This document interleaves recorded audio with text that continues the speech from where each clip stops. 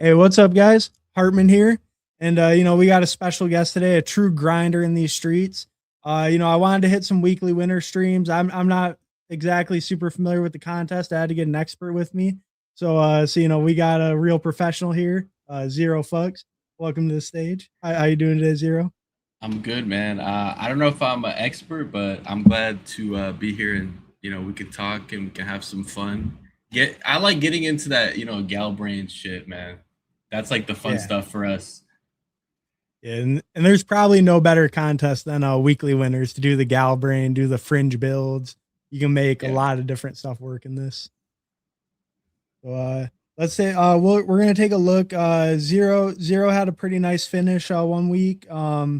This is the 2024 weekly winners. He had a pretty nice finish. So we're just gonna kind of take a look at the team, see kind of what construction and what got him there. So you I had will Jaden up say, top. let me just say that that year, like 2024, I did it 2 different years. So like last year, I did a lot more fringe builds and I had way less results. Like even caching, because like the one QB and stuff is it feels good, but like that's like, dude, like these kind of teams were like cashing for me more last or the previous year. So just something to think about. Maybe you don't have to go like as fragile, as crazy. It's okay to have two or three quarterbacks. This is a 3-6-6-3, bro. Right. And like that, the multiple outs can still get you there, right? Where like having those multiple outs, it just gives you more pass. Where yeah, it's nice when you have Josh Allen. Let me just get the all the 10 receivers and the tons of running backs, all the volume Yeah. everywhere else. But then you only have the one out. If Josh Allen has a bad week when your other guys spike, then you're just Yeah. kind of Well, like what I was telling you, like right before we went live, is like that main game for me was Rams versus Philly. But right. if I just stuck with Stafford or Hurts, I don't get there because that third out at quarterback was you know what I mean? Because like Stafford only scored 19 points. So Right. No, and that's a good point. Yeah, where like most of it came from that Rams Philly. You had the Philly pieces with AJ Brown and Saquon, and then you had Cooper Cup hitting as your flex. So it's like, yeah, you yeah, got a ton from that game, but yeah, quarterback just totally uncorrelated, right? Oh no, you had Terry, I guess, with the Jaden. You did have a little bit of that. I had many like I just had a bunch of because the thing is like I was building like divisional correlation because you get like multiple swings at it, but like if you Right. know which divisions play which divisions, you can kind of get like if we build like Ravens versus Steel, like we just do like AFC North and then we mix in some NFC South that they all play each other at some point in the year, then you can kind of and you want to get more into it, you can look at what specific week they play. Like, okay, who faces the Bengals? I want to get the tight end against the Bengals. Stuff like that you can do, but I don't know if we want to get like too fancy. Like kind of just more basic, really. So that's something I've thought about before. Like I've done that in previous seasons with it. Like even I think when it was kind of newer, where it's like you try to find a week where you really like the matchups and just kind of pile on a few of them. I don't know. That does seem like it could be a pretty viable strategy because you don't really lose much on the other weeks, right? Like you're still just as likely to win a different week probably, but you can build out those nice game stacks for like given week. Yeah, that's why divisional is the best. 'Cause you get two cracks at it because you get two games against each other. One game usually is like, what if you stack all in one game, but that divisional game is the dud? You know how like one week one matchup will be a shootout, one will be like a letdown. But Mhm. if you do the divisional instead of just stacking one specific game, then you kind of just get I don't know, you kind of get multiple shots at it, man. Like, I mean, it's only 10 Yeah. bucks, but like, I like having multiple shots. Yeah, no, I mean, I think I totally agree with that. Like, yeah, I mean, we know we want to stack in like the money weeks when it matters, right? So it's like or like game stack, you want to buy into those game environments. So yeah, why not do the divisional where you have two cracks at it? That makes total sense to me. And then yeah, it's like you can really try to like in this one like going at Dallas, right? I mean, we know their defense probably isn't going to be great and it's like their defense might be okay, but we know they're probably going to be in a lot of high scoring games. So yeah, like stacking I divisional with had the Zeke, him. bro. I got .6 points, bro. There, I got .6 points. there you go. There you go. He hit. Bro, but look at this team, bro. Like, if you look how many actual zeros there are, look at the running backs and the tight ends. Like, two actual zeros at three zeros at running back, and the tight end, bro. Look at the tight end. I have a fullback at tight end, bro. Benson, It's not Noah Fant. Yeah. Yeah, it is. I mean, yeah, it is it's kind just of crazy. crazy. Yeah. But I guess so you kind of did it because these receivers were all probably pretty early that year, right? Yeah, Judy the was a picks little aren't later. the picks aren't correct. Judy was the cheapest one. Sutton and Judy were pretty cheap, but AJ Brown was expensive. All the DK was like Right. round 3 or 4, I think. I went. Yeah, I This was think mostly. This was like. 39. I think this was hero running back because I know Bucky. I had Bucky, right? Yeah, this was hero Yeah. running back because like And then I took Saquon. Saquon and then I took like Connor and then I took Zeke as my third, I think, and then Bucky was my fourth. Yeah. Yeah, and then just hell late got Clyde and Lloyd. Yeah. Bro, it's just funny because like actually all most of the players, like I think 16 or 15 of them played each other at like in this week, but it's just funny seeing some of those names, bro. Zeke with 0.6. Yeah, it is. It is crazy. Like looking back, like it's crazy how time goes in the NFL. Like just 2 years ago, how much some of these names change. Yeah, I mean James Conner was like, you know, that was a pretty well known name. Yeah, Now he's going on draft now. yeah, yeah. I mean, yeah. All I guess Lloyd's back from the dead. He might end up being the highest one of these guys next year. You I never will say even this is know. my first year that I'm actually clicking him at all. Because like the last 2 years I didn't click him at all. This year I'm kind of like, it's interesting, man. He's 1 month younger than RJ Harvey, so prime for a breakout, Yeah, He's not like 28 or something, he's not like Rico that was 27 when 25. I'm kind of into a little bit of Lloyd, man. yeah. Well, and I think too, we've seen Jacobs get banged up multiple years. The last couple. Like he's not like super injury prone, but we've seen him get banged up. He's older. He's had a lot of touches. I think just making Yeah. bets on the backups when we know it's going to be a good team. And yeah, that always feels pretty good. If Lloyd can actually make it through camp, then we're feeling great. So far so good. Yeah, so far. Yeah. Oh, so I was gonna mention. So one thing I guess I kind of noticed, like looking at some of last year's winners and stuff. And then looking at this too, it's like it seems like having a really strong two running backs is kind of like a key that you just need. And obviously on this one, you did do it with a later running back. And last year, there were some options for that. But I'm Yeah. kind of wondering if double anchors or something could be kind of a way to go in this, or like just locking up like those two starting RBs kind of early. I don't know. I mean, do you lean away from it more and try to win later, maybe with some of those more like zero RB later hits, or do you try to? Yeah. I think it's a good way of thinking about it. But that's why, like with I think Huhaim's made a good point. Is make sure you see who's playing in week 18 because you don't want one of the divisional games to be in week 18 because you're losing a divisional game. But like outside of that, like you do want to kind of focus on like, okay, this team is more for early season or late season. This team was technically for early season. Bucky was just like a late dart. Like, 'cause, I mean, Mhm. it was supposed to be Saquon, Connor, and then Zeke kind of like as the three starters, and then like hopefully Bucky takes over, and he did. So like, I don't know if this wasn't really double anchor. This was hero, but you just have to play for a certain time of the year. I definitely agree with that. Like if you're going like Kyron ETN and stuff, you probably want to try to win early just in case. You know what I mean? Just try to get Right. maybe focus in the first. Maybe Chuba is a better example because people think Chuba is going to lose his job. If you take Chuba, Mhm. make sure you're targeting like the first, you know, third of the season. If you think he's going to get benched, he could still win. Like you could still pick Chuba and win, even if you're fading him in regular. And that's like I don't even know why I have CH on this team looking back, but it's just like I don't know. Bro. I was listening to Vinny. Vinny was big on CH, but Yeah. Yeah. I don't know. We also, we're also both decent volume drafters. You even more so than me. So I think, yeah, looking back at any team from a couple of years ago, you're probably most of them you're gonna have a couple picks where you're like, man, what was I thinking? You yeah. know. I only did 50 that year, so I mean, Oh, I did like it was okay, I don't know, like 50 volumes. I mean, 50 drafts to have CH. I'm like, I don't know what I was thinking because like I could have easily done like a. I could have fit in like a Chuba here or something. You know what I mean? Like, because Chuba was kind of good this year. So that's Yeah. Oh something I yeah, learned 2 years is ago. like just if I'm fading someone in one format, I'm not gonna fade them in every format because there's just no point Yeah. really.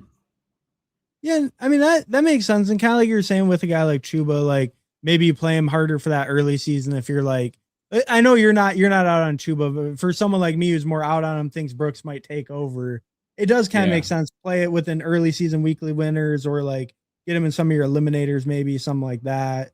Even if I don't yeah. like as much in the normal format, I mean that that totally like makes. that's the thing of like price matters for every player. That's why like for me like Chuba in the 60s when I'm like okay Jaden Daniels, Marvin Harrison, Brian Thomas Jr., Drake May, or Chuba, I'm like, okay, well, I'm just gonna take someone later. But like, if Chuba's now going by Ramondre and them, I'm like, okay, well, like, what's the opportunity cost? QJ? Like, I'm sorry to nice and blunt, but I'll pass on QJ to get Chuba.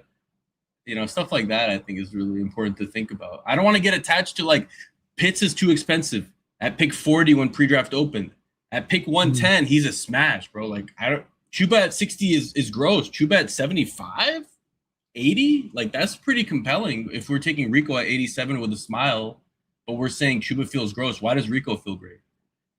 I think they both feel decent. So stuff like that, I'm trying Yeah, to not get locked in on like past prices that you kind of make up your mind. Then yeah. No, and I can feel that too. Like like I was saying, I'm kind of a Chuba hater. So, but it is like once he gets past to me that like Ramondre especially, then I think the tiers at running backs kind of shift. So that is a pretty fair point. Like, sometimes I do kind of hate on Chuba and I would even be like, oh, maybe I'll just pick Rico over him because I like yeah, Rico and don't like Chuba, but yeah, it yeah, is worth considering. Chuba doesn't go next to Rico, so when he does, maybe it's not as yeah, simple as I like this guy, I don't like this guy. That's definitely a fair point. Hate price is not players, right? yeah. Um, all right. I mean, I guess yeah. So this one you did kind of a hero RB. You got that late hit with Bucky. Obviously, the receivers you put some early receiver capital. They hit for you pretty good. Sutton was kind of a later pick who hit for you, and then Yeah. Kittle as an early tight end hit pretty well. So, but Yeah, yeah, this just team kind of was all balanced divisional. It pick. was all divisional. It was Rams. It was the NFC West and the NFC East. A lot of it. It was Yeah, those were like the two Seahawks, main Rams. divisions. Yeah, Arizona, Seahawks, Rams. You got them all in there, and then yeah, Dallas, Washington.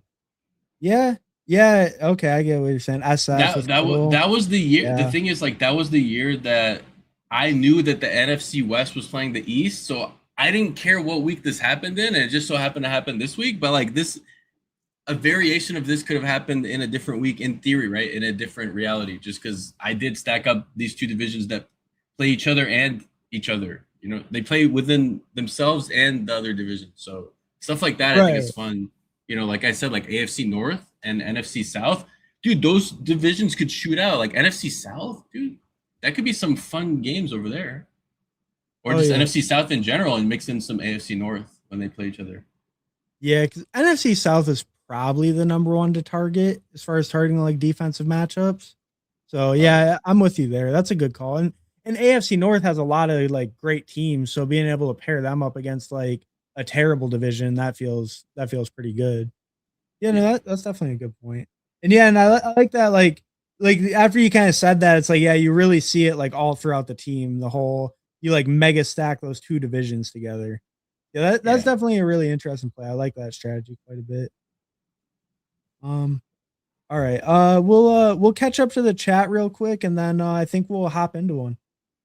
Let's get it. Um, and Zero's not in the chat, so we'll be able to rip right rip right through. Uh, Paulino here early for the ball knowledge. Hey, what's up, Paulino? Appreciate it, brother. Unacceptable low smoke. Hey, sorry. That Cali traffic, it got me. It got me yet again.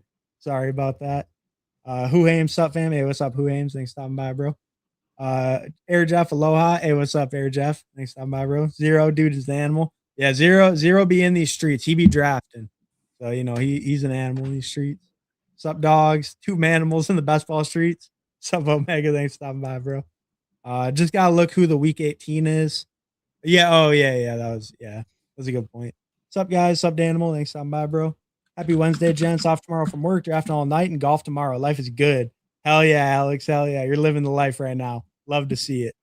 What's good, gentlemen? Hey, what's up, FF Nerd? Thanks for stopping by, bro. And what's up, Fantasy Fitness IO? Hey, check out Fantasy Fitness if you don't know. Zero is a common collaborator on that channel. So definitely check them out if you don't know.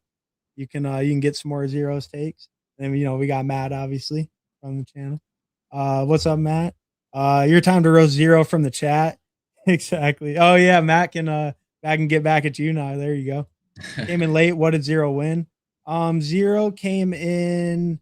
He tied for 9th in the weekly winners before. So we were just checking out a team that did pretty well that week that he drafted, and then to kind of prep to get into the weekly winners drafts. It had a shot. It was live. It was live for first place up until the end because I was hoping Kittle or no Connor was the one I wanted to hit my lineup. But yeah, I mean it was live. Yeah, just variance, man. Never, at least got something. Yeah, I mean that's still a pretty nice hit. Can't be too mad about that. That made it over double profit year, right, in that contest. Oh, I did 50 entries and I made like 1675, so like 3x it.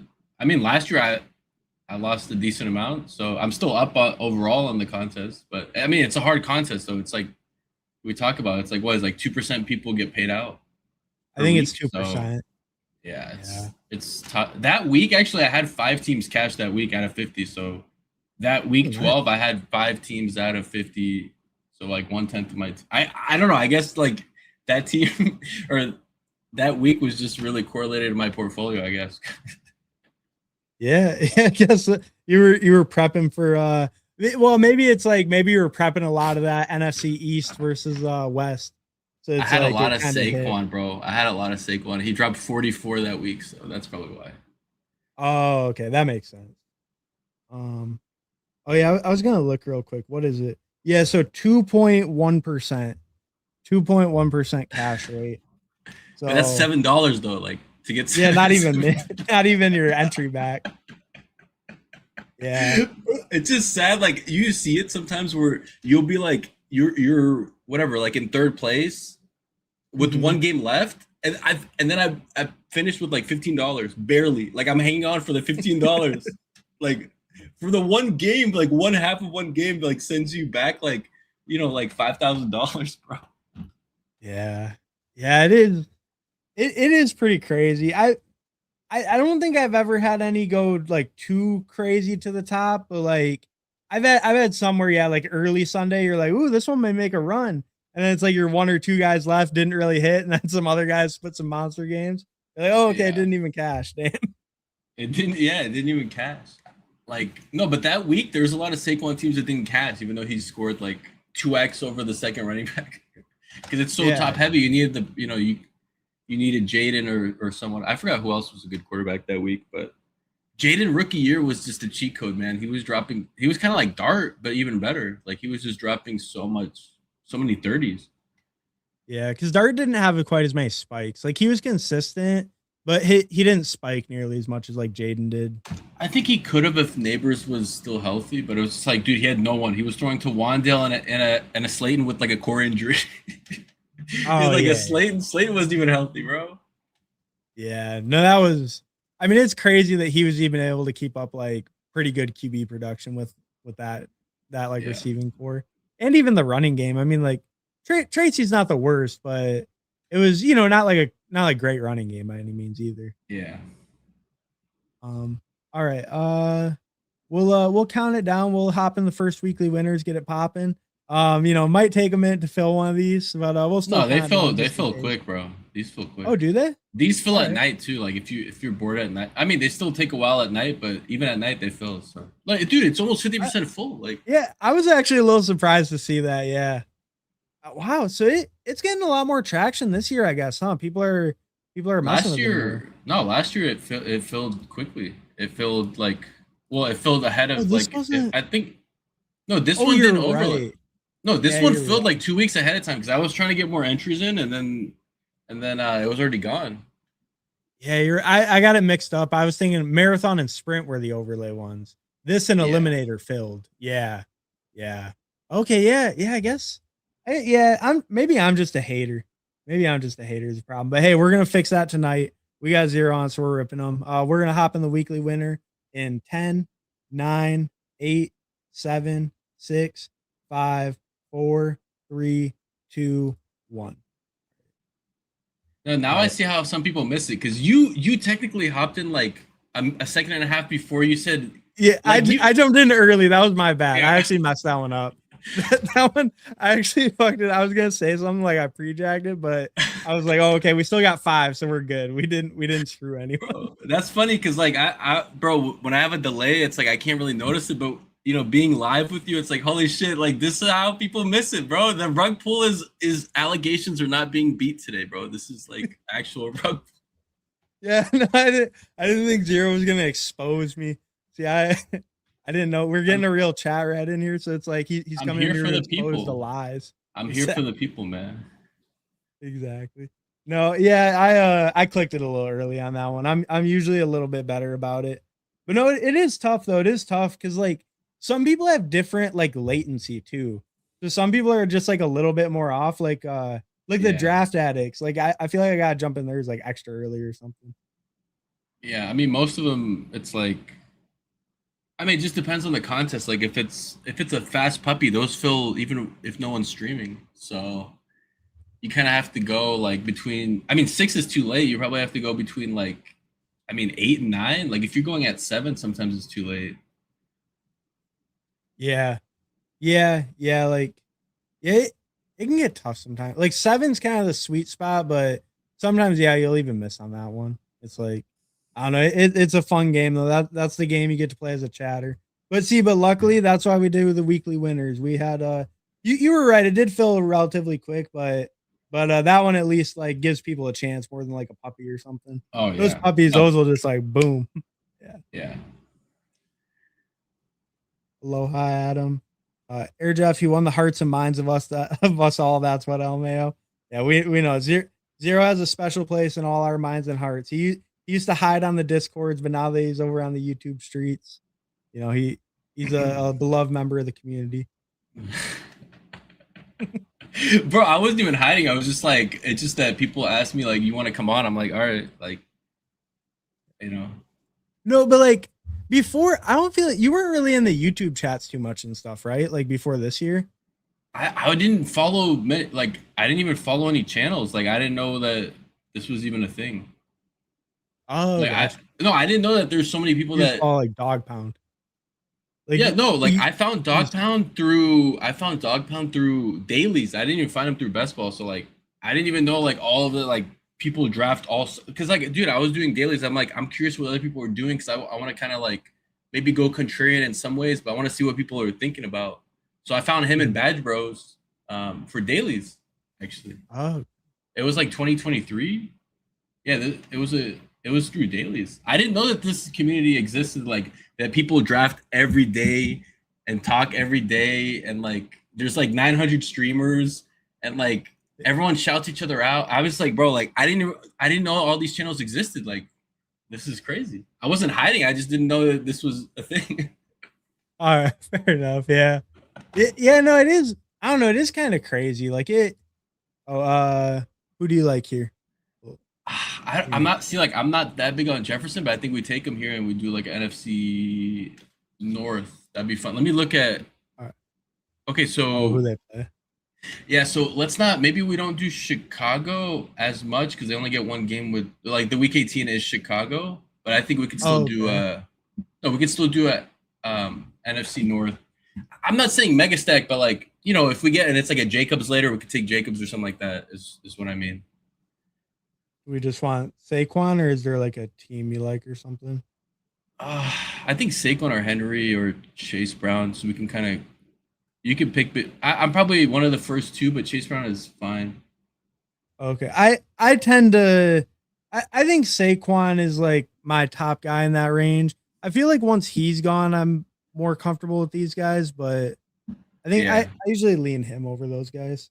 Kind of interesting to see Ken Walker last in this format because usually Yeah, he's I kind of mean, more in the like, middle. dude, Saquon was on my team that won money, so I'm not, I'm not hitting on that pick. I'm looking at the schedule real quick just to see like what weeks we could, kind of like do a little tiebreaker towards if there's Oh, anything. okay, But yeah. like, but I'm not like, we're not gonna be like, okay, we're gonna pull a guy up like out of the next tier to get it. Like we could like if it's like a close, you know what I mean? Like if it's Jacobs versus Javante or something or whatever. Like if it's like Right, something right. that is actual you feel is like a tie.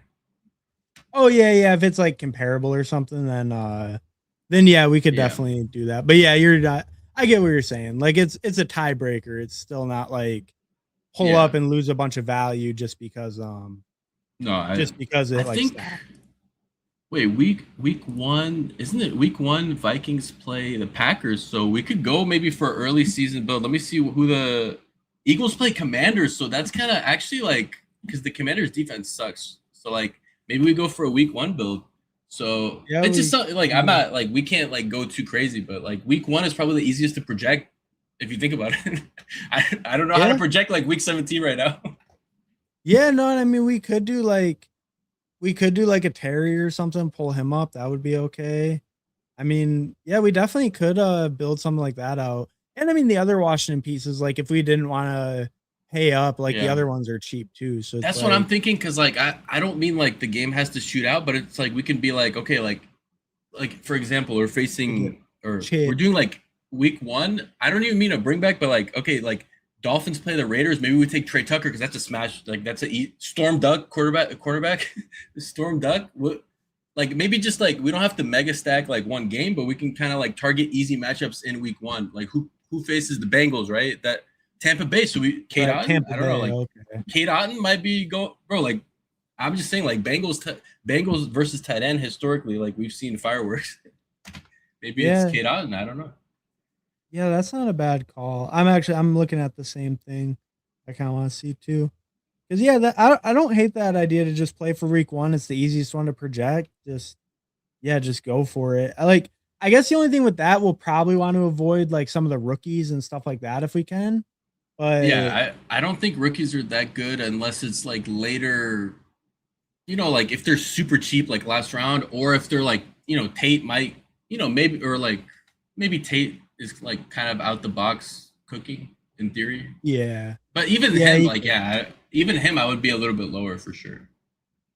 Yeah. I'm just saying in this build, like if we're trying to play for the like build up Yeah, the week one deal. But all right. yeah, What do you like here? I'm cool with Kyron. I think Kyron's Kyron? All right. I'd be cool with Kyron. yeah, because we don't have to like, it doesn't have to be every. I do like Kyron more than ETN and Scatabo. I don't know how Yeah. you feel about that. Like, okay, so like if we're going for week one, I think there's a chance Neighbors plays, but yeah, we probably don't go for Neighbors, right? Like that's Yeah, probably. right. Exactly. Um, I think Evans would be sick here. What do you think? Oh yeah, and that's a bring back on our Kyron. Get part of that Niners SF Did they game. did they play week one? Yeah, right? Isn't that Let me. Oh, that was I Rams didn't even SF? know that. I was just thinking like for weekly winners, I like spikers. So like, I just think of, or I don't mean like, not like the deep threat spiker only, but I'm just talking about like, wide receiver one on a Shanahan offense. Like he's probably gonna get a shit ton of volume, stuff like that. Oh shit, they do play each other. I kind of like that actually, Yeah. Yeah, so dude. that kind of works out. But that's how you get the dude divisional correlation. It leads you to free money, bro. Because I wasn't even thinking of that because I couldn't find them on the schedule. But they play on Thursday. That's why I couldn't. Okay. Oh, got you. They're the first game. Oh, sorry, they the first game of oh no, Patriots Seahawks first game. Yeah, dude. Wednesday is crazy, bro. It's on oh yeah, it is on a Wednesday. Yeah. 4 days of football per week is crazy. Like, do at least 7 or like 2, right? Or 1. Like when you have Yeah. 4, that's way too spread out, bro. That's like Well, but Wednesday is probably only week one, right? They're not like that's not like they're not gonna keep doing it, right? Because don't they sometimes week one, like they don't always do the Friday games. Like last year they did that, and they only did it like no. They do three it or at the end of four the times, season. right? They only do it at the end of the season, I think, when it's like kind of like I guess like maybe people are fighting for a division. I don't know what the reasoning is, but like the I last think it's few weeks because they kind of have that. I think it's because high school finishes. Because like they're not supposed to like broadcast the same time or something like that. Because that's why they start doing Saturdays late too, right? Because Oh, sure. college is done. That makes sense. Yeah. Okay, that makes sense. Yeah, I think it's something to do with that, but I could be wrong. I'm not super up to date on my broadcasting rights. I like that we're going for week one, and Kyron and Evans are going to play each other again. I think before week 18. So whatever, we have a little bit more uh, kind of correlation. Yeah, and like I think too, like since we're playing early, like Mike Evans, I love Mike Evans where he goes just in general, but I do think the big concern on him obviously is the injury risk, right? Just like as the season goes. So playing for week one when he's probably healthy on a new team, they might want to showcase the new toy. I think it feels pretty good. I, dude, even if they don't want to showcase him, dude, Kittle's coming back. Ricky's flaky. And look, I'm not against Ricky, but I'm just saying, like, this is not Godwin. This is not someone who's reliable. This is like, dude, he has no competition here, really. Him and CMC versus the world, I think, in terms of like actual needle threaders. Like, Ricky's not a needle threader. Like, I think we can agree on that. He's a solid Yeah, player. He'll probably stick around in the NFL for like 8 years if he doesn't get shot or hurt. But like, I don't think he's like on that trajectory of I don't know, maybe I'm wrong, but I, I'm a little more willing to buy into Ricky than you, but I do agree that like if Evans is healthy, he's that true alpha. Like he's a future Hall of Famer. Like yeah. he's not getting a ton taken away by Ricky. He's not getting sunned by Ricky.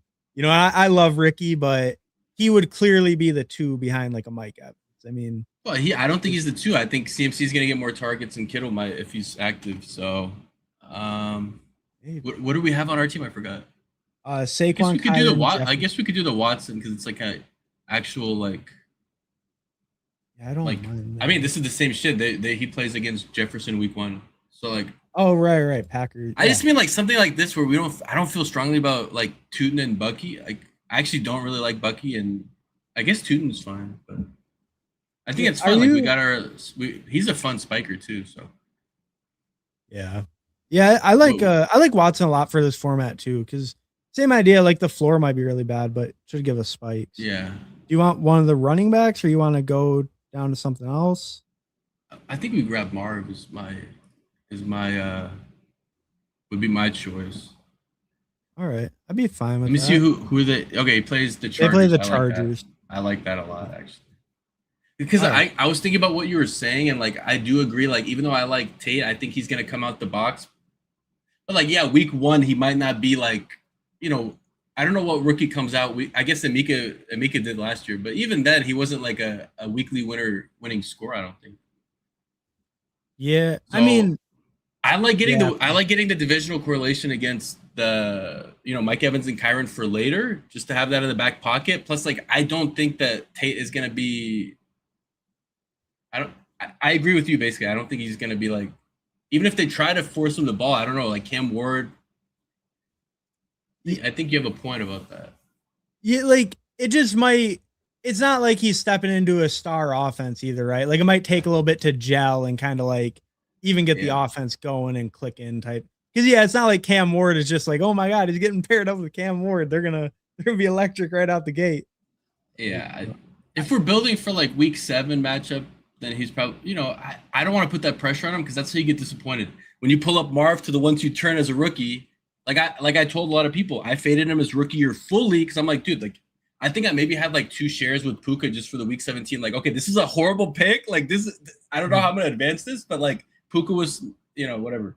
And then last year I barely drafted him because I'm like, 3-4, what was he, 2-3 turn? I'm like, I don't know, man. I like Garrett Wilson over him. I like JSN over him. I like Mike Evans over him. I guess the Mike Evans part didn't work out, but this year, dude, in the 6th round, like, what are we doing, guys? Like Dak Prescott goes 1 pick after. Like, yeah, no, I mean, I'm with you. I'm like, well, I have quite a bit of Marvin Harrison now, and I will say you helped convince me on that. Help me get there. But yeah, it's just like looking at even like last year, like there's this big Michael Wilson breakout, but you look at when Marv played, like he was just so clearly the top receiver on that team. I think just yeah, such high pedigree, like third year breakout. It's been such a like third year breakout. It's like such a common like theme or saying for receivers And it's like you get one of the best prospects coming out of college who hasn't fully broken out, but he's shown the flashes, dealt with injuries last year. It's like it feels good. He flashed in real life, but like he flashed in fantasy. That dude, that 28 That points in one Dolphins half with game. Kyler, bro. 28 points in one half. It's like, okay, you can't do that as a rookie. Now, like, okay, like obviously he's working out, he's training. It's not like he's moping around and like giving up. He's like, bro, we can't hold it against people that they didn't smash right away. Like, he's not even like put in easy to win situations on the outside, like with Kyler Midget Murray, bro. Like, you know, Yeah. I don't Yeah, know. true. Because he's getting put in like the Nico spot, right? Like just go outside and win. Like he was getting put Yeah. in that spot so much. And it's like, I think that was a big thing with Marv too, is like he really crushed on those like deep crossers and just over the middle stuff, but Kyler can't throw that. So Yeah, it's like I he mean, just wasn't able to Brissett do can. Oh shit, we're on the clock. What do we right. got? What are we looking at? I don't mind the Tony P. I like Alec Pierce a lot, or Pitts. No, I think Alec Pierce. We gotta buy the dip, man. Do we want to look at QB? I don't. In this mode, they fall so far that if you kind of if you kind of miss out, I thought they get pulled up in this. No, the later ones. The elites do, but the later ones fall. No, the later ones they fall forever because like people don't even want them. Right, because people don't want like the third QB and shit. Yeah, I mean, if you want to, yeah, I would go. Yeah, I kind of like. I would go. Wait, let me see. Yeah, let's go Pitts. All right. Yeah, I like Pitts. All right. Because I'm trying to remember, like, this is like week 1, so like, I was thinking like RJ's sick, but like, actually, I don't know if RJ's sick. I don't know who they're even facing in week 1. You know, yeah, like RJ's a great pick, I think, in best ball, like naturally, but who do they even? Oh, they face Kansas City Chiefs. I don't know. Maybe it's a good matchup. Yeah, this is sick, dude. We got Pitts against the Steelers. We got Alec Pierce against the Ravens, which honestly, like, it's even if week 1 this doesn't hit, it still has a chance to kind of like, we still have a chance to kind of like play later for some of these guys. So, and we did do that thing early, like you were talking about. Like we got some of those divisional stacks, stuff like that. The Green Bay, Minnesota, the SF Rams. So it's like we did do some of that. So yeah, there is going to be another week where we have some matchups going like stacked up. And yeah, either way, like we're building for week 1, but hopefully if this is just a good team, I mean, you know, there's no saying it can't win multiple weeks. Who knows? Maybe it's just a bet. Maybe it's just a juggernaut. This team is just taking out every week. Yeah. This team thought to win 300 grand. Bro, be ready. I'm sick. That'd be sick, man. I'm gonna catch up on the comments just a little bit. Fantasy Football Garage, GM. Hey, what's up, Garage? Thanks for stopping by, bro. And check out Fantasy Football Garage and Who Hames if you don't know. I'm sure all you guys do, but check them out if you don't know. Streaming almost every day. I'll join with you guys. What's the strategy for weekly winners? LOL. Hey, well, we got to this a little late, but we've been talking about a little bit. I think some of the correlation, the divisional stacking, like Zero was talking about. But you know, there's a lot of freedom in this format. You can do a lot of different stuff. Don't have to worry about bye weeks ever. You could stack all the bye weeks together. You could do that. Say I'm gonna get all week 10 bye weeks, then have 18 players every other week. You know, that's a strategy some people employ. Lots of ways to play it though. I mean, you could just get skill players and then just push. Like I was getting like, you can get like Rodgers and Bryce Young in the last round. Like the last round, like no one even takes those guys. So you could just take like 4 of them or something. Yeah. Yeah. That's not a bad idea either. So yeah, definitely lots of ways to play this though. Like probably the most freedom of any contest. Oh yeah. Like, or the most like viable different like ways to build. Because you don't have to worry about floor. Floor doesn't matter at all. Mostly because we just don't know, because the samples in here are even smaller. It's like there's no one like doing extensive research, and like the sample sizes are so small in this compared to like, you know, like NBA DFS or something, or like or MLB DFS that's been going on for decades, right? Like this shit is so new that we don't know what the best is, so we're just guessing, which makes it fun. It makes it fun to guess. Well, yeah. I mean, this is third. Oh, are we gonna get Purdy back? I think. Oh, this maybe. is my 3rd year, dude. If we get Purdy back, I'll be. Well, this guy is Kittle. Maybe he takes Purdy. I don't know. Is Purdy still there?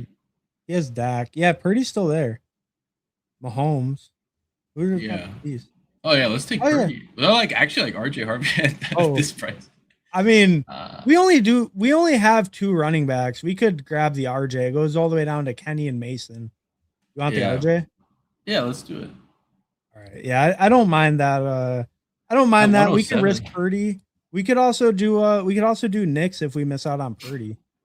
You Yeah. know, 'cause I think I we'll mean probably it's get Purdy. I don't think this guy's any people don't really take naked oh, quarterbacks in this that much. You know, I don't think that I haven't seen it. I've done like 70 of these so far. People like, yeah, mhm. they'll take a naked quarterback and backstack them, but they're not really like if they don't have a stack, they're not like I don't notice people going out of their way to like that's why like you get these crazy followers because they're like, okay, like I'm building this specific week or this specific game. If you're drafting this shit right now, you're probably thinking with a purpose. You're not just out there clicking buttons. You're probably thinking a little bit about it, you know? Yeah. Yeah, no, that's actually a good point. And like, yeah, I guys, the whole point to kind of taking them on stacked, I guess it doesn't really fit as well in this. Like if you take one of the early elite guys that are like a high rushing guy like Dart or something, I guess it kind of makes sense. But Yeah. but yeah, yeah, it does make sense. Like you kind of push it more and they fall. That is kind of interesting because yeah, that's like way cheap for Purdy. Like you almost never get him at No, but 110 in someone one could with that. double stack like Purdy and Pearsall or Purdy and Kittle, but Kittle got pulled up and he didn't take Mhm. Purdy. So like I mean you can get lucky with the guys that people like people like Purdy, but I'm saying like Rodgers goes like undrafted. Like Bryce Young sometimes goes undrafted. CJ Stroud I got like in the 190s because like if the Nico team doesn't want him, then who the fuck wants? Right, right. Yeah, because when is CJ Stroud hitting your lineup when he had him on stacked? Hey, with Yeah, Schultz, I mean, or with you know, with yeah. If you Hutchinson, goes later, yeah, yeah. Well, if you have some later pieces and it is like you pushed it, it's like yeah. then you're just kind of hoping you get like a usable score, right? So it's like then because the rest of your team's so strong, it's like yeah, yeah. No, I mean that does make sense. So I don't know, yeah, definitely like tons of ways you can play it, and then that kind of does help too, and like it makes it interesting when like I guess Josh Allen went at 27, but his ADP is usually like second round even in this. Yeah, So, it's like it was like 17 when I first started doing this. I thought it was 17 still because I thought I saw him Oh there. yeah, 18, yeah. 18.8, so it's close. It's been falling. It started at like 50 or 16 or 17 because I remember he was Really? going ahead of Drake London. So, And well, I don't you know can tell where we're did in a Drake sharp London. room. Yeah, Drake London went at 25. maybe the Yeah. ADP's changed. I haven't done this in like a month, but I did a lot of them early on because I was like, I was kind of I forgot I was slamming a few players. I know obviously Trey Tucker I was slamming, but I was slamming I think Waddle. I was like, dude, like I don't have enough Waddle on regular. I was slamming Waddle. I'm glad I slammed Waddle though, but I don't even think he's rising that much in this one. Yeah, where did At he go? 51. Wow, 51 for what? 51? Oh, wow. Wow, bro, for the Joker? He's just at old prices. They That's haven't crazy. adjusted yet, and All weekly. right, they'll get there. Yeah. Wow, that is shocking because like he seems like a guy that if anything should be like around the same or maybe even a little better in this format. Yeah, Like you but think, around the but same. Yeah. yeah. I Um mean, shit, Kenny all right. Gainwell, I guess. I mean, I I don't know. don't Week one, yeah, week one they I play don't against mind it. the. Wait, they play against the Bengals. That's a good matchup. Yeah, let's do Kenny Gainwell. All right, yeah. I like You know, that. that actually feels pretty good. And then Yeah. did we want like a Chig or something like for that Washington piece? Because weren't we looking at I them don't for think. something? No, I don't think we do. I think honestly, like I'm cool if you want to grab Baker. All right, Let's I'd be get fine with that. two high end quarterbacks. Well, I mean, whatever, relatively high. Yeah, yeah. Yeah, I think that feels pretty good. None of these running backs probably do too much for this room. And then Well, not Charbonnet if we're going for week one. yeah, And not then Charbonnet for sure. Yeah. yeah, I mean, Yeah, yeah, Charbonnet. I mean, Charbonnet, like I get why he goes maybe a little higher because if you do get those late weeks, it could make sense. here's how I But look at it with Baker. Why we should go Baker? Well, I mean, Charbonnet in this is just like I don't know. What do you think about Charbonnet? I guess before we go uh, into Baker. I'm not much of a fan. I could see picking him some in this because like if he does show back up like 10, 11, 12, you maybe get some weeks that are worth it. But this is kind of pricey if he's going in the 130s. You're Yeah. not very in on Charbonnet, right? Or Not in are weekly you? winner. Like it in contests where all the money is 15 to 17. I'm more interested than the well, because here, like unless you're building for specifically at the end of the season, like you could, then I would mix them in if I was doing a late season build. But it's just hard to project that far out, bro. Like even bro, like it will be Thursday night and we're trying to project for Sunday morning, and we have to wait till like right before lock that we feel more confident. So like, how fuck am I supposed to feel confident? Like even now, like what, like 5 months in advance? How many months is it? Yeah, 5 months in advance to the later Yeah. weeks. That's like Oh, to the late. Yeah, yeah, I don't know what I'm eating for breakfast tomorrow. How do I know? How do I know what I'm supposed to do for 5 months out? yeah, yeah. No, it is true. I think yeah. Like sometimes we do get a little bit too like, and you hear that a lot. I think with like the defensive matchup for the later weeks, where like Yeah, people get almost a little bit too confident or like too comfortable with, oh, this is a great matchup, or more so like this is a terrible matchup. That defense is so great. It's like you just don't know how they're gonna look by then. Like you just yeah. you can kind of go with the general idea, but it's like you just don't know like who's gonna be hurt, what's gonna happen to that team. Like, yeah, I you just mean, how do you that's how feel? I felt with like, I was like a little overweight JSN, but I'm like, once the schedule came out, I'm like, dude, like Panthers, like I'm slamming JSN. And that was like one of it wasn't the only reasoning, but like Kubiak plus this, plus the schedule looks juicy. And it's like the Panthers Mhm. defense was actually good. We thought it was going to be the second worst after the Bengals or the Cowboys. It was going to be bottom five. They weren't even that bad, bro. They got to the playoffs with their defense. Like, so how are we Yeah, supposed to know what's going to happen in week 17? We don't even know what's going to happen in week one. Like, we don't know what's going to happen in week one. And we're stacking for week one, but that's easier than week 17, in my opinion. yeah, yeah. No, I mean, yeah, yeah. I think I totally agree. It's like it's gonna be way easier to project, but yeah, you still just never know. Like, right, like QJ last year, QJ came out of nowhere. He was like the number two Yeah. receiver week one or something, right? It's like, and he's a guy that his profile makes sense, but it's like you wouldn't have expected him to just like lead the team in receiving out of all those guys and just crush that week. Like, especially where he was drafted last year. Yeah. I mean, same with Alec Pierce and I guess eventually Yeah. Michael Wilson. I mean, well, I was drafting a shit ton of Alec Pierce and Michael Wilson. I just wasn't drafting as much QJ, but I was a Trey Harris guy, so that was my bad. Yeah. I think I was in a similar camp. I was picking more Trey Harris than QJ. I was a QJ hater. I'm holding firm. I'm holding firm. Fuck it. I don't want. Well, now you have to hold firm. Yeah, he's way too expensive now. No, but the But bigger not thing I like is because week one they face the Bengals. Plus, like then we have later they're gonna face the Falcons at some point. We have Pitts, so like I don't know. There's more worst case outs there. It's just Baker's a great quarterback. 134 with a little yeah. Gainwell at 131. I mean, shit. That's Yeah, and like you said, getting the Bengals, I mean, doesn't get much better than that. And it. It well, doesn't. and yeah, and NFC South pieces, you were talking about that earlier too. It's like maybe the best division to stack up, right? It's like or the Yeah. easiest division like defensively. So it's like, yeah, I think it feels pretty All good. domes. Yeah. All right. What do I you guess like? Juwan Johnson would just fucking add that into the. All right. Yeah, I I'm gonna see who they play week one, but I don't even think it matters. Juwan Johnson's a smash, right? the Who do Lions, they which play? is Juwan. fine. The Oh, the Lions. Lions. Oh, That's a it's a good smash. matchup. It's a barn burner. Yeah. It's at home too, or it's in Detroit. Okay. The the line okay. What do we want? Are you We fine with could like do. a Tajay? Yeah, we could do Tajay. That's fine. I mean, do you Yeah, like I don't anyone like. else? See, I don't like Tajay in most modes, but in this mode, week one, I actually think he's probably. Yeah, I like that actually.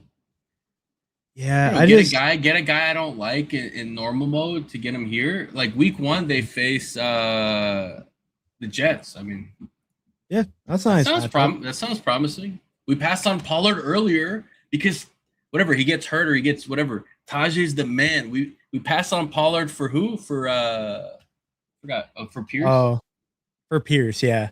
Yeah, because Yeah, because Pierce is a Pierce smash.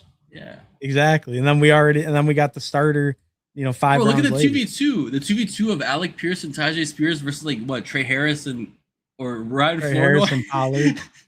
Nah, Ryan bro, Flournoy nah. and Tony Pollard. That's tough. I'm good on that. I'm good on that, bro. No, Malik Washington, bro, is crazy. No, like that's crazy, bro. 162. Yeah. I mean, I guess he would move up as like, well, being the incumbent doesn't mean anything. They switch quarterbacks and coaches. I was gonna say maybe he's more valuable as the incumbent because he hits the ground running, but it wouldn't apply. He's not an incumbent to anything. No, No. everyone's new. I mean, Yeah, I think he's the wide receiver one, but like, what does that really mean? Like, that's what I was saying. Like, if maybe. he gets he gets a JSN target share, what, like high 30s? So he gets what, like 6 targets per game? Like, what's a 30% target share? How many passes are Yeah. they gonna have, bro? I don't know. Oh, I don't know. People keep like, I don't know. It seems like people are willing to believe that Malik Willis can actually like throw it. What do you think? You think he can like grow as a passer and be a real passer? You're a Packers fan. You probably watched more of him than most last year. Yeah, it's just funny that Malik Willis is like attached to the Packers now. It's like, oh, you're a Packers fan. What do you think of? It's like, yeah, this is a franchise legend that I have a big opinion about. Your He guy. has 100, bro. I forgot how much he got. 43 million guaranteed, so he got like what, like 300,000 per career pass attempt up until this point. It's like, bro, like what? There's not much tape on. Like, I saw him. Okay, can he be accurate? Matt LaFleur is like one of the best at like getting his players in the best position. Everyone on the team, even busted Matthew Golden, has a 1.6 yards per out run. Christian Watson's like at 2.5. Like the tight ends are. It's just like, yeah, he just schemes people open and he gets like pretty easy reads and he's barely passing it. So can he grow if the Bobby Slowick? Fuck no, man. Come on, bro. If he was going to like Shanahan or like McVay or someone that, or like KOC, I mean, maybe not even KOC because we saw what happened last year. But I'm just saying, like, if he's going to like a top 10 play caller designer, then maybe. But I think Matt LaFleur is slept on as like, yeah, whatever. His time management, he does not as aggressive, but like he puts players Well, in positions that are very advantageous, you know. So well, I think I might be wrong in this, but I think the Packers were number one in average target separation, right? I think they I led the think league so. in like, And all right, let's see here. oh, your guy. Yeah, I think kind of like Wicks or Otten. Just maybe you should secure Otten. Just, or this guy has 3 tight ends, maybe not, but I Oh, do want to okay. get Otten's. I we should get Otten on this We team. should But we should just get Otten first, probably. yeah, I no, but mean, I think Wicks is cool because we do have a little we have bit the of Philly stuff. yeah. Yeah. I think that would feel good. Hopefully, it doesn't take. He's gonna be starting. I think he's gonna be starting the season outside. So if we're I going think for so week too. one, like I'm not going for Lemon in Right. week one, bro. Like Lemon's. I don't know. Yeah, I'm not a huge Lemon guy, but yeah, if in general, like yeah, early season, I think that's the time when Wicks is gonna eat if he does. It's gonna be early Oh, yeah. season, so it feels good to. I think he fits this team perfect, and we already had No, some but Philly this stuff kind of going. team, bro, this kind of team, we could see Pitts and like Otten or Pitts and Juwan hit that, hit the flex. Maybe it's not, whatever. We don't know. Maybe week one is low scoring, but Kate Otten against the Bengals scores 20. I don't know, fucking know. I Yeah, mean, Pitts can yeah, score a lot too. Kid out and about to have the Bengals in hell. I mean, easy money. Bro, whenever see, this is the stat that people don't want to say. They always say this, but now they pretend that Evans is still on the team. They always say whenever Evans misses time, Kate Otten turns into Gronkowski. Well, guess what?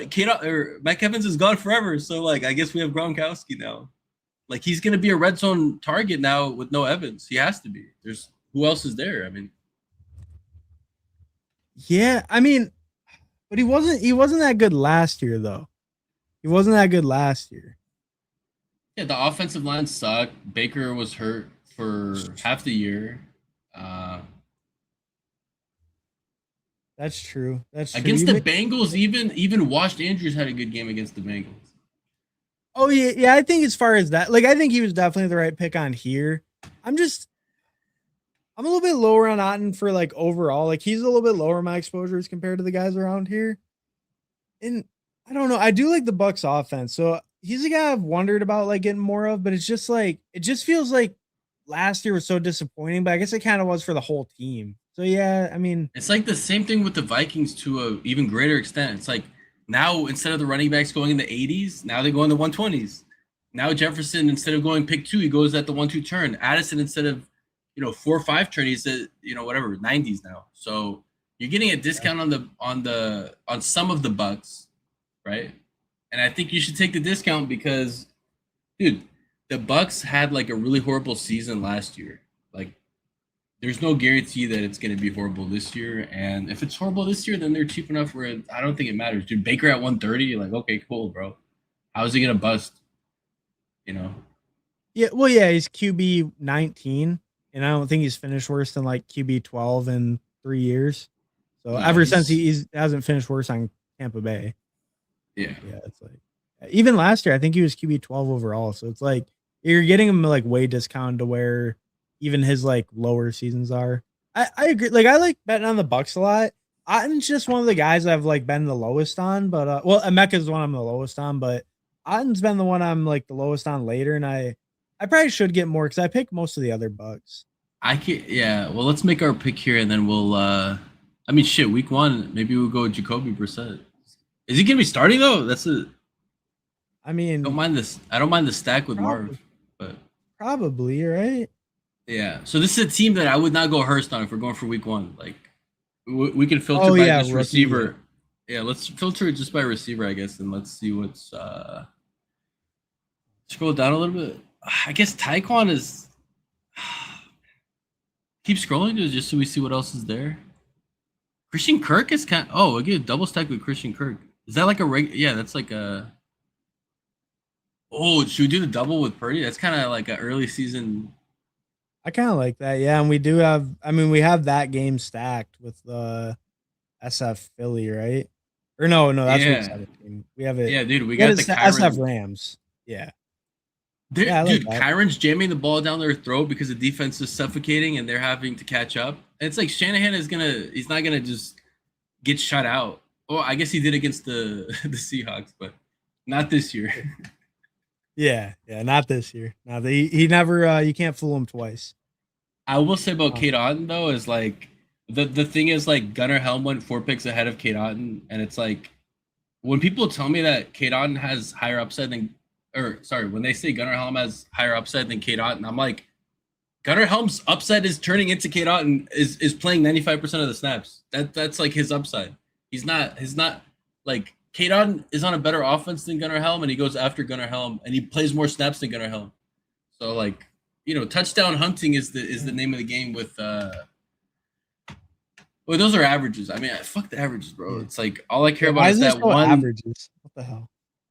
Yeah, he played, 16, 17, 14, 16 games, so pretty consistent. I love that. Yeah.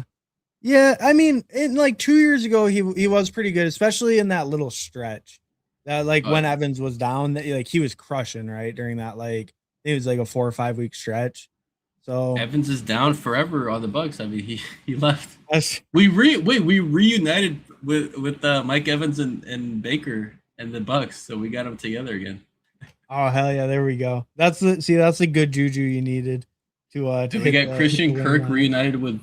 Oh no, he never played with Marv, but I was thinking who did Christian Kirk play? Oh, that was so long. That's crazy. Yeah, that feels like a whole lifetime ago when he was a Cardinal. Yeah, he was getting that fat contract from the Jags. They overpaid. Yeah. All right. I'm gonna catch up with the chat real quick, and then we can check out the team. Alex Fade, first weekly winners for me.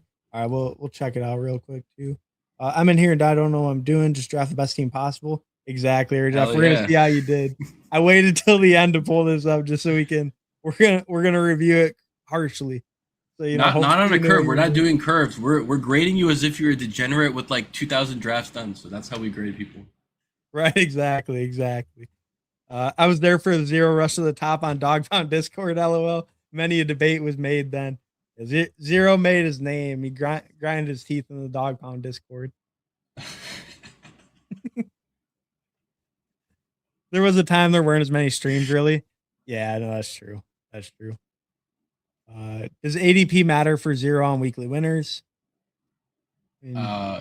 I mean, well, if I there's always players that you're gonna agree and disagree with the market, but if it's a player that like ADP matters in the sense that if I like, let's say I like Trey Tucker more than whatever, a player that goes 20 picks ahead of him. If I just take the player I like more, then I'm not going to get the other player that I like a little bit less than the player I like more, right? So like Trey Tucker at 145 and this other player who I don't know, like Shakir. Let's say I want Shakir and Trey Tucker. I can't just take the player I like more. I have to take Shakir first. So like ADP matters, but like, you know, when you, especially when you get to a point where like, if it's a bunch of players you don't like, then ADP doesn't matter. But it definitely matters if ADP shows you what you can push and get later, what the market thinks about these players. So Right. that's why ADP is not this is the thing that people think like ADP is like a scoring metric or this is how much they're going to score. Okay, Kyron's going to score more than ETN. ETN's going to score more than, it's like, bro, like ETN scored more than Saquon last year. Like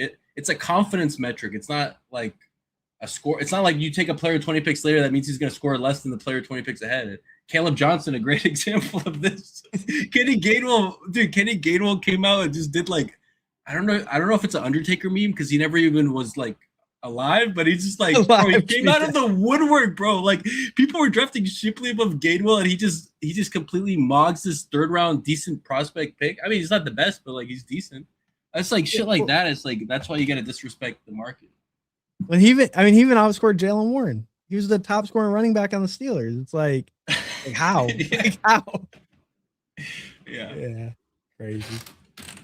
No, well said, Zero. That I think that all makes sense too. Yeah, it's like you gotta be cautious. Like you can get certain guys later. You can't just pull them up just because you like them a little bit more. You know, especially if you're doing volume. So you got to play it smart to some extent. But yeah, if you want both, if you want both, if one player that goes ahead doesn't fit your current build, then it's fine to pass him up. But like, you just have to know what you can get later, though. In general.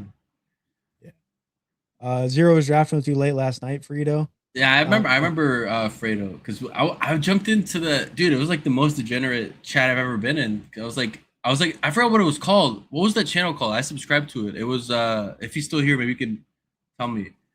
It was nice and blunt. It was like late. No, it was late last night, bro. It was like at like I was there at like midnight. I was like, no, because I saw Fantasy Dog was in there. I'm like, oh shit, Fantasy Dog's here because I tuned in and I was like, hi, is this a place for degenerates and sickos? He's like. And the guy was like, oh, I stream like 50 hours a week. Like, this is the, and he was like, I was like, bro, like, this is like the degenerate app. No, I was like, bro, like, he streams till like 2 a.m. our time. I'm like, dude, this is like degenerate. Yeah, that's where I met that guy. It was in the other one. Was it Professional Fanatics, maybe? They have like a red and black logo. I know. I've seen. Yeah, I think, yeah. They have like 2,900 something subs. I remember that. It was almost 3,000. Yeah, I think I mean, I could find it if I go on YouTube, but oh yeah, professional fanatics, bro. That's where I found Fantasy Dog was hiding there, and it just popped up on my I was on YouTube, bro, and it just popped up, and I just went in there. I think I actually like clicked on that. And it was like midnight, and I was like, I gotta go to sleep. But I dropped a like though. It was all good. Dude, it was so funny because I was like. He was like, "Oh, Zero, do you have an Underdog account?" I'm like, "Yeah, I have Underdog." He's like, hop in a draft." I'm like, I literally had 149 fast puppies done. I'm like, okay, I have one bullet left, so hopefully we get in. And he's like, yeah, what? It was like this contest was just out. I'm like, but you said this was a safe space for grinders. What you're doubting? Like what? Yeah, I have one left. Let's get in the same lobby at least. He ain't met a real grinder yet. He didn't know it. He doesn't know it. Yeah. I mean, you gotta think you're in an elite club. Like, how many people even have as many drafts as you? It's probably like less than 200 or something. I don't know. I mean, I don't know. I like last year I didn't do as much. It's just I don't know. I just like my they put out the badge, like the number of people who have each one, and like the ones above you, it's only like 80 people total or something. Yeah, but it's the people that do NBA dailies every day. So that's true too. Yeah, that's the only way to get to those like 100K and stuff. But yeah. No, so yeah, you even out degen the degens, the sickest degens. You still out degen them.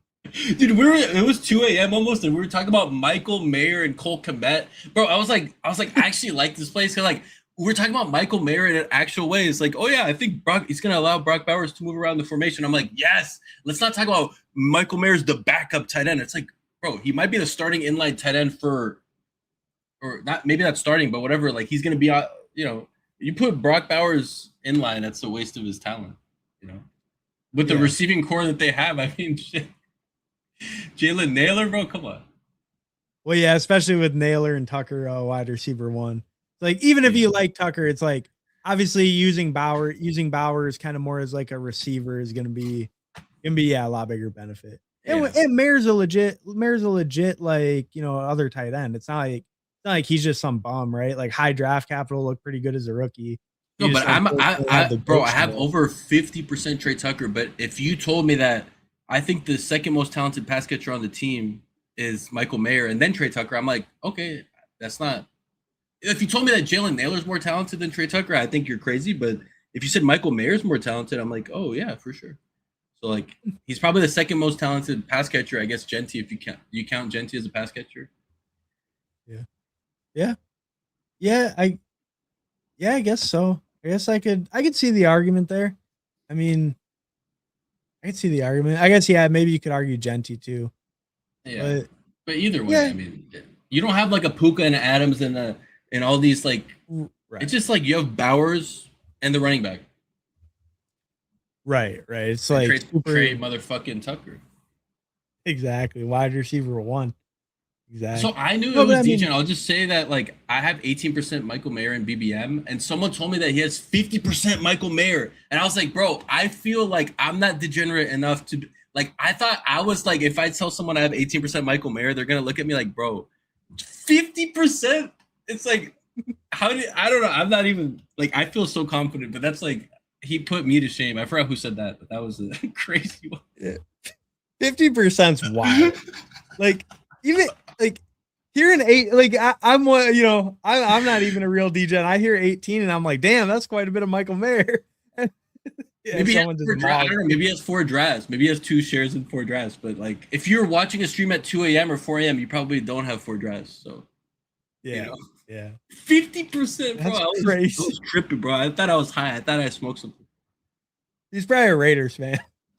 Probably like a Raiders homer. I had 80% Tucker as well. Maybe not. Maybe he just knew something. Michael Mayer's the guy. Oh my god. Well, John Tremini, what's up, Matt? Hey, what's up, John? Marv too big, can't separate. No, he's finally gonna be able to play like the big man he was meant to be. He's about a little boy them corners. He's finally big enough. Not play like a little boy himself. I've seen some 1QB meta for weekly winners. That's definitely a common.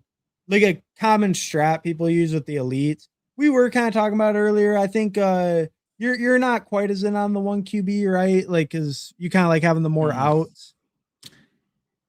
It's okay, like draft like you're right, but it's like, but only draft like you're right about the quarterback. It's like, dude, like we can draft like we're right about the skill position too. It's like, you know, some drafts you go 2 quarterbacks or 1, maybe if with Josh Allen or something, or Jaden Daniels. Other times you go 3. Other times you go 4, right? You got to mix it up. You can't just like, do I need 8 running backs or like 9 receivers? Like, where am I going to put the extra bullets? Like, that's the thing where it kind of like, okay, now I have 10 receivers and 4 tight ends and 7 running or whatever the math is. It's like, yeah, like one quarterback doesn't actually accomplish that much, I guess, in the end. Yeah, I think I'm kind of with you there. I think because you have 17, like even if you have 3 or 4 tight ends, that's like you have 13 other players to draft. That's a lot. Yeah. Weekly winners. Hell yeah, Thad. We finally got someone who knows some weekly winners. We can draft them. Dude, we were glazing Baker, dude. We were glazing Baker. What do you mean? Yeah. I don't know what this comment would be about. I wonder. I think because it was a cliffhanger. We were about to say something, but then it was our pick. But then we talked about something else until the turn came back around. Remember, we had a full 2 turns, and then we talked about Baker on the way back. Him at first. That's right. Because we passed him the first term, and he came back. That's right. He always comes back, man, in weekly winners. Yeah, but we're Baker fans over here. Sasuke, you here? That was naughty snipe. I have my eye on you. What's up, John? Why is bar set so high for someone being washed? Andrew still had like double-digit TDs, didn't he? I like Andrews. I like. He had double digits. I don't think he had double digits with Huntley. I don't think he did either. I think he might have had like 9, but he was a good. I think he had like 7, bro, or something. Oh shit! We had 0.3 a game. What's 0.3 times 17? No, he had It'd be like 6, right? I think he had 7 from. He had 5 actually. He only had 5. Damn. Yeah, he had 5. Well, that That makes is sense. that Like is that is point 3 actually. Yeah, that is point 3. yeah, that is point 3. That is Mark Andrews washed. He only had 5 Uh, touchdowns last year. I'm here. yeah. No, I mean like the Lamar was like pretty. The Lamar Yeah. was. I hope Lamar bounces back because that shit was soft as fuck, man. Yeah. Yeah, no, I'm actually I like Andrews, but yeah, it's mostly a little Lamar thing from last year. Yeah. Stay away from the voodoo Zug Zug. What's up, Fido Beto? Thanks for stopping by, bro. A-Rod Baker's playing for the bag this year. He's gonna go crazy. That's a good point too. Contractors make guys play harder. Baker always plays hard though, to be fair. Grade makes sense since I'm fully since I qualify, I'm a full degenerate. All right, fair enough. We know Los Mo's really in these streets too. I didn't get all my picks, but I'm satisfied. Hey, what's up, Rich? Thanks for stopping by, bro. Uh, hey, As long Rich. as you're satisfied.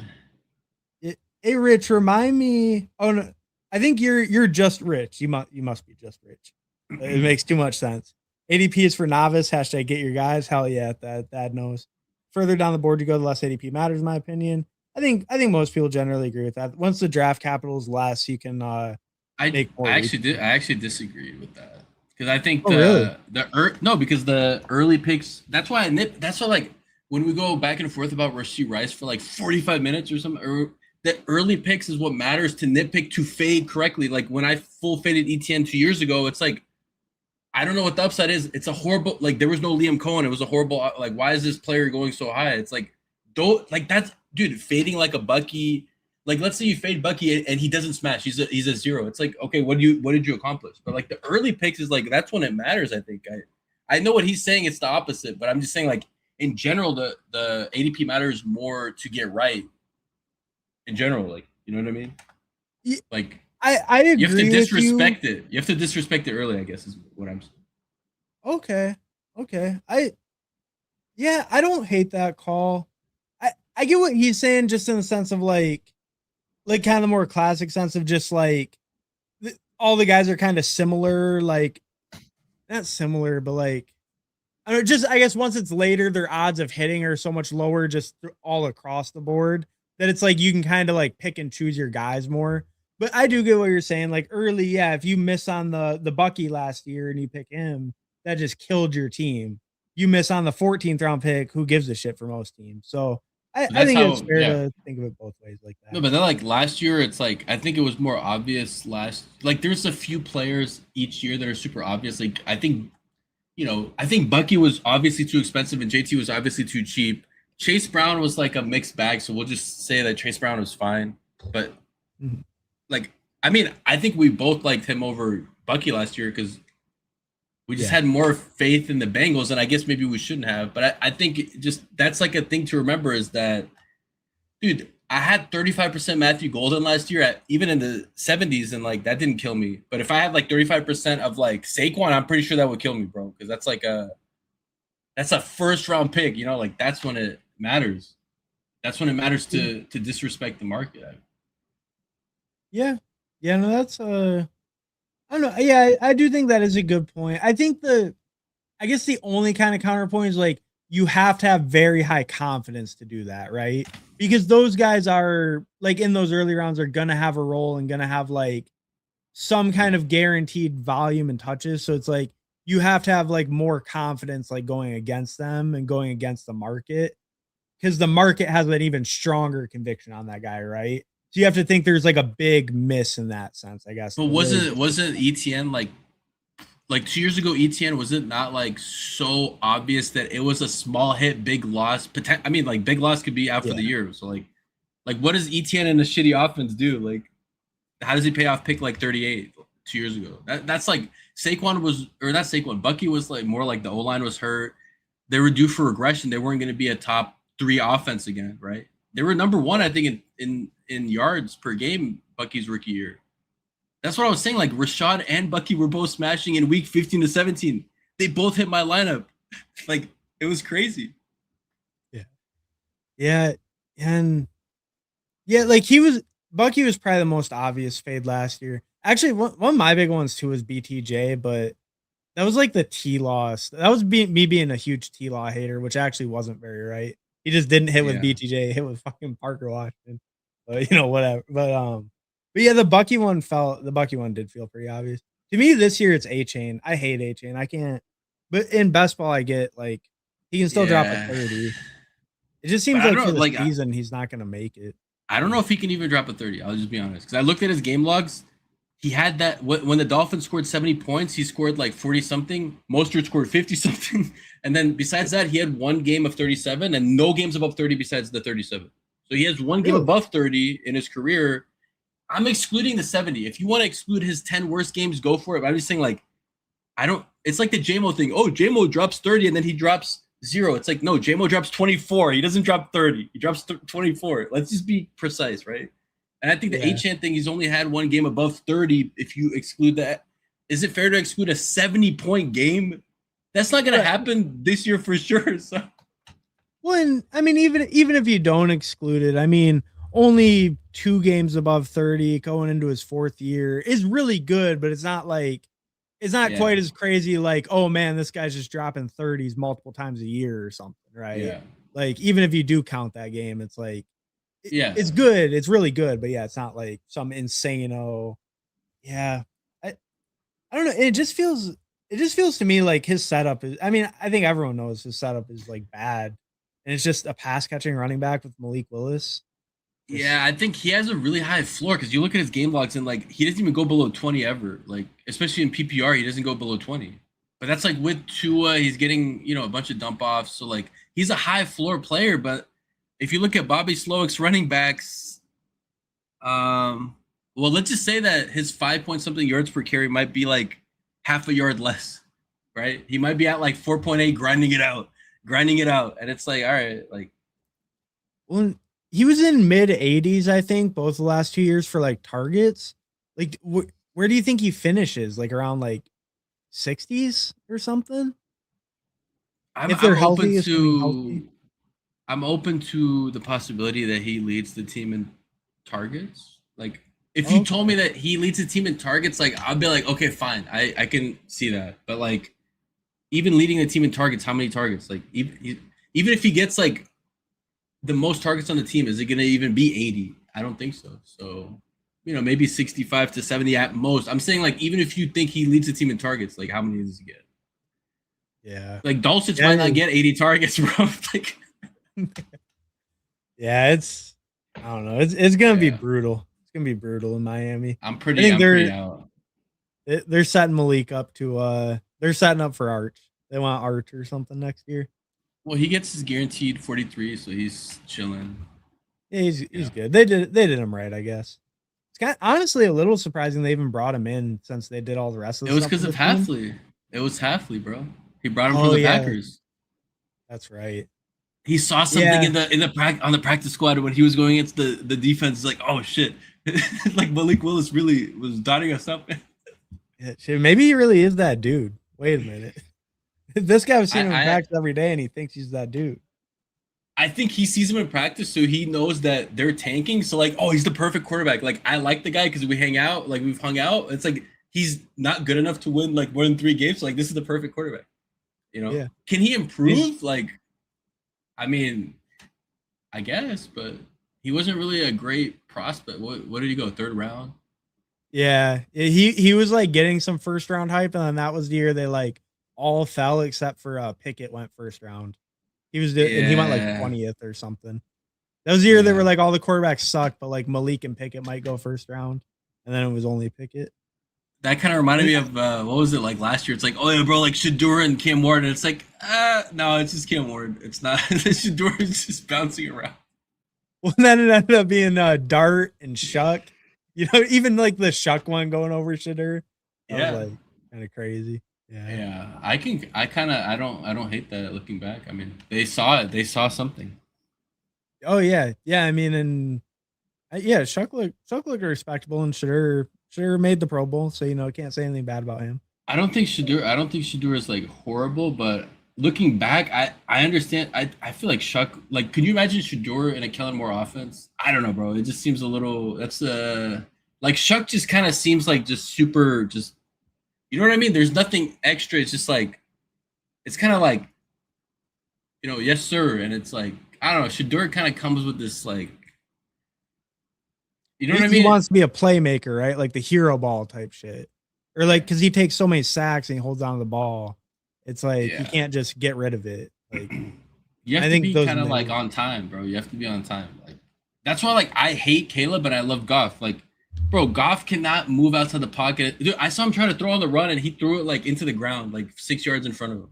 I could throw it further on the run, bro. I'm just saying like, but he's so like precise. It's like I feel like Ben Johnson is like kind of misses Goff. He's like, God damn, like, all right, Caleb, you gotta be more accurate, man. It's like you Yeah, guys took him first overall. Like, I know he wasn't there, but I don't know, bro. they I'm could. I'm a generational hater though, so. Yeah, I mean, and like, yeah, it would be an adjustment going from Goff to Caleb. Like, Goff's one of the more accurate quarterbacks, so to go down to Caleb, it is crazy too. Thinking like they could have Drake May. Imagine Drake May with Ben Johnson, man.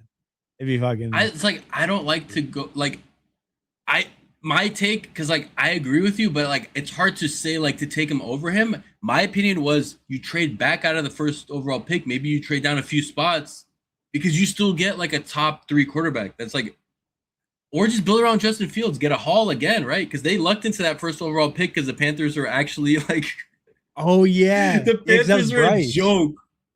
They flipped That's him crazy. into bro. They flipped DJ Moore and got like they got a second round pick back and they got a first overall pick. Like Yeah. that. Oh my god, bro! It was just like That that wasn't. Yeah, that was insane. So they got DJ Moore and Caleb like for Bryce basically, and then yeah, Moore too, and Moore. yeah, Yeah. yeah. Yeah. But you can't It's trade up crazy. and then suck. Like you can't. Like you have to at least be like average. Like at least like the Rams didn't get like the first. Imagine if the Rams got the first overall pick, bro. Oh my god. Do you think they would have picked Mendoza? Probably, right? Or they might have I traded think it, I you. guess. I think Might have maybe been trade worth it. down. Yeah, maybe trade down. Yeah. Well, but Still either way, get whoever they Simpson. get, it's like, bro, that's crazy value you just got, And that was Oh like the yeah. DJ Moore and the Bryce thing. It was just like, bruh, there was no right But, answer, I guess, because CJ wasn't that much better, but there was no well, right I answer. mean, and you might be a Caleb hater, but getting Caleb plus for Bryce, I mean that's a pretty good deal. Yeah, like that yeah, level. Yeah. but it's like the whole thing of like, it is Caleb that much better than Justin Fields? Okay, like I'm not a I Bears think hater. I'm a so. Caleb hater. I don't care about the Bears. I like Justin Fields. I like DJ Moore. I think I like Cole Kmet. I draft Cole Kmet. I'm just saying, like, it's not because I'm a Packers fan. It's just like I genuinely think that Justin Fields isn't that much.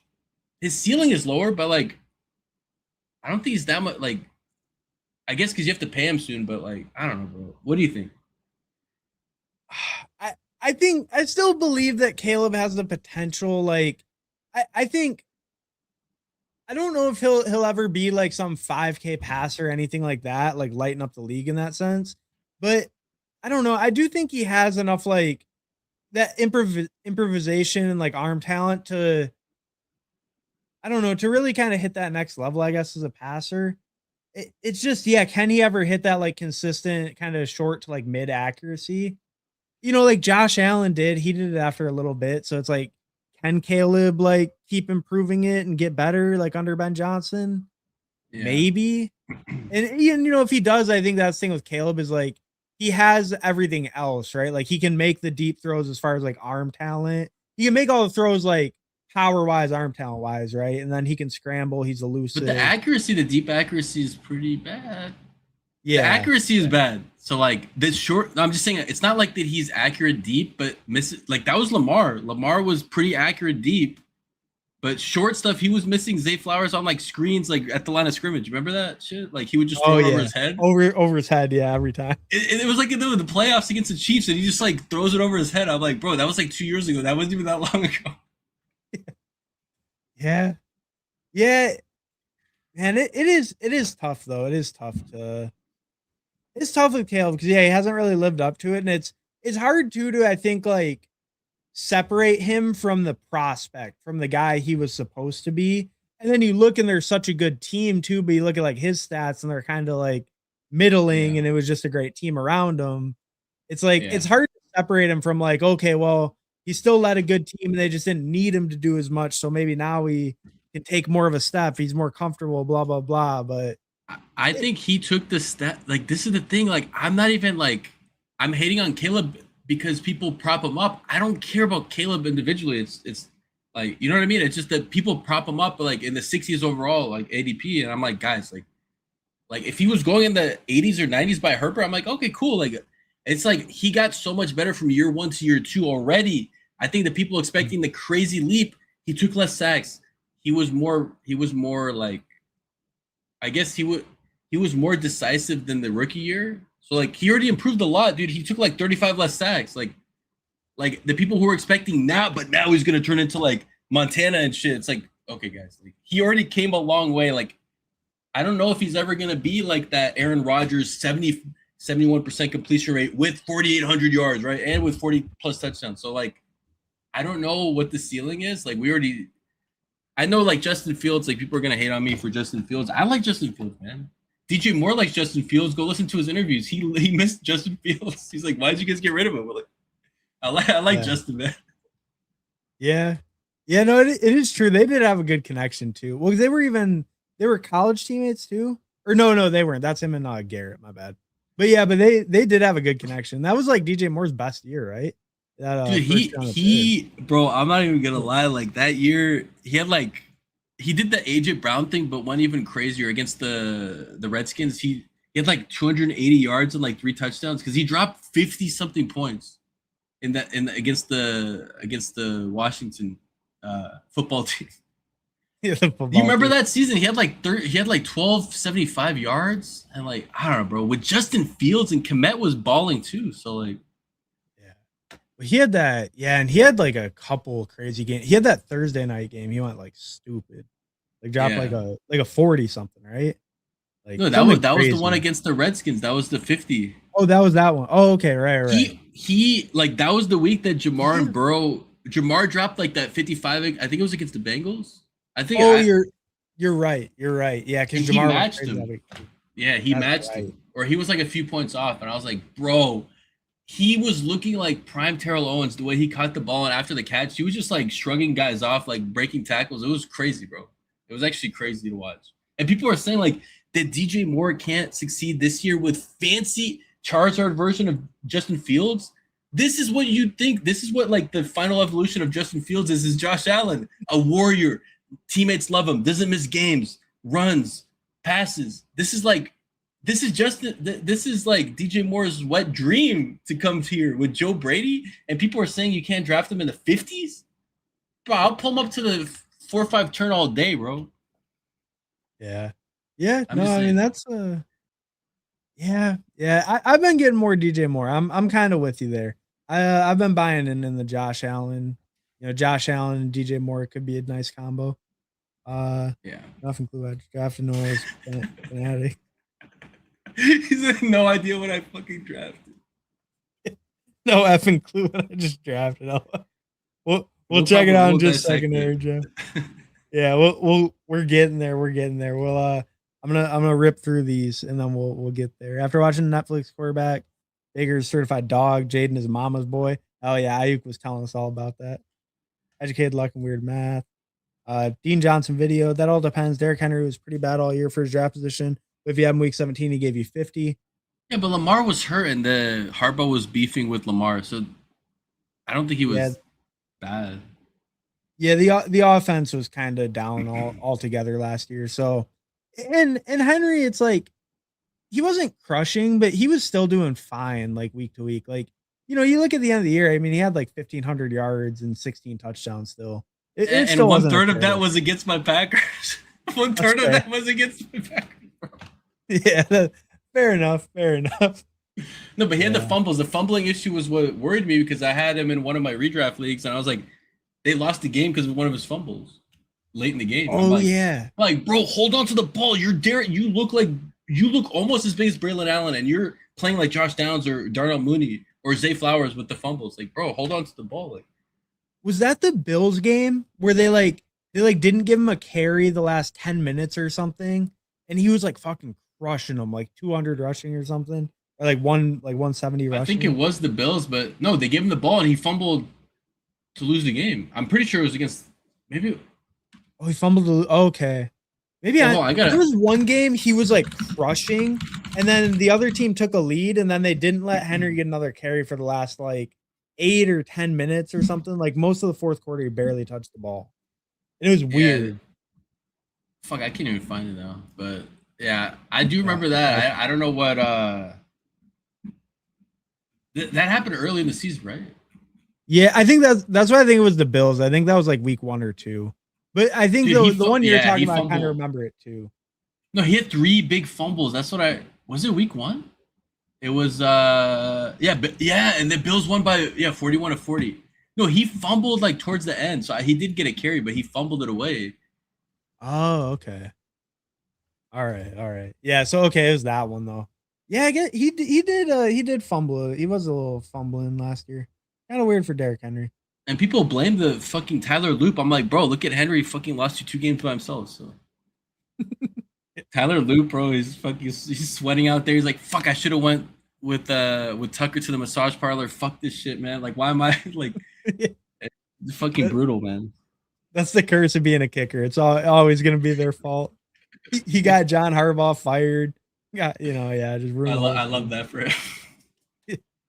If he makes that kick, is John Harbaugh still a Raven? I probably not because they made it to the playoffs like every year and they don't go far. So Yeah, I think there was yeah. enough Maybe if they smoke made an there. actual run. Yeah. I took HM 105 this morning. Don't have a ton of him, so I thought I'd put $5 bet on him blowing up. Was that dumb? I mean, throw $5. You don't have much. I mean, why not here and there? At the end of the day, you're having some fun too. $5 drafts, time to have some fun. Pull up I guess HM. I like it, but I guess the question is why specifically at 105? Why not at like 109 or 110? Why 105? Was it you're trying to get a unique pairing? Were you watching Chess Liam and trying to get crazy? You did it. You pulled up the wrong running back. You're supposed to do it with James Cook. You know? Yeah, and then you could have got the game stat going. Yeah. Maybe. Yeah. Yeah. Chess Liam, I always love seeing his ideas. They're a true innovator in the best ball space. Just amazing. Ben Johnson puts up a completion percentage after every practice and says this isn't championship football. I believe this is factual. I believe that's factual too, Who Ames. I've seen that report. It's like they want him to hit a certain percentage every day or some shit, and he ain't hitting it.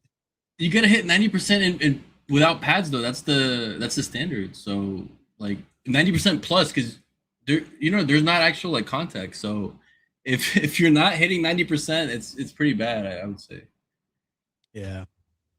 Yeah. And Caleb, I don't think has been hitting the 90%.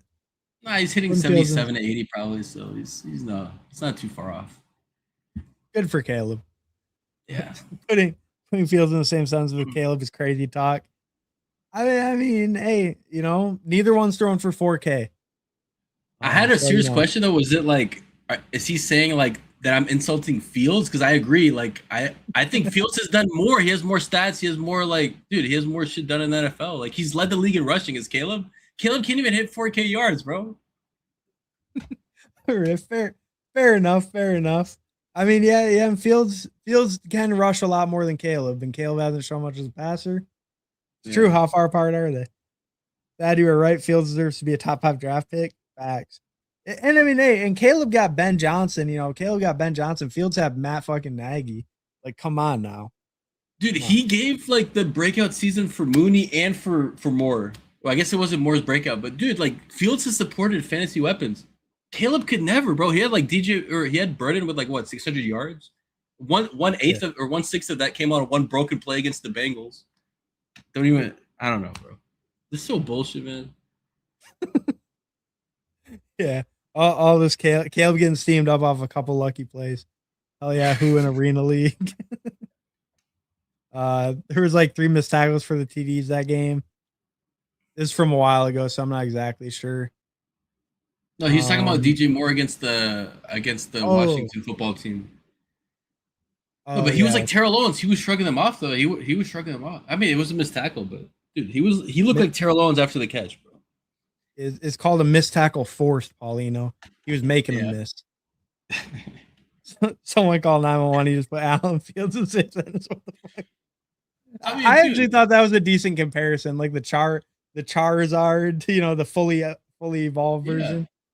No, but Yeah, like, I so if didn't I know. said Hartman is the Charmander, Peter Overzet is the Charmeleon, and Flock Fantasy is the Charizard, is that me saying that Hartman or whatever? Is that me saying that Flock Fantasy is, is as successful as Hartman, who's more starting out? It's like it's not an I mean, insult to anyone. It's just the stylistically, they're both streamers. They're all three streamers that you kind of progress and you get to Flock eventually. that means you're insulting Flock Fantasy, putting my name in the same sentence as his. No, you guys are both No one's on the streamers. Flocks. No one's on the Flocks level. No, Flock Fantasy is crazy though. He's bigger. He's bigger than like the whole community. Crazy. Yeah, and people are like, "Oh, but Peter Overzet's the biggest streamer." I'm like this guy streams more hours of best ball talking about pulling up for uniqueness. He's like Chesley plus Peter Overzet plus everyone combined, and people are like, "Oh, he's not even a best ball streamer." I'm like, "Bro, he streams best ball every day." It is so weird how he's like there's like a disconnect with that.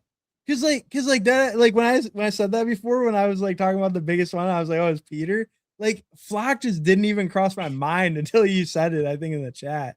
It's just I like Bro, I was listening to your stream. I was reading something else, and I was like, when you said Peter Overzet, I'm like, wait, the redraft streamer? I was like, no, because that's why I was like, wait, I was like, I thought we were talking about best ball, so like Flock is the biggest. Peter doesn't even stream best ball. Like, what does he stream what do you best ball? mean? Peter? No, with No, guests, but he doesn't stream by himself. Like like Flock is in oh there by yeah, he himself. doesn't Like, stream by himself. Yeah. Yeah, his, yeah, his are all guest shows, I think. I I like don't his think yeah, FFPC. Like, I like what he when he talks about FFPC. I like I'm not even trolling. I know people say he's a redraft streamer, but I like when he talks about main events and stuff because I want to get into it. But Flock yeah. is like out there every day, bro. Like, kind of crazy. Yeah, no, you're right. You're right. I just fell under Big Pete's umbrella and I never left. Disbanded with Dot. What's up, disbanded? Thanks, Dot, my bro. I pull up James Cook all the time. Liam taught you well, and I got the Allen Willis Kincaid game stack. That's pretty nice. Oh, with the 105 chain. All right, that's Okay, pretty nice. You got I it all like stacked that. up. I like that. Yeah, it's zero. Hell yeah, it is. Yo, yo, yo. I'm starting to realize all guests no ball but me, but I can pound a beer and make it fun. There you go, Charles. Hey, you're differentiating. Too many people know ball, not enough people just pounding beers on stream. I respect it. And Charles, he gives us that good ASMR too, always cracking it right up to the mic. He's a pro. So respect the Go AZ cards. Mooney had a good year with Cousins in Atlanta. Fields couldn't get within 10 yards of Mooney too far down the field. Yeah, that'd be no, but that's another comparison. They have a rocket arm. Yeah. Yeah, no, that is true. That is true. They both do have good arms, and they both can overthrow guys at times. So, Yeah, and they both suck at the easy throws, bro. I've seen Justin Fields mess up those screen throws too, man. I've seen it. yeah, yeah. I was like this, like I really like Burden. I had a lot of them last year, but I was watching like, how you could watch like every snap of his, like you could watch every snap, every target, not just not the highlights. I'm like, bro, there was like I watched the first 10 like snaps that he got a target on. I'm like, bro, like Mhm. 8 of these are behind him. He has to like adjust and like catch a screen. I'm like, bro, like Caleb can't even hit him in stride. Like, he could have been gone with Goff or Rodgers. He's gone for a touchdown. He has to convert or contort his body to like catch the ball. I'm like, dude, like I don't know how this gets better because that's the problem with Burden. It's just even Burden's like fucking getting overthrown, underthrown. Yeah. But I mean, Caleb's generational for a reason. He's gonna get better. No, it is a fair point. It is a fair point. But all right. I think we've hit on Caleb enough for right now. Maybe we'll get back in on him in a little bit. Who knows? I draft Caleb Stack sometimes on stream to make people think I like him. Yeah. There you go. You always gotta push a little disinformation. Especially like you getting some bigger stream or something. Then you got to start doing a mega bear stack. You got a lot of people watching. Make sure they know. Dude, I did that once. I did Burden and Loveland at the 3-4 turn. I got Rome back. Mm-hmm. Bro, I got Caleb. I was just like, bro, this is so sick. And I was like, bro, this team is going to finish like 10th place in the pod. Yeah. Man, it seems hard to see like it doesn't seem like there's any way all three could hit, right? There's no way. I'd rather maybe just two, back up, but then one has to like fail bad. If the two is like Manungai and like Rome or Manungai and Loveland, maybe, but like I can't like I don't know, Burden and Loveland and Rome, yeah, it's too much. I mean, But dude, just stack the Broncos. They're cheaper. You can get Waddle in the 4th round. You can get Sutton late. You can get the first running back after the Steelers RB2. You can get the RB1 on the Broncos like late as fuck. I mean, why not just stack up the Broncos? You can get Ingram, Justin Jolly. I don't know. you're Can I go losing too me a far? little. You're losing me a little bit there. I'd rather go Okay, with the you Troy get Franklin or Sutton. the Brian or something. Okay, let's just stick to you. You don't even need Waddle. You get Sutton and then RJ or Dobbins and Bo. That's so much cheaper, bro. That's true. Yeah. Yeah. Yeah, no, I mean it is fair, and it's like, what is really the passing difference you expect between the two? Because I think the one thing too, the like people don't talk about enough with like Caleb taking a step or whatever, is like the Bears are gonna be run heavy, especially if they can be, they're gonna be run heavy again.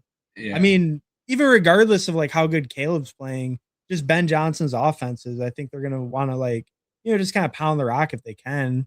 And yeah, it just kind of limits his like overall upside. Like I don't think even if Caleb took some massive leap, I don't think there's any way he could be like a 5K passer, like high 4,000s. Because the volume No. probably just won't be there, even if he did take a step. He has to be efficient. Like efficiency will be boosted, but yeah, it's gonna be like Rogers. I don't even think Rogers ever hit 5K because the pace was slower. It was run first, but then it was a lot of like it was just a lot of like manipulating the clock. And I think Ben Johnson's gonna dude, he's gonna hunt for explosives. If Caleb hits it, he hits it. Because Rome was smashing with K. I don't know why people act like Rome wasn't smashing early in the season. He was smashing. Yeah. Yeah, 100%. Yeah, yeah, and Rome had that weird foot injury and stuff, and I don't know. Yeah, it's a weird situation then. Yeah, probably not the highest passing offense. But We're so but back. all right. All right, let's check out some of these teams quick, and then I mean, if you're down, are you good to run one more? Yeah. You Yeah. said you wanted to do a regular contest or a Well, it's up to you. Do you want to do weekly winners? You want to rip like we can rip like a BBM weekly winner, eliminator, whatever.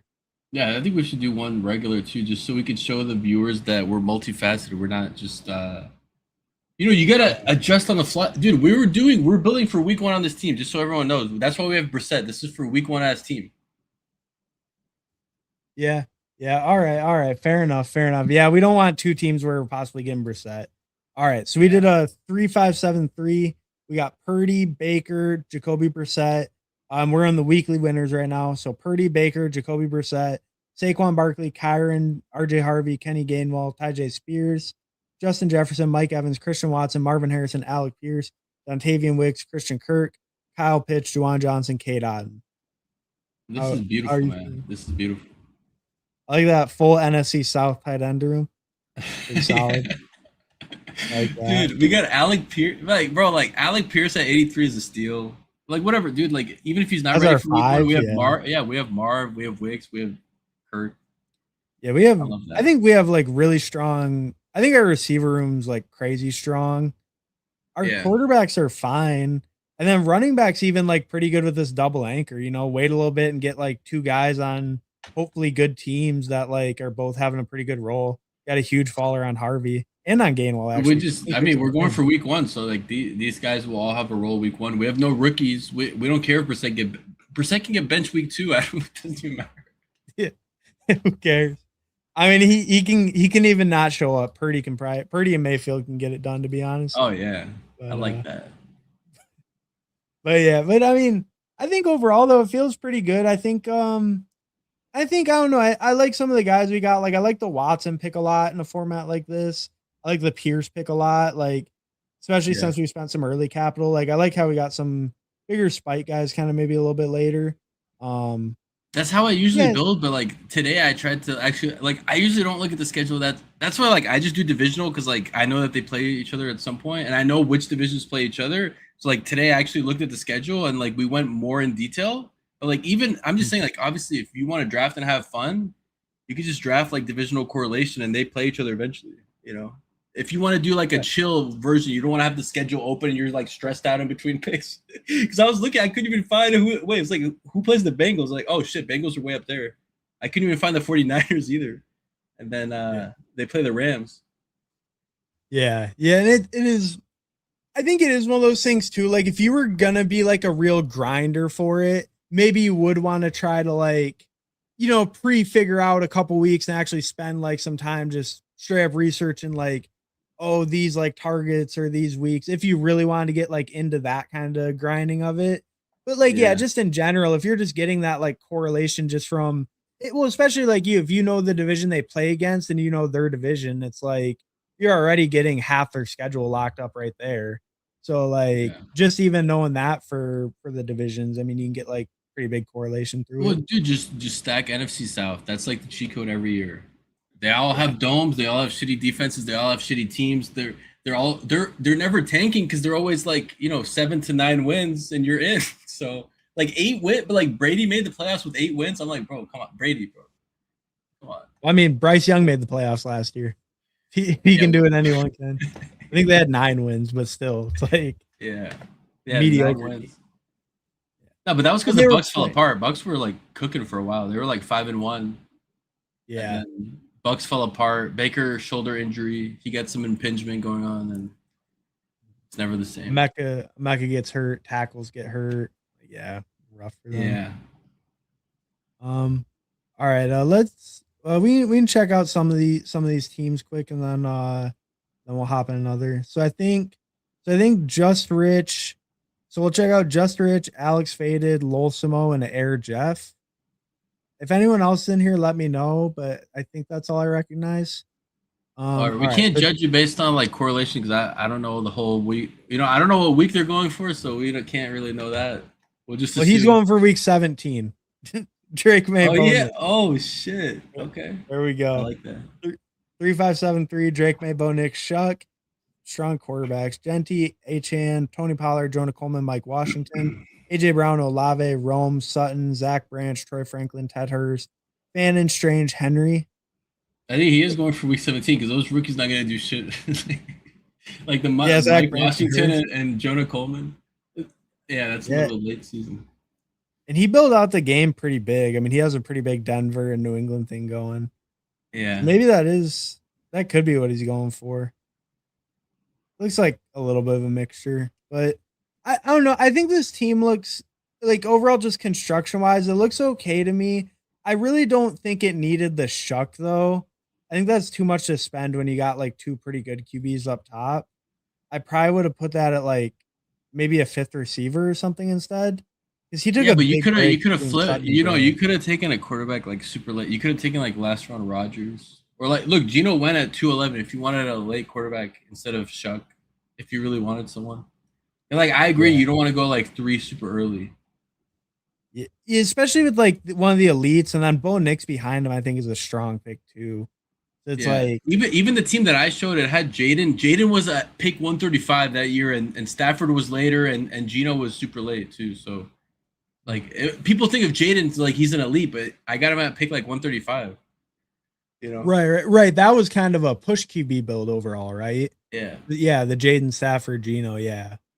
Yeah. I mean, overall though, like the team looks fine. Like I think you have three solid running backs up top. Your mileage may vary on Travis Etienne, but he is a starter. So Aren't you three worried about starters. Kamara, brother? Kamara's coming.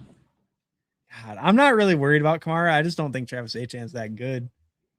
I think I might just Yeah, be a little bit out on the running backs there. Rick Kellen I Moore think doesn't he's throw to good. running backs.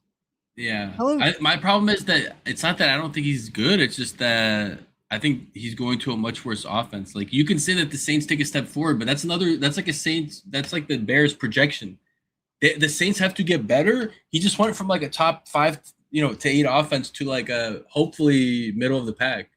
That's the Saints taking a step forward, going from the bottom 6 to a middle of the pack. So that's you know what I mean? That's where I'm at.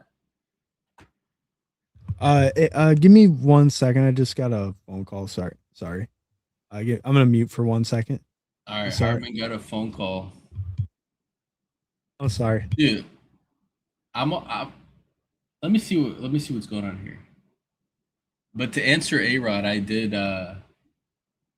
like your team. I thought there's not a lot of people that pair, Bo Nix with like the earlier quarterbacks. And they always go like I always see like Lamar Jackson with like I don't know, Aaron Rodgers. No, I see like Cam Ward, bro. It's like Lamar Jackson and Cam Ward, and then like maybe they add like another late. I don't like that shit, bro. It's like you get Lamar and you get another strong quarterback.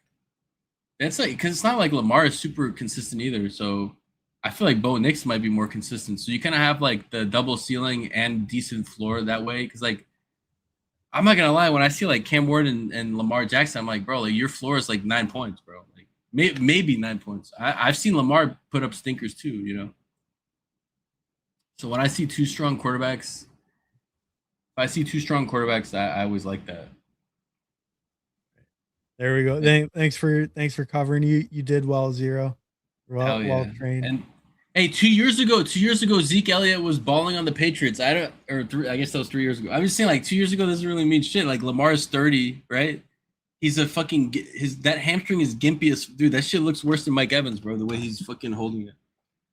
Lamar's hamstring is cooked, bro. I'm just saying. It might be. It might be. I mean, he's definitely one of those guys that's scary. He's dealt with multiple of those soft tissue injuries. And sometimes when they Yeah. start coming, they don't stop. That's like Declan Doyle's gonna unlock that offense and allow him to rush left. I'm not gonna say he's gonna turn into like a statue, but just be more efficient. The threat of the run is still there, but you don't have to run like 18 times a game, bro. Right. You know? Right. Getting too old for that shit. Too old for this fucking shit, man. Mims will win someone 20K in weekly winners. That is a bold prediction, Charles. Bold prediction. Another weekly winners. I want to expand my portfolio. I feel like this stream needs to be sponsored by Bush. Is it because of the beards and the hats? I wonder. Yeah, maybe that's why. Maybe the beards. It's like we're not even drinking beer. Yeah, that's what I was wondering. I didn't really get it. Let me know why, Charles. Let us know. Number 16, like Zero and Heart, really smart dudes. Hey, appreciate Fantasy Dog. Thanks, Dude, I saw Fantasy Dog. I saw Fantasy Dog last night, man. He was out there at late night putting in the work. And he smoked the whole pod, in my opinion. He had the best team in the whole pod. Damn. He did the Purdy. He did the Purdy. He did the. I saw he got the Purdy with. I think he had Purdy and T-Law. It's like, bro, you pair those quarterbacks aren't paired very often. So that was a nice. I think it was Purdy and I remember T-Law for sure, but yeah, that is a little bit of a different combo. Fantasy Dog like always. I don't know. Like I feel like Fantasy Dog like thinks through the big stacks and stuff like that. You know, sometimes maybe gets a little carried away, but sometimes makes like absolute bangers. It's like yeah. I don't know. I always love seeing Fantasy Dog around, but yeah, sometimes build some nice bangers. Well, 2 years ago, Lamar was crazy consistent. That's true. He was on his way to do it again before injury last year. 2 years ago was the Jaden at 130. Oh my. I feel like both of you have pickup trucks and Cop. I don't know what Cop. Oh, Copenhagen. like the chew, right? Yeah, we got some dip. We got some long cut in, man. I just swallow it at this point. We're just used to it. I don't even need to spit it. I just swallow that shit. There you go. Yes, most probably Copenhagen. Okay, yeah. Love you, Heart. Love you too, Fantasy Dog. Dude, but Jaden Daniels at 135 was generational. It was generational. It was the best. I was like, bro, like, why would I not just draft Jaden Daniels and Joe Burrow? Joe Burrow was falling to like pick 90 to 100 too sometimes because no one wanted him. It was like, oh, his wrist is hurt. His wrist, dude, just buy. Dude, oh yeah, you buy the wrist injury. I didn't buy the Stafford dip that much last year, but it's like, dude, like looking back, it's like, dude, broke back, broken wrist. Just, I mean, shit, just might as well scoop it. Well, and to be fair on the Stafford one, you know, he was not like Burrow-esque the year before either. So like, I think the situation looked good, but I don't think like most people weren't projecting him to go for like 40 touchdowns or seeing that as like a big, which maybe we should have, but yeah. No, the thing that I could see is like zero bench risk with McVay. I'm not saying he goes for 40 touchdowns, but I'm saying like, yeah, he's probably gonna, 28 to 30 touchdowns is reasonable. He's not gonna get benched. It's like I probably should have clicked the more. But that's fair. I was clicking Cam Ward instead, so I was stacking him up with Pollard. I got my back stacks with Pollard and Cam Ward. So, what's the difference? I mean, what's the difference? Corum and Stafford versus Pollard and Cam Ward. What's the difference?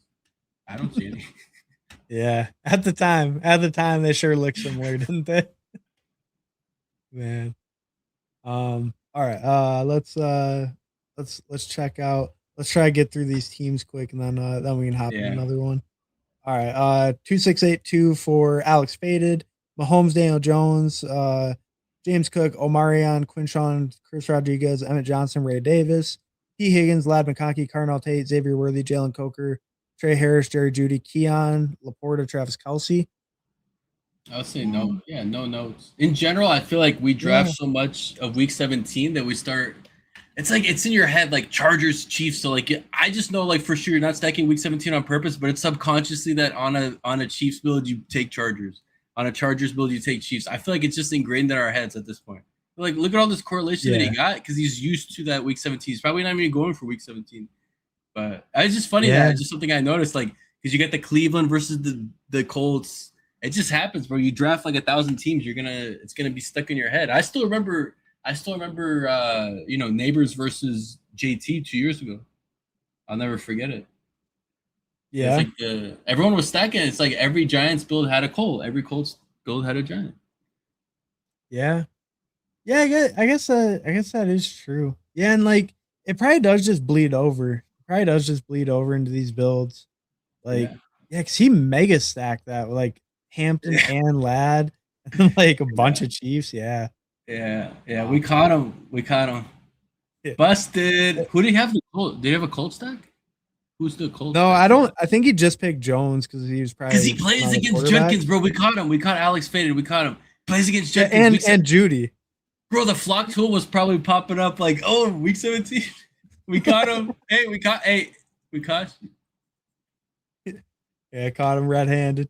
Caught him red-handed. But Uh, I think it's a solid team though overall. It I looks like it. pretty Yeah, good. I like the Built for team. It's week just funny. 17.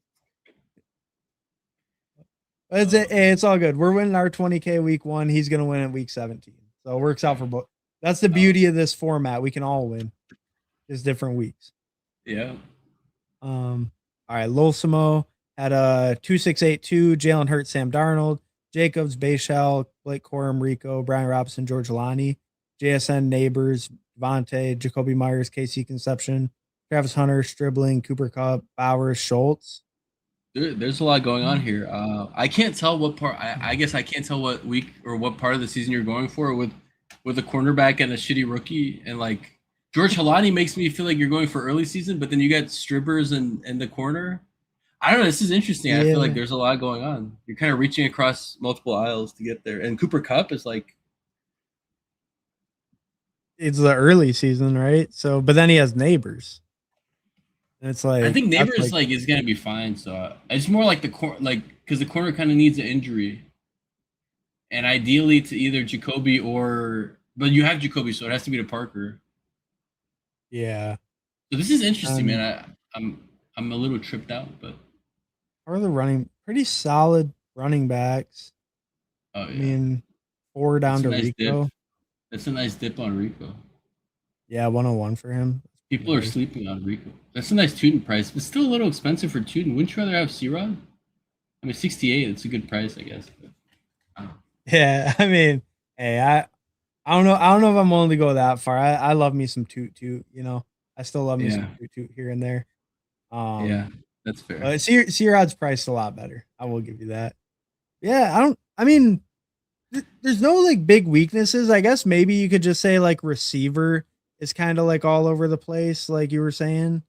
Like that's kind of the only like a little bit weird thing where maybe you'd want to kind of try to focus in more on like more archetypes to fit a certain part of the season. But he has a lot of he does have a lot of NFC West at least. So he has Seahawks, Rams, 49ers. And yeah. And then he has that's the main one, yeah. NFC West super set. Yeah, more Rams. Yeah. Okay, so he does have that. He does have that pretty good. And then he has Darnold up there. I wonder if he did anything with the Philly Giants. Yeah. So not a ton with the Philly, but a little bit. But yeah, the NFC West, he did quite a bit. He saw the dip on Hurts. He's like, you got to slurp it up, man. But yeah, quarterback's full like a shit ton in this mode, though. Yeah, I think decent team though overall. I think this team fucks, but like I think it tried to put a condom on, but like halfway through it fell off and it just kept going, and it was like it's like I think it could still get there, but it was probably in a way that you weren't expecting, like Yeah. unforgettable night happened. George Alani week 1 goes for 20. That's what you didn't expect. A lot of Big people are going to be win. rich if that happens in week 17, anyways. Yeah, if it happens in week 17. But if it happens in week 1, it's just gonna be Lil Smo getting rich. If Ricky Pearsall did what he did in week 9 instead of week 17, then he probably goes at pick 130 and no one cares about him. Like, That's fast. he's a legend. He's a legend now forever. Yeah. Yeah, all for that week 17, huh? Yeah. It is crazy when you think about it. Or like, I guess Pitts was kind of that initial price. That initial price was because of the week 15, but his price got back down to reality. I think the 4 years in a row of disappointing us did it. No, I think the initial price was that he finished tight end 2, so he was the tight end 2 in ADP. I don't think it was because of week 15 though. He just finished as a tight end 2, so he was going as a tight end 3 because it was McBride, then Bowers, then him, and then Loveland was after him. I think initially. Damn, that's crazy. That's crazy to think it was like. I mean, I remember seeing it. It's just like it's crazy to even think that that was like the initial pricing. I was in a lot of slows. Like I did a lot of slows early on, and I just remember like had to pass on Pitts. Like okay, like I don't want to take him here yet. Like let me see how far he goes. But it's like I get to the 80s, and I'm like, dude, him or Fan. I was like, just give me Pitts. So I started taking him in the 80s again. But like that was I didn't touch him in the 40s and 50s until he got down. But now he's dude. Like Pitts is a great price. I'm back in on Pitts. Yeah. Yeah, no, I think I'm definitely willing to click him to where he goes. I think he's a good price. Like in that one range. Yeah, yeah, let's check out Jeff. 3573, Herbert, Stafford, Mendoza, Ken Walker, Monty, DeAndre Swift, Rashad White, Jordan Mason, Puka, Emeka, QJ, Jalen McMillan, Trey Tucker, Debo Fields, Goddard, Ferguson, Parkinson. I don't mind that. I kind of like that in this format, probably. But I think the receivers might be a little bit thinner than I would like. You think so? Dude, you got QJ as your 3. He might be your best receiver here, obviously. Dude, he's in the Tyreek role. Lad is in the fucking I don't know what role. Like, who was their tight end before? Durham Smythe? I don't know, bro. Like, what? Will Disley, maybe. Yeah, was he on the Durham Smythe? Yeah. Wait, Will Disley was on the Dolphins. Oh, I thought we were talking about the Chargers. My bad. No, we're talking about pattern matching. We're pattern matching Mike McDaniel's Dolphins. Oh, I got you. Right, Trey Harris is a Durham Smythe because he's a great blocker. So. Right, and Ladd is Waddle. QJ is Tyreek Hill. Yeah, that's right. Okay. Yeah, all right. So in that case, you smashed it with this receiver room. Yeah, you got Trey Tucker, who is Zay Flowers, so. Or JSN, I guess. Yeah, I mean, and I love me some Debo, so at least you got the late values with the Tuckers, the Debos. So he's saying don't be so harsh. He didn't know what he's talking about, but you built I like you hit the ambiguous backfields. I like that. You got the Vikings, you got the Washington. Yeah, I think if I was gonna give some I think in my opinion, the biggest thing would probably be like one of these 2 running backs could be a receiver. Because you probably don't need 5 by Mason, right? No, you do. You do. Yeah, you think that was the? I think maybe you didn't need Staff. Well, you have. Well, which quarterback? I don't think you needed Herbert. Maybe you didn't need Herbert. No, you didn't need Herbert. Okay, I know you got QJ. Maybe you didn't need Herbert. Actually, maybe you didn't need Goddard. Goddard could have been a receiver. Maybe double tap receiver there. So I was like, I guess Mendoza you don't need, but you have Trey Tucker. You need Mendoza. That's a Sam Darnold to JSN connection. Yeah, I feel like Stafford's maybe the one to pass if you're gonna do that. I feel like to me though, it's pass on one of these guys and wait. But five starting running backs is really nice. It gives you a lot of outs. Well, open the board because you can like at Rashad White pick 100. What was there though? Was it Pittman there? I like Pittman a lot. Yeah, Pittman was there. Hayden Reed was there. Damn. Yeah, give me Pittman over Reed, man. Shaheed was there. Oh, Shaheed went at 103. That's early, but damn, he was there though. He was there. He's usually there. To be fair. Oh yeah. No, I think yeah. I mean, you could have passed on Rashad White and grabbed like Pittman or Reed. Or pass. I'm surprised you took White over RJ Harvey. Dude, RJ Harvey, you pass him for White. I have like almost 42% Rashad White. I would never do that. RJ's like It's like my guy right there, man. I wouldn't pass on Rico for White. Well, I wouldn't pass on RJ for White either. I'm not even a huge RJ guy, but I probably would still take RJ. bro, but like Shaheed went ahead of Mahomes, so like you know what kind of room we're in, bro. Like they're like golden over Yeah, Mahomes, so, like kind of crazy, bro. that is pretty wild. Like I like Shaheed, but like usually I guess maybe in this format he moves up because he's a spike week guy, right? Is that I guess the I don't idea? I don't know because Just, Wandell was not a spike week guy, but he spiked last year. oh no, Shaheed's ADP is the same. That dude just pulled him up 20 Wait, picks. open the stats. What was is he a spiker or not? Or his like weekly stats? Was he a spiker or does Oh, he have a good it's gonna touchdown? be bad, right? Oh, 0.5 touchdown rate. But yeah, Oh yeah, and the that's Saints, yeah. Yeah, he was yeah. but he remember he like crushed for like those 2 games and then he got hurt like week 6 or something. So his Yeah. per game is gonna be like killer. Dude, he was getting more targets than Olave, bro. Like Okay, now you're breaking down and criticizing my picks. Why I told you this about I we're thought it trying to would be help you. helpful. Yeah, I Yeah, we're thought it trying would to be help. helpful, constructive criticism. I wasn't trying to like shit on you, Jeff. No, I mean Dude, I'm the shit. team No, is if you take, dude, I have like 30% Rashad White still or 29%. Never taking him over RJ Harvey, RJ Harvey, who's studying and watching film.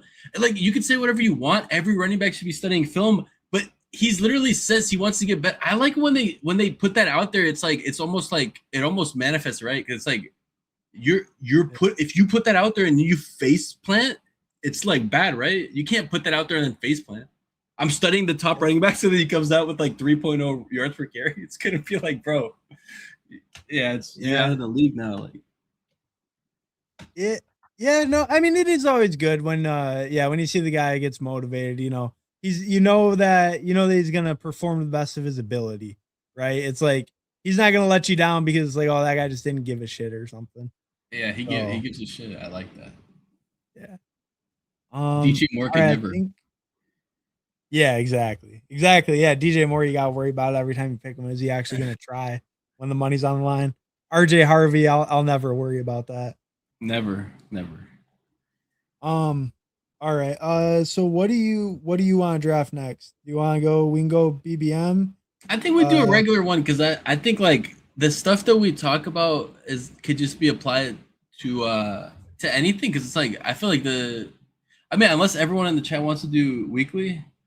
It's like I just haven't even thought about weekly winners that much. So when you invited me on, like I kind of like looked at what I was kind of thinking about, but it was just like, what is there to talk about? Divisional correlation. That's all we can talk about. Yeah, yeah. It is kind of weird where it's like it feels like such a foreign format, but like realistically, it's not like you change your build type like that much at the end of the day. But I don't know. I No. feel like we talked through some good points and there were some good moments in there and stuff too, where it's like decision points kind of change. Um, all right. I'll catch up real quick and then I'll count down. Stafford is a great floor QB to stack with your bipolar QBs. Yeah, but that was weekly winners though, so floor doesn't matter. Yeah. Or they make a stack the other 15 weeks. Draft time, boys. All right, hell yeah. That was only a couple minutes ago. We're not too far back. Walker for me is a great weekly winners. Click over BBM. Fair. They're putting that out there because he didn't last year. He's talking about You know what, what that's dude? about? No. He's talking about RJ Harvey. RJ Harvey, dude. Oh, When you're coming to the NFL, you're watching film, but like, dude, that rookie season is so tough. Look at Henderson. He was supposed to be such a good pass protector. He's not. It's like, yeah, there's so much going on from the draft process. You're preparing for the combine. You're preparing for to get drafted. You're playing the most football you've ever had. You probably played more football than like almost 2 seasons worth, right? Of like all that practice and then the games, like I don't know, to score 12 touchdowns as a rookie, and then for people to just be like, nah. It's not like he got traded. He's on the same team. It's like 12 touchdowns as a rookie. Come on, bro.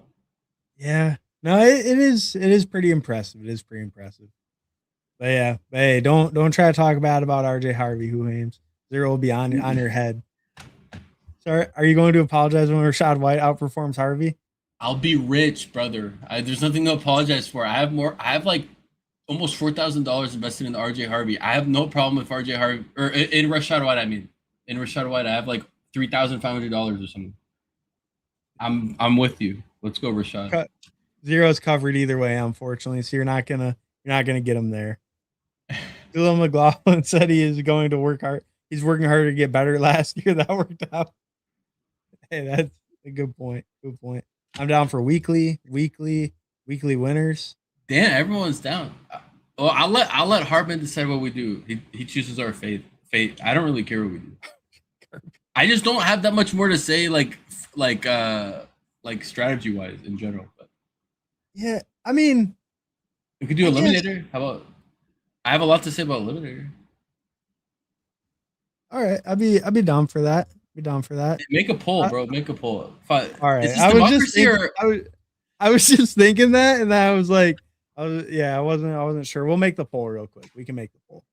Bro, I like those democracies where it's like, okay, it's a democracy, but if the dictator Hartman doesn't like the results, he's just gonna choose what he wants. Like those are, I kind of like those democracies. If it's like, if it's like 37% versus like 35% versus 27, it's just like, you know what? I'm feeling in the mood for the 27% one anyways.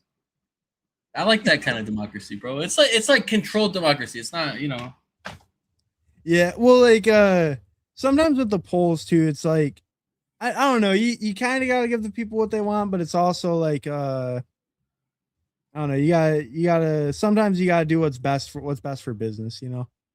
Yeah. All right. So BBM weekly winners or eliminator. I mean, you could do fast puppy. I'm just saying it doesn't have to be BBM, but if people want to get in a fast puppy, I'm just saying like I don't know what else to say about weekly winners. Like, bro, if I spent like 30 minutes to like research, like if we spend 30 minutes right now to research, we can find up some more things. Like, look, I think divisional correlation, you get 2 outs in most of the teams. I wouldn't mega stack. I would do skinny stacks, like maybe 2 players on one team, 3 players on one team, and then 1 on the other team as like like Shahid, who faces like, Shahid's a spiker. I like that. Yeah. Yeah. Yeah. No, I mean, yeah, I get what you're saying though. There's not too much else to be said about the format. We'll give it a minute or two. We'll see It's what like the Wild West, bro. It's like you show up there and it's like there's one saloon and there's 2 guys like having a duel. They're shooting each other. They're like, you can call the police. There is no police. So like, I'm just saying, like, what do you got to involve yourself or leave? That's your choices. There's not like, oh, I'm gonna call the cops or I'm gonna call the private security. It's like, bro, there's 2 guys shooting each other in front of the saloon. What are you gonna do? Like, you know what I mean? There's not much else to say. It's so shocking people are down for weekly winners when like I've put weekly winners in the poll, I feel like before, and like you might be the only person that votes for it. Like Maybe people don't want to. It's the title. We just, you got them with the clickbait. Now they're like, oh shit. You're like, oh, we know the title says we're drafting weekly winners. We're drafting weekly winners. All right. We're attracting all the weekly winners sickos out there. All 4 of us are here. Yeah, poll closing soon. All right, weekly winners is crushing. We didn't even put the puppy in the poll, so we did scam them. We put the pug instead because I still have those. So if you want normal, we could do a pug. I do know that's actually in second place, but looks like really? We're gonna get weekly winners. It's 50% weekly winners, 36% pug, 11% eliminator, 0% BBM. Hey, has everyone voted? Everyone get your votes in. This is crazy, bro. 50% weekly winners. Like, bro, like my lobbies don't even fill this fast. So where are you guys at? Normally when I'm trying to draft, my lobbies don't even fill this fast. Like we already have like a full lobby at this rate. Yeah. I mean, I guess we can rip it. I'll give you guys one more minute. If you got any more votes, get them in. The weekly winners is winning right now. I did scamaz the chat and not put Fast Puppy in there. So they're letting me know, but I mean, sometimes you gotta scam them. Sometimes you gotta scam them. When you separate them out, it is scamming them in a different way because when you have one contest that's like it's like one mode, and then you split them up like Pug, Fast Puppy, and there's like 3 contests that are the same, and then they're all spread out, and then that one shitty contest wins because it's only one contest. You know what I mean? Like Drafters main event. Okay. If you say Drafters versus these 3 underdog contests, like obviously it's gonna win.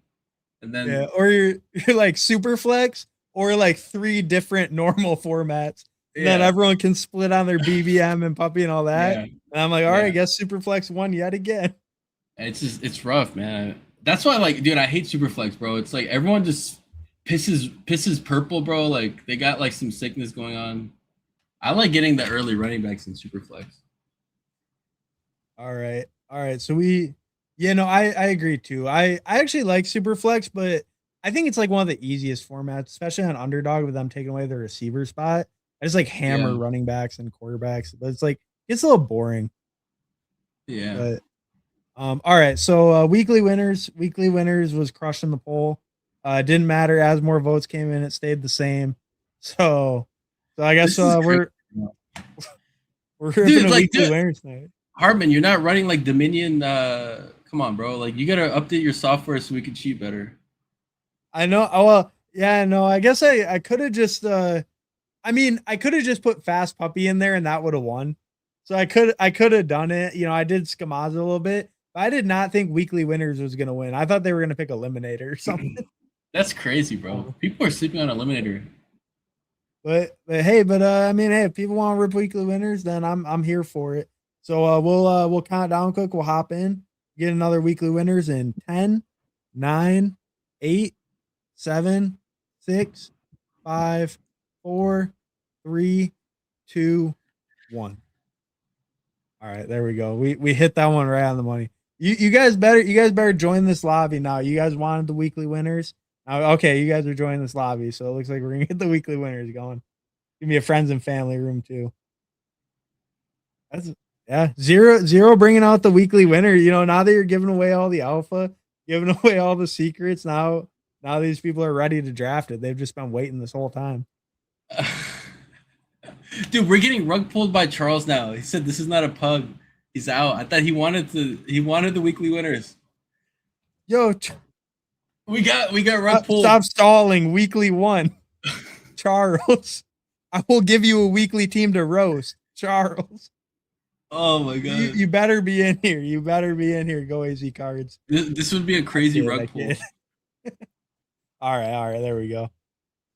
Hartman for the people, weekly winners. Oh yeah, let's pool our funds and rip a mastiff. Hey, I'd be down. Bad. No, but it's like Hartman. No, but Hartman was like, oh yeah, like I needed to get an expert on. I'm like, well, once Hartman is as big as the biggest best ball streamer Pete Overset, then maybe he can get a first place winner and not a ninth place tie. But he's working his way up. Maybe next year he'll get like a seventh place and then a first place eventually. Well, we do have. There's one guy, Game Tight. He hit first once. I don't know if Game Tight would come on or not. Maybe I can. I can upgrade it though. Maybe zero. No, but I mean, no. I think it wasn't even like about how you finished or whatever. You're just like one of the only people I know that actually does like decent volume into this contest. So that was more it. Yeah, someone who actually likes playing it and like drafts it. Like, because most people aren't super interested in weekly winners. But you don't want to listen to someone that's like, oh, like I'm just doing it to get the volume in. You want to listen to someone that likes what they're doing. Well, the same thing is like you don't want to listen to someone who's drafting BBM is like, oh fuck this, I hate this. You want to. Oh yeah. You want to watch someone that's like having fun, even if they're drafting like the shittiest team ever. Even a sidekick couldn't help that team, and they still like it. Yeah. I don't know. How about you, Zero? Do you ever use the sidekick or any draft? You don't use any tools, right? You're totally tool free. I don't use tools, but it's mostly because I mean I don't know what they do for like I don't want to see combos in real time. Like I'm like the only ones that I'm kind of cool with is like the ones that just like highlight like the quarterback stack just so like if it's like a 10 quarterbacks, so you just kind of don't forget.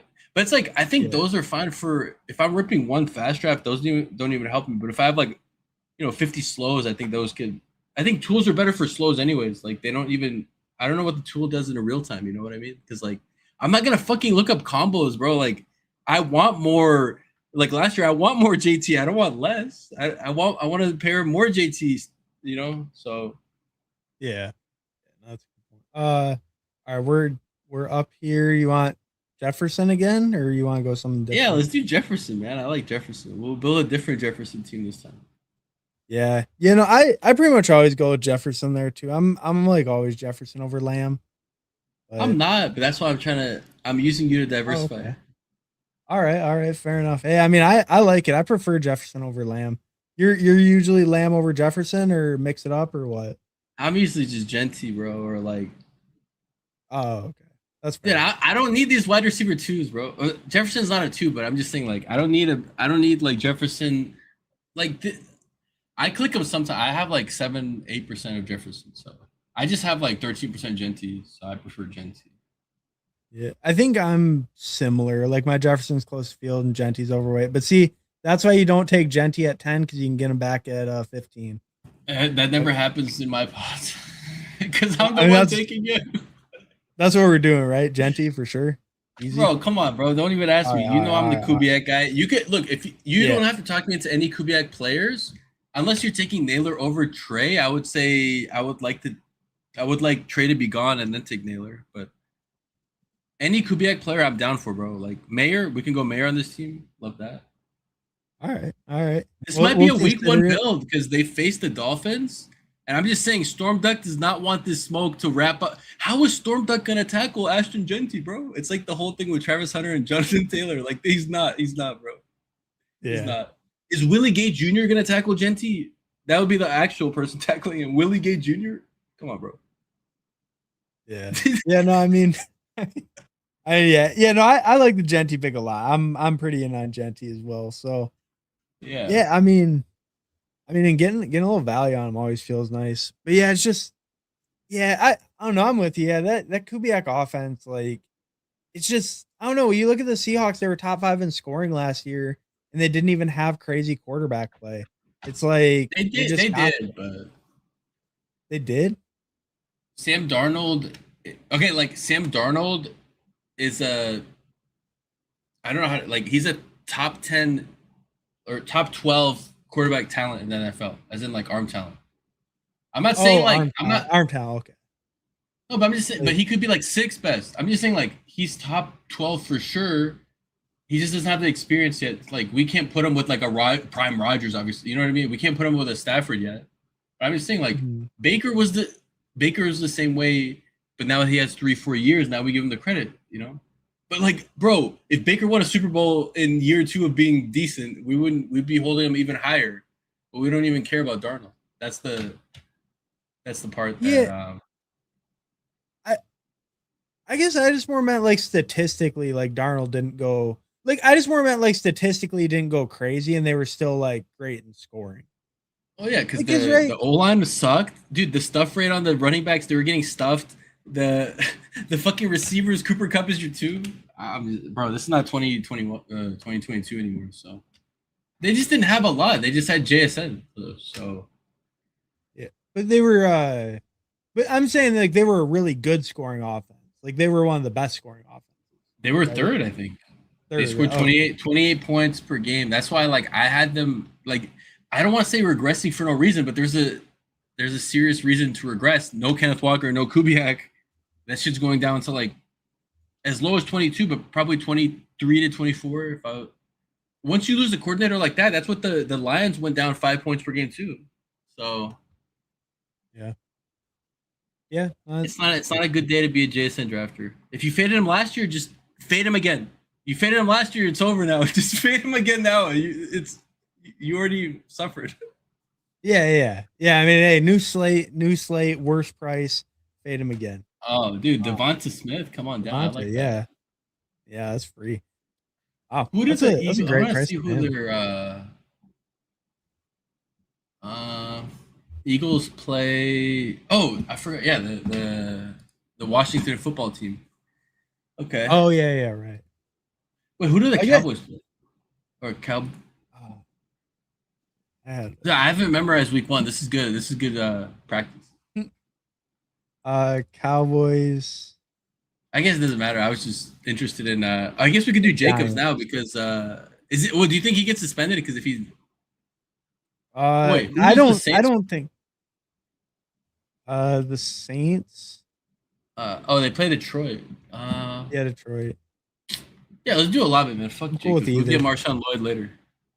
No, All but right, for sounds for, good. for going for week one, maybe not. But Um, well, we don't have to do week 1 on this team either. I mean, because that no, was but the when I last click team that I mean. Genty, Dude, Genti against the Dolphins. What better matchup is there? That's true. That's true. Yeah. Yeah, but see, that's the thing. Genti's smashing more weeks than not. So I mean, week one will be great, but there's gonna be many a great week for Genti. Okay, well, hear But me out. Hear me out. So, well, he did yeah. crush against the Texans, so maybe you're right. But I just remember because I was talking, in Fantasy Dog Pound's Discord, there's a guy named, well, his name is Greg, but his username is Mooncat. Oh, like Greg Wells, whatever. Yeah, yeah. I know who you're talking about. He's the Dolphins fan. He has the Dolphins in his profile. Yeah. And all he does is he posts like Bill stacks and Jet stacks and Patriot stacks. I'm like, dude, what? I never see you draft any Dolphins. And he's like, look at our depth chart on defense. And I looked and I was like, yeah, Storm Duck is your, quarterback 2 now. Okay, you upgraded. But it's like, dude, they have no one on defense. So like, even he's stacking against his own favorite team. So, Yeah. yeah. Storm Duck, bro. Storm Duck is not gonna tackle Genti. Genti's gonna go for like 50, bro. Yeah, he might go. He might go for 50 in that game, legit. Yeah, no, I mean that is a good point. I guess since we got that, we can play for the week one. We got the Genti, we got the Jefferson. Yeah, no, I don't mind that call. I just like playing for week one because it's the only like if we have a good matchups, few good matchups, it's the only thing I can't project week 15 right now or week 13. Dude, I don't. One of these coaches might get fired before then. I don't know. Yeah, the Jets guy is gone, bro. Oh yeah, Aaron Glenn, he's gone. He's gone like halfway.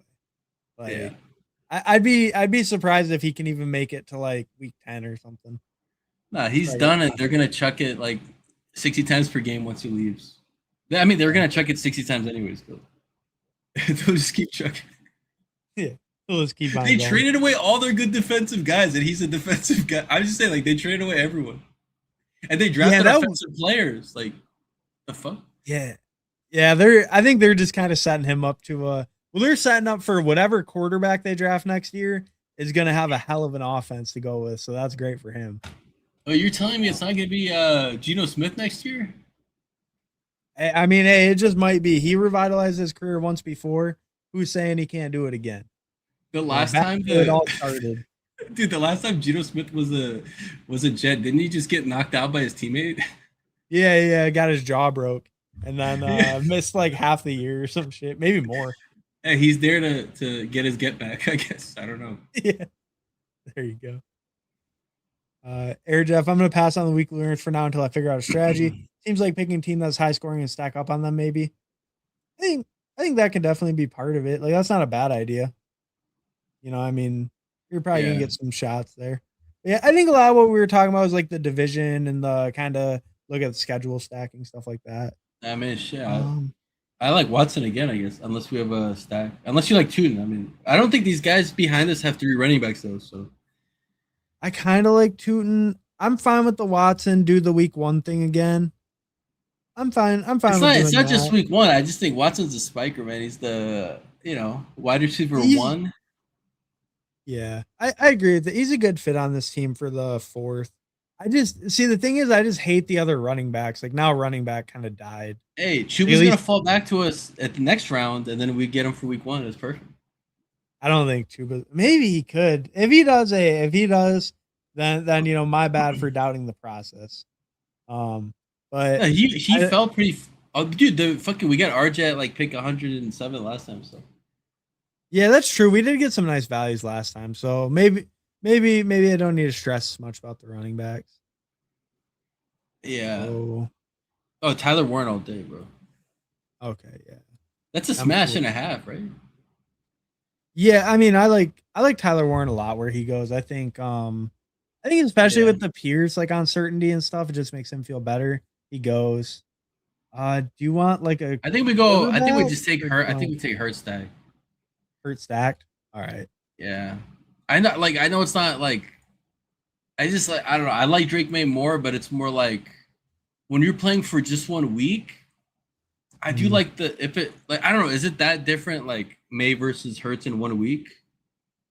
Right. And that stacking is how you get that like ultimate ceiling, right? So it's like, yeah, I think it makes sense to lean towards the stack over the naked May. Yeah, and I do agree May all the time. Oh, sorry. Go ahead. Oh yeah, no, I think I do agree in a single week. Like they're like single week upside is pretty similar. It's not like you're losing a ton by taking Hurts over May probably. And and stacked up, it feels pretty Well, good. if this team is in like seventh place, I guess we won't be upset. But if this team is in seventh place and Hertz is outscored by May by like 5, 7 points also, and then we would have won, then it was like, oh shit, we really took Hertz. The stack was detrimental. Yeah, but I mean, but hey, odds are if we're if we're hitting with the Philly stack, then hopefully Hurts the guy you need. He might even run in a couple for us. I hope so, man. On that early A chain, I backed him off with Bucky. I think they both smash. I'm rich. Not saying I think they will, but it was $5. All right, all right. I respect that, A-Rod. If those two guys Yeah. hit, then you might be a rich man.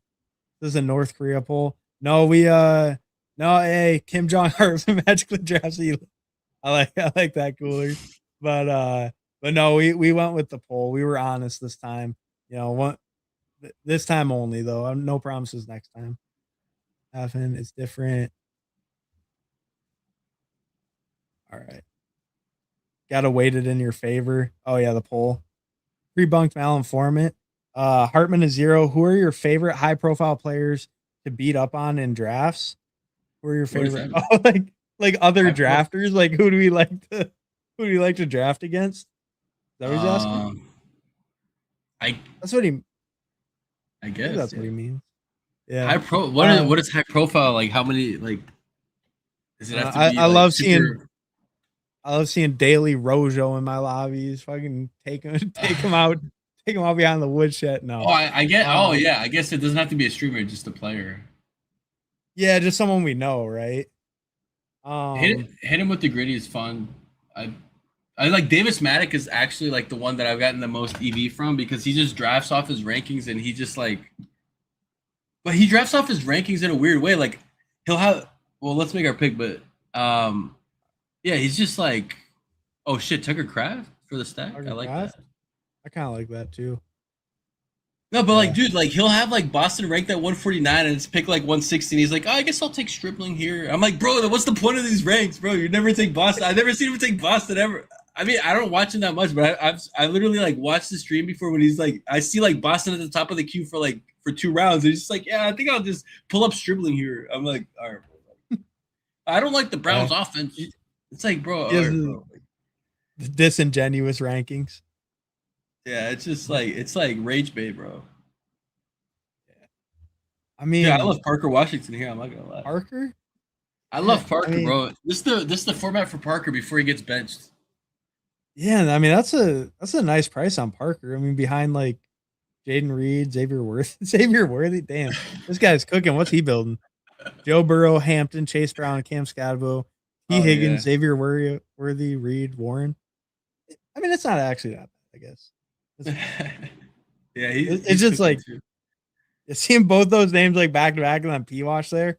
It's like that's just like so weird these days.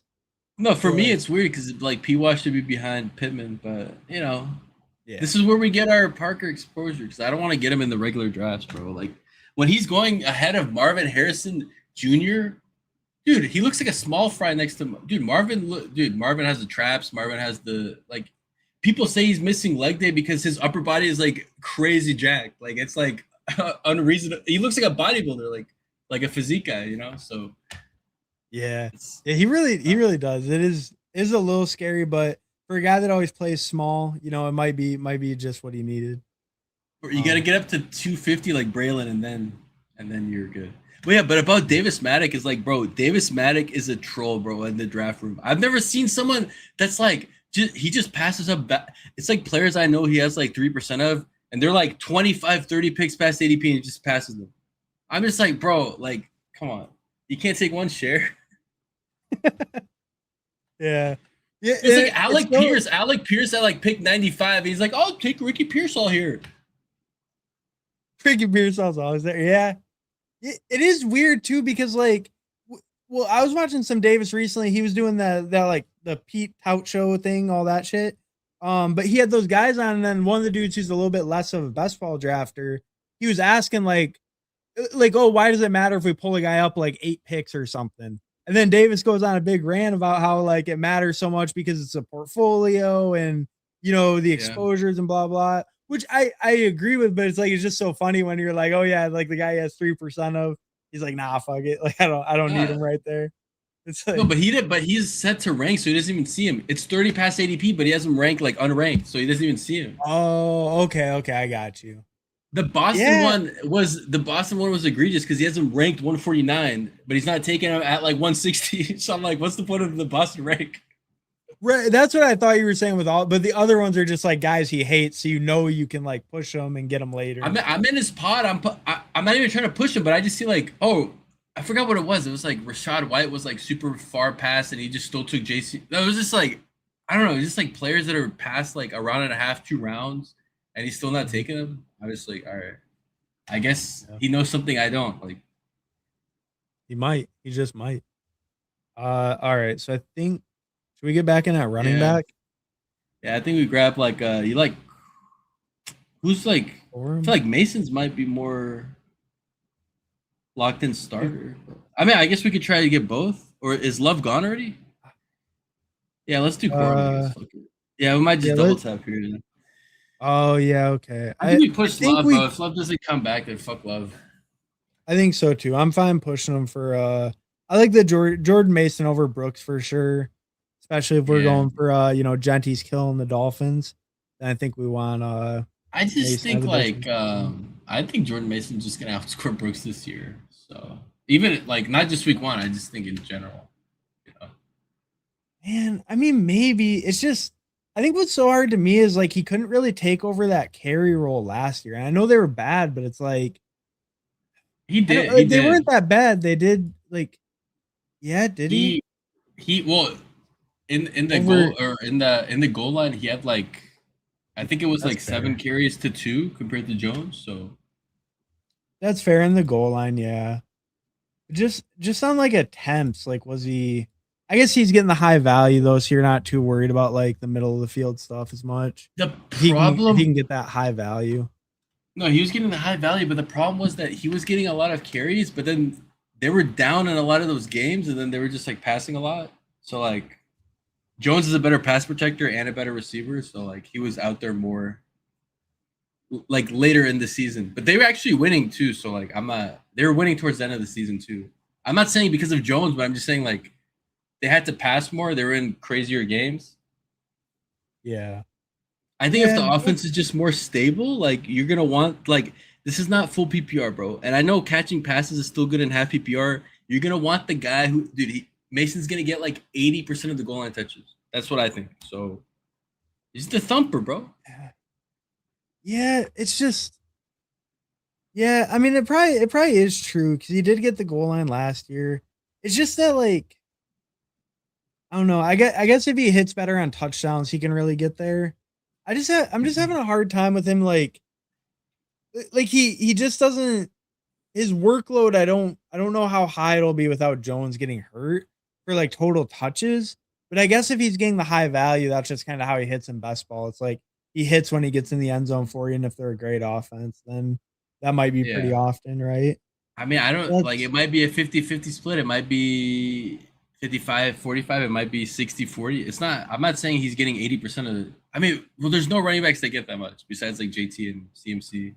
Even but like Bijan doesn't get 100 or 80%. So like, if he gets yeah, 60%, that's a win. If he gets 50-50, but he gets the high value touches and Aaron Jones has a specific role, it's like, in half PPR, if the offense is better, it's like the rising tide lifts all ships or boats. yeah. Yeah, no, that's a fair point. I don't know. I have been picking more Mason because obviously the good camp reports, like they were really talking him up the last like week or two. Like, like he might have finally kind of like totally like overtook Jones and stuff. So it's I don't know, yeah. Yeah. I've been buying more lately anyways. I faded him last year and I was more in on Jones. And it's not that I got burnt by Jones. It's like both of them burnt their drafters. But when I went back and watched the film, I'm like, dude, he looks good. It's just that the offense is trash. Like I faded him last year. I don't want to fade him this year because I think the offense is not going to be that bad. So, oh shit, we're Yeah. on the clock. Let's see what we Oh got for shit. us. Jordan Oh, Love, Jordan Love. dude. Hell yeah. We made If it. you Double if stack. you're tired of getting sniped on your stacks, this is the mode for you, bro. And everything just comes back. Shit, we could have pushed Jalen Hurts, I guess. Maybe we should have tried to push him all the way back. Might have got him. Yeah, I mean, look at that. Yeah, Jaden Daniels won at 78. Damn, we really might have. That's crazy, bro. Yeah, I mean, That's Jordan fine. Love all the way back at 130. That's nice. Baker goes at 112. Love to see that. Yeah, we got him at 132 last draft. Yeah. That's crazy. All right, let's see what we got. I mean, I think we got. I'm kind of like a Tracy here. Tracy, I don't mind that. I love Tracy. Maybe like Scatterbo is like not, he's not fully healthy, and Tracy gets a little bit. Maybe like Scatterbo gets a bigger split. Like kind of works his way in. Yeah. Yeah. Maybe it's like more of a 60-40 or 50-50, and then like, okay, Scat's taking over more. But it's like I could see week 1 being like a 50.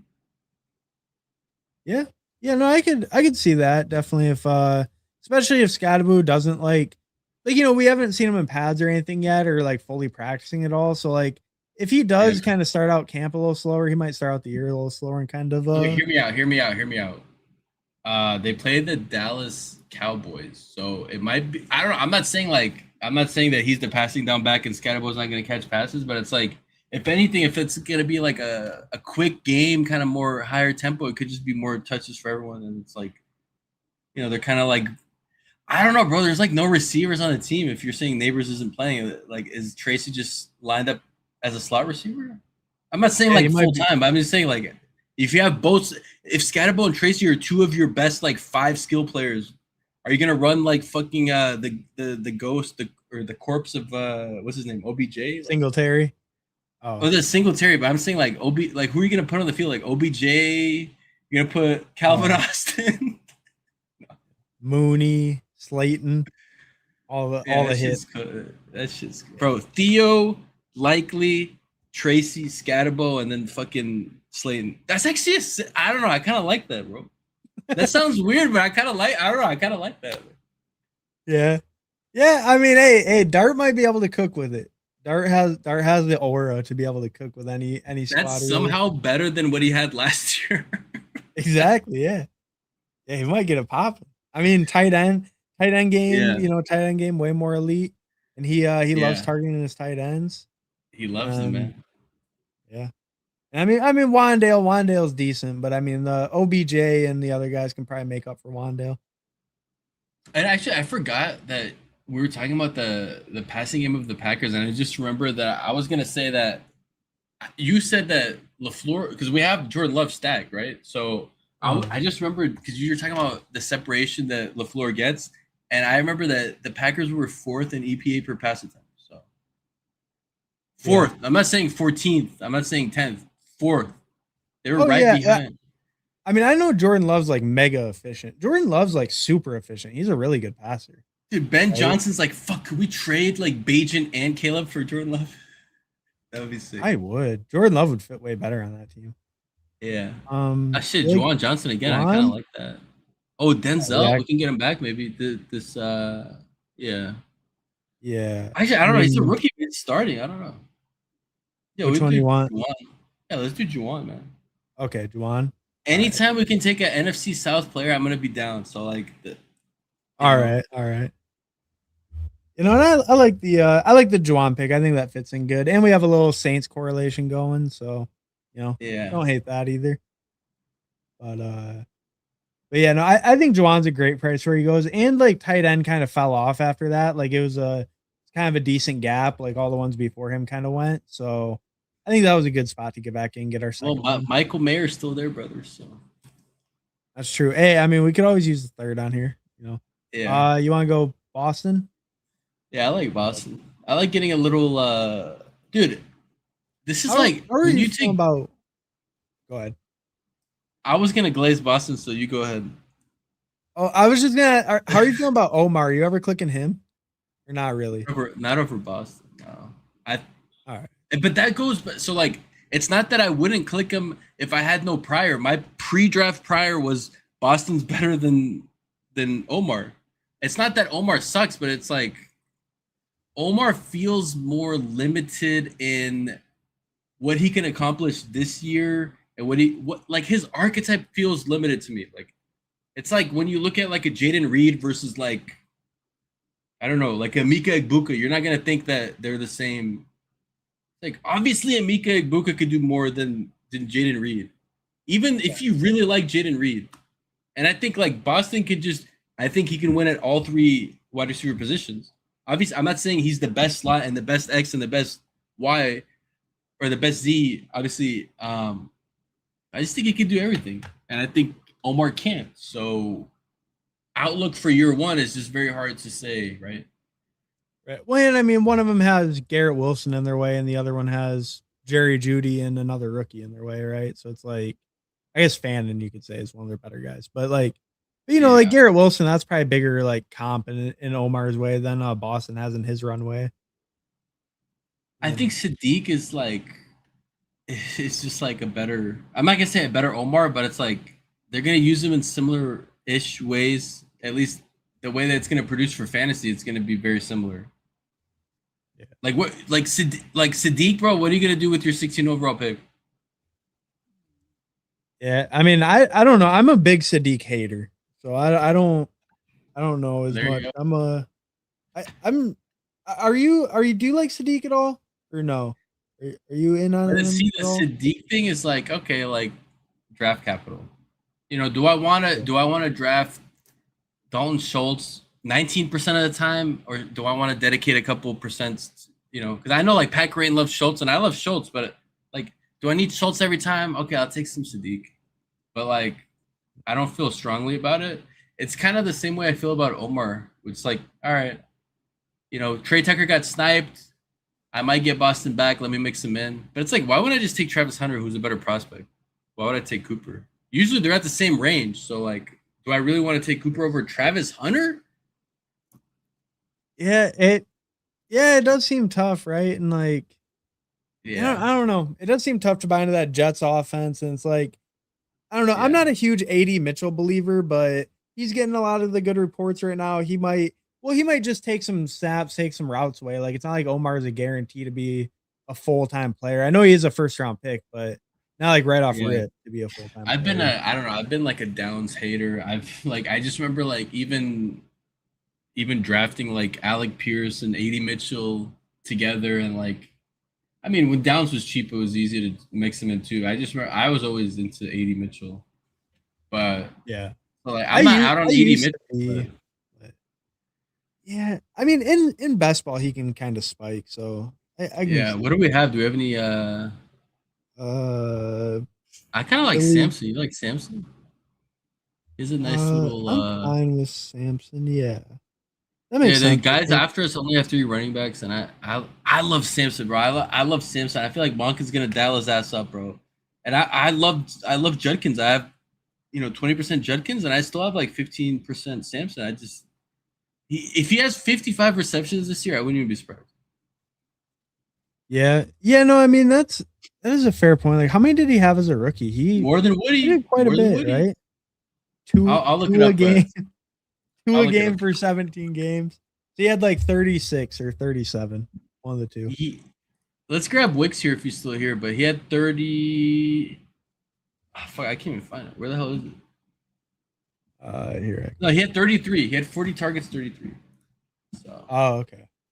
dude, 33 33. receptions, That's not and bad. he had like almost 2 yards per route run. So, like, Yeah. Yeah. So I very mean, efficient. oh shit. Okay, we got Wicks. Very efficient. And then we got people in the chat saying Tim Patrick over Cooper 80. Bro, 80 is playing, bro. For like, Tim Patrick, how would Tim Patrick affect 80 Mitchell? Tim Yeah, I Patrick, mean, bro, in 2026? Tim. I mean, but hey, he did say it'd be the most Jets move. It would be if any team can do that, it would be the Jets. Maybe Sean Payton actually. Sean Payton could do it probably before Dude, them. Sean Payton is drooling to get a guy like Tim Patrick. Dude, the Jets would like play like Malachi Corley and he fumbles out of the end zone and he's like the only reason he didn't play more is because of Aaron Rodgers, not because of the Jets. So like I think the Jets are totally fine with Adderall Mitchell. Yeah. They actually got a steal in the trade. I'm just saying, because AD Mitchell is a throw-in. That's like what. That's how you scam people in like a redraft league. Like, oh, can you throw in like, Trey Tuck? Can you throw in this random guy? And it's like the guy that you actually want him instead. You set up the trade just to get the throw-in. You actually trade someone you didn't want. Like you trade for someone you didn't want just so you can get the throw-in. Yeah, it's just like you make like a complete lateral move just to get Yeah, that's how it is. Harvard Fantasy Football coming to theater near you. Weekly winner is a waste of time / bankroll. Some round to win 20K. No thanks.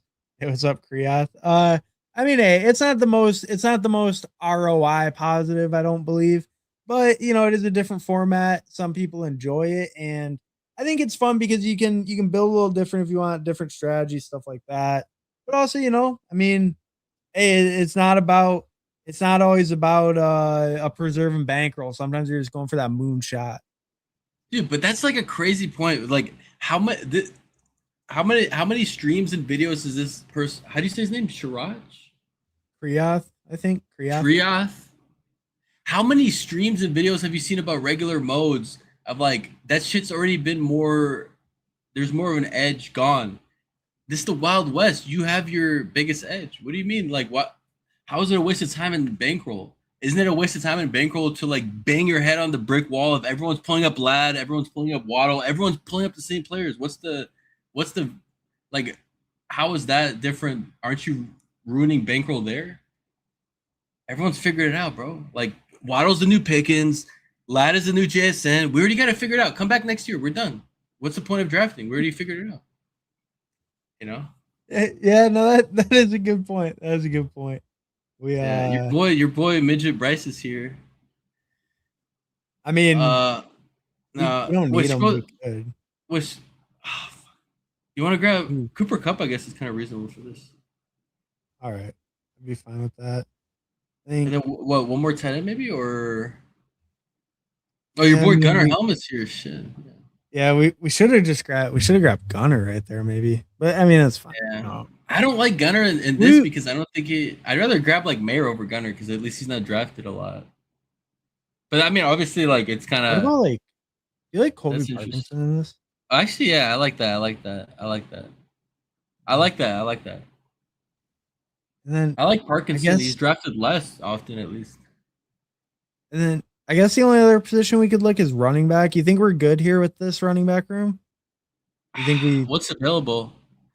We have running back Kraft and Juwan. We have Washington, Blue, Braylon. Do you want to do Halani for the bit? Or is that? I mean, we could be some Halani boys. Why not? All right, fuck it. No, we can't. We don't want Halani or tight end. No, fuck. We want Halani, bro. We gotta, dude. No one can say that we don't like Halani. Now we got him here. All right, hey, Halani boys in the chat. Drop your Halani boys in the chat.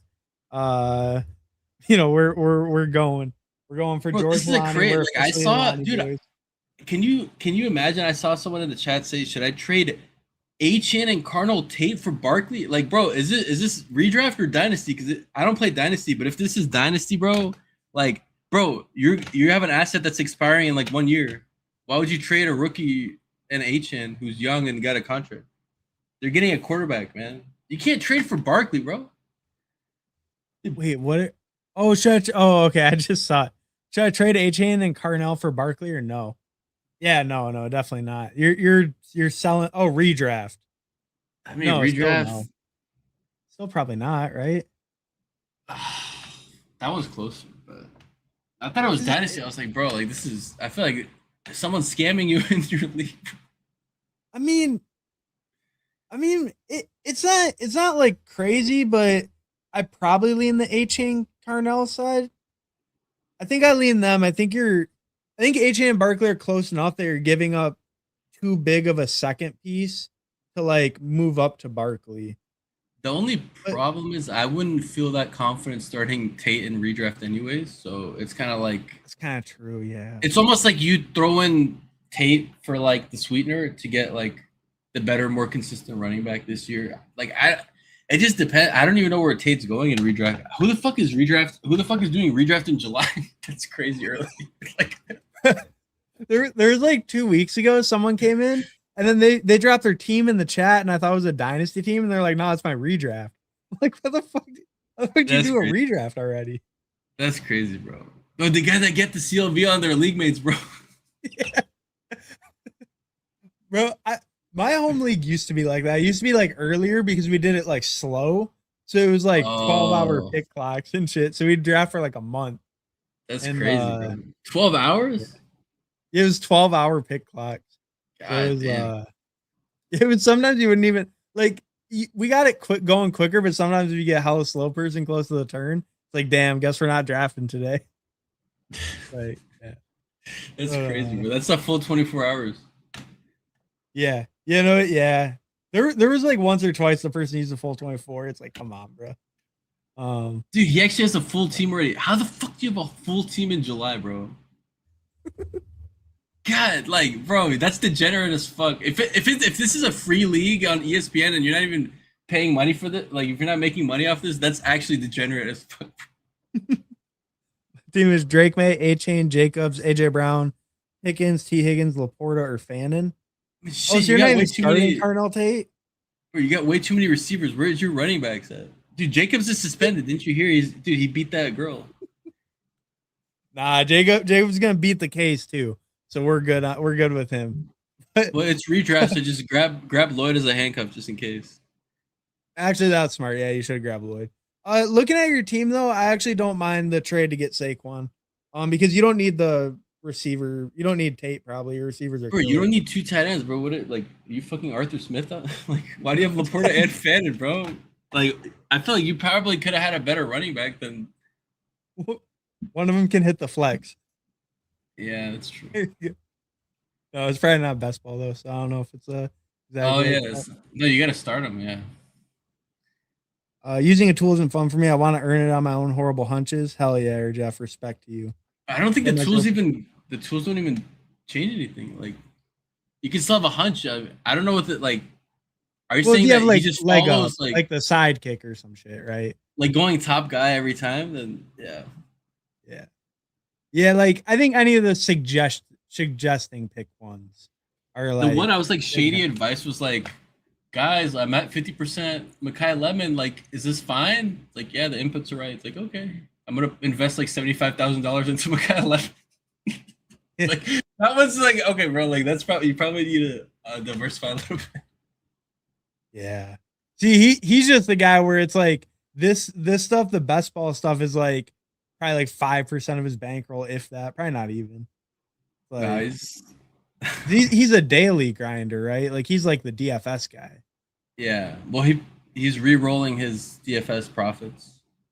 I mean, I don't know if it's 5% of his bankroll, but I heard like crazy amount that he put last year into like if you max that 555, that's like what 80,000. It's Yeah. When 150 they were max.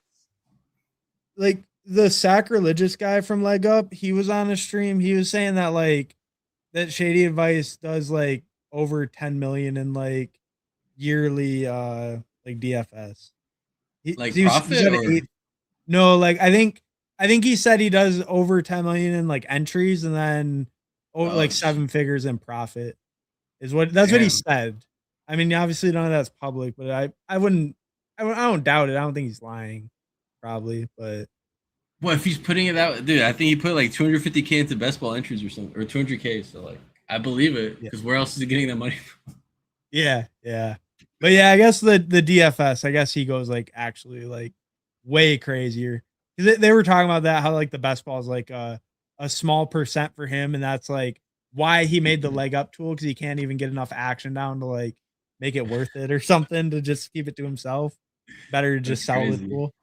Yeah. When you're Because like such all like his a DFS shit, you can't buy like any of the shady DFS stuff. He doesn't nah, sell that. dude, that's proprietary blend, bro. No, but it's like kind of crazy that like you can be a shark, you could be like a small like shark, you know, but then it's like you don't realize that you're inside the gut of this massive shark. That's like your world is inside of the gut of a shark, but you don't even realize it, and you think you're this big ass shark, and it's like no, like Shady is just like this bro, he does more volume than like everyone who's ever watched your stream combined, probably in their whole lives, in just best ball. Like all of their gambling combined in just best ball. That's how I like know. much of a that's crazy. Fuck yeah, it is crazy, dude. It Like that kind of volume just like unbelievable to me. I don't know, but like I guess when you have it all automated and you have all your systems set up, I don't know. I guess it works like that. You got to win first to get the bankroll. I guess is the big That's question. true too. Yeah. You didn't make it, Fantasy Monster. No, Fantasy Monster made it. He's on real time. He's in here. Um there's another component to BR that's 40 50k top. Yeah, I'm on real time. Hey, what's up, Hulk Smash Potatoes? Thanks, stop by, bro. Yo, Hulk. Uh, Kriath, I won't do more than 10 weekly winners, but knowing I have less than $100 for 17 weeks is fun and cheap to track. That's a good point, Charles. I also agree. I've most years have done around like 10 or so, and mainly for that. But I think I don't know, they're definitely fun to track, and it is you get 17 weeks of enjoyment out of one team. You know, you don't get that with the other contests. Weekly winners, you get round 4 Olave. Apparently. I guess we could have stacked Shuck. I forgot we had a lot. Yeah, but I guess we could have, huh? Well, didn't Shuck. no, because Shuck went.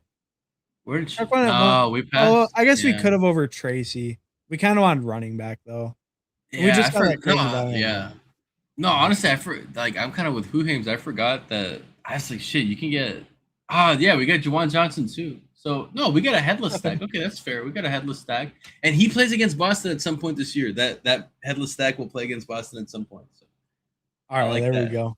I like and Samson, we doubled that up. Bro, we should have risked it up. Wow, you didn't remind me. Oh man. Oh yeah. Yeah, why we pick Kalani? We could pick Shadur. Oh my god. Oh, it's kind of crazy seeing Mendoza and Kirk Cousins side by side, basically between a booty sandwich. A booty sandwich, like it's crazy, bro. Man, Kirk, this is Paulino. What were you doing at QB? Oh, you got Jaden. All right. Man, something didn't go right if you get Gino and Kirk Cousins, bro. Yeah, you probably could have skipped it, but I guess early season, maybe he's trying to win week 1 also, and that's Kirk might be playing that week. So he's trying to win week 13, bro. He's stacking up week 13 quarterback buys. Dude, they're gonna be benched by then anyway. So who didn't want to jump in? He's not much of a weekly winner guy, I don't think. Weekly winner strategy: star player, drink, click, drink, repeat 17 more times. Respect, good strategy, good strategy, Charles. Zero beats up on me often. For the people you like beating up on the draft, you're beating up on A-Rod in the lobbies often, Zero. Bro, honestly, like a lot of times I'm doing like 2 or 3 at the same time, and then like someone will say something to me like, "Oh, you got a nice or whatever. Oh man, you got the guy right before me." I'm like, "Whoa, shit, which draft, bro? I'm not paying attention to like the names. I'm paying attention to the board, who I can push.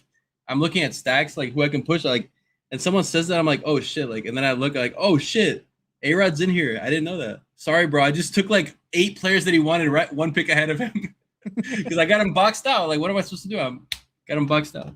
I love boxing out people where it's just like I can push, and I know that if you're watching streams, you know how to build. You have 2 quarterbacks, you're not gonna go third. I'm just pushing everything past them.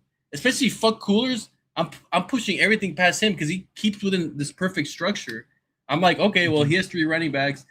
He'll go for it, so I'm not gonna push running back. It's like Pat Kerrane. You don't want to push the 4th running back past him. He'll slurp him up. You know?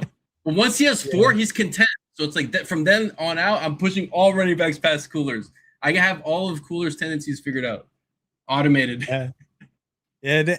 See, Zero's playing smart. He's learning all the drafters. And then see, that's why you say sometimes the stream rooms are the ones where you gain the EV. That's why, huh? You download everyone, you know exactly what they're going to draft before it's already started. Yeah, it's not just that. It's just that all of them are down on Josh Allen. All of them are down on Marv. It's like I like Josh Allen and Marv. Dude, I'm getting Josh Allen at pick 42, pick 40. I'm getting Marv at the 6-7 turn if I don't pull him up. If I'm at the on the 101, I'm getting Marv back there. I'm just like, bro, like this is. I'm even telling people in the chat about Marv's a great pick because I don't want to end up with 50% of him, but. It's just like I love stream drafts, bro. Everyone stays in their little lane. I'm just like slurping the dipperinos and shit. Yeah, it can work out pretty good in that sense. I agree with you. I bleed EV. I appreciate you doing it in my lobby, Charles. Appreciated. I'm so sad about missing him doing these unique drafts. Oh yeah, I did 2 drafts with Chesley earlier today. He was not doing normal things. Yeah, bro, if you're not pulling up a Mika to the 1-2 turn, do you even know ball? It's like a year 2 breakup where you got to pull him up. Some are saying he's just this year's JSN and everyone knows it. So to start pulling him up. He might be actually. I'm kind of nervous. Yeah, I'm a little bit nervous, to be honest. I'm a little nervous on the Mecha fade, but if he's gonna be moving up, then I guess I'm gonna fade him even harder because How much do you have? Because I thought I was fading him, but then I checked in BBM. I have 7%, so I guess I'm not fading him. I'm definitely fading him. You're fading Amika year 2? Oh yeah, we're down bad. Is it at 1 BBM team? Can you filter by 20? You have at least 1 BBM? Let's see. Hopefully, yes. Okay. We got 3% in BBM. Okay. That's not bad. We're cooking. What are the BBM exposures? Oh yeah, I we got the worried. flat I got one. worried early just because like I was like I was wanting to fade him, but I'm like, what's the point of fading him when he was hurt and Baker was hurt? So I'm like, I mixed him. I don't know, bro. As long as you have 5%, you're covered, right? So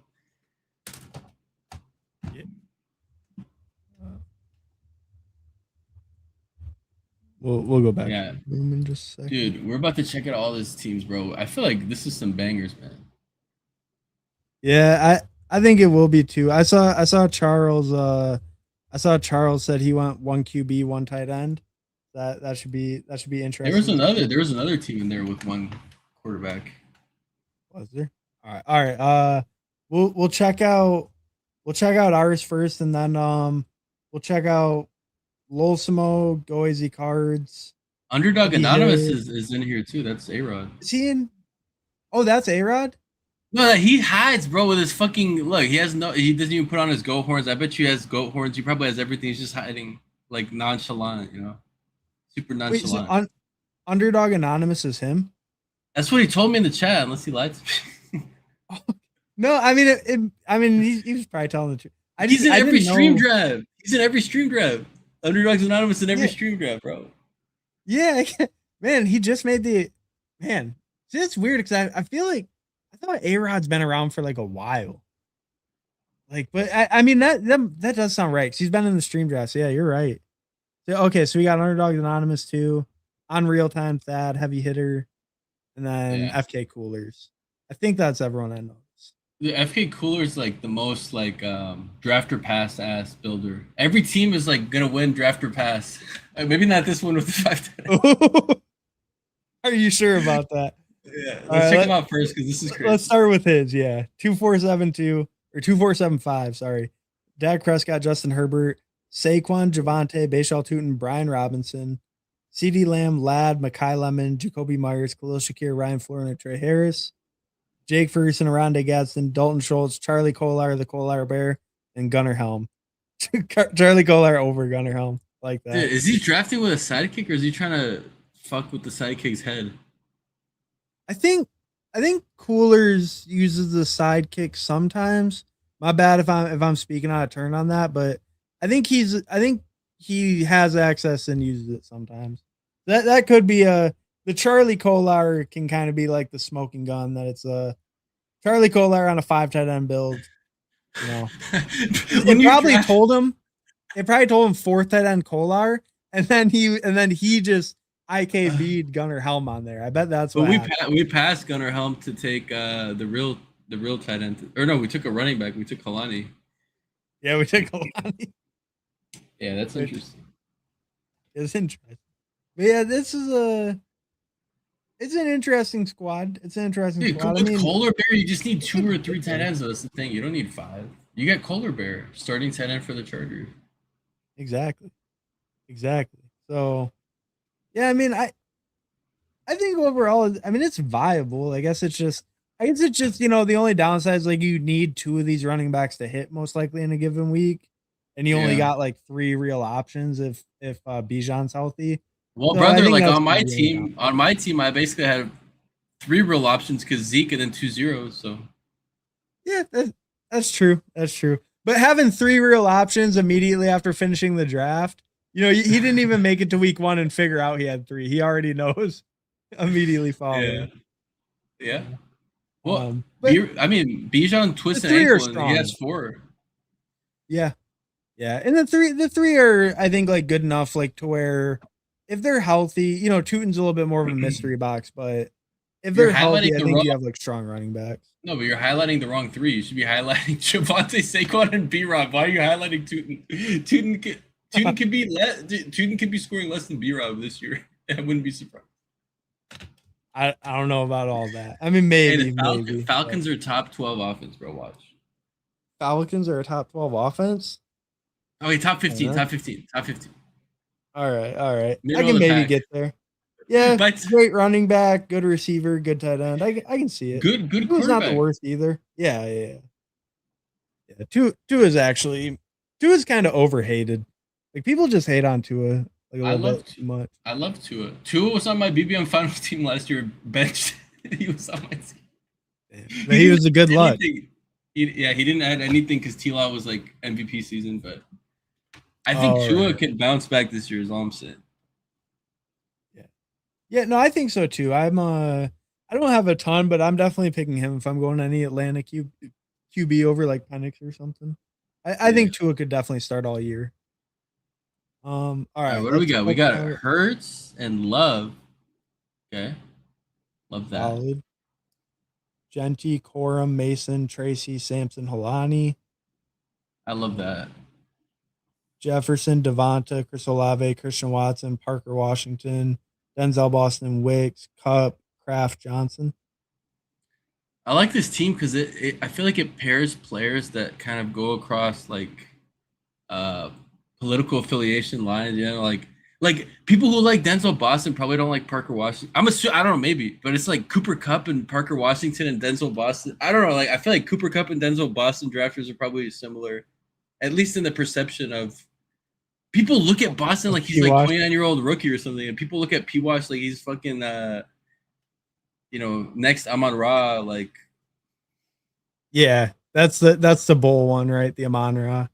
And then yeah. yeah, it's like with Boston, he's like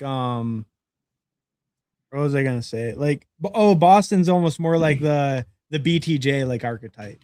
Like that big body, like maybe like Yeah. downfield versus like the P Wash being the little slot guy. So it's like if you Yeah. like Boston, yeah, you might not like P Wash. But Probably don't. You probably yeah, don't.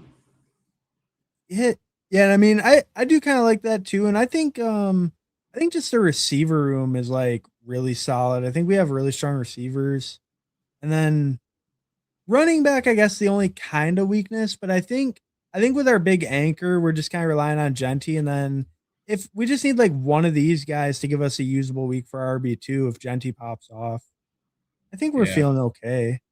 And then I really like our the big Packer stack. That felt super nice getting Kraft back that late, being able to Oh stack yeah. it with Love, and Yeah, then getting Love super late too. no, we got the Minnesota run back with we got double. I mean, if that game goes to like 70 points, we're kind of cooking. Unless like it goes through all the players that we don't have, which is like goes through Reed and Golden and like Musgrave, then we're kind of cooked.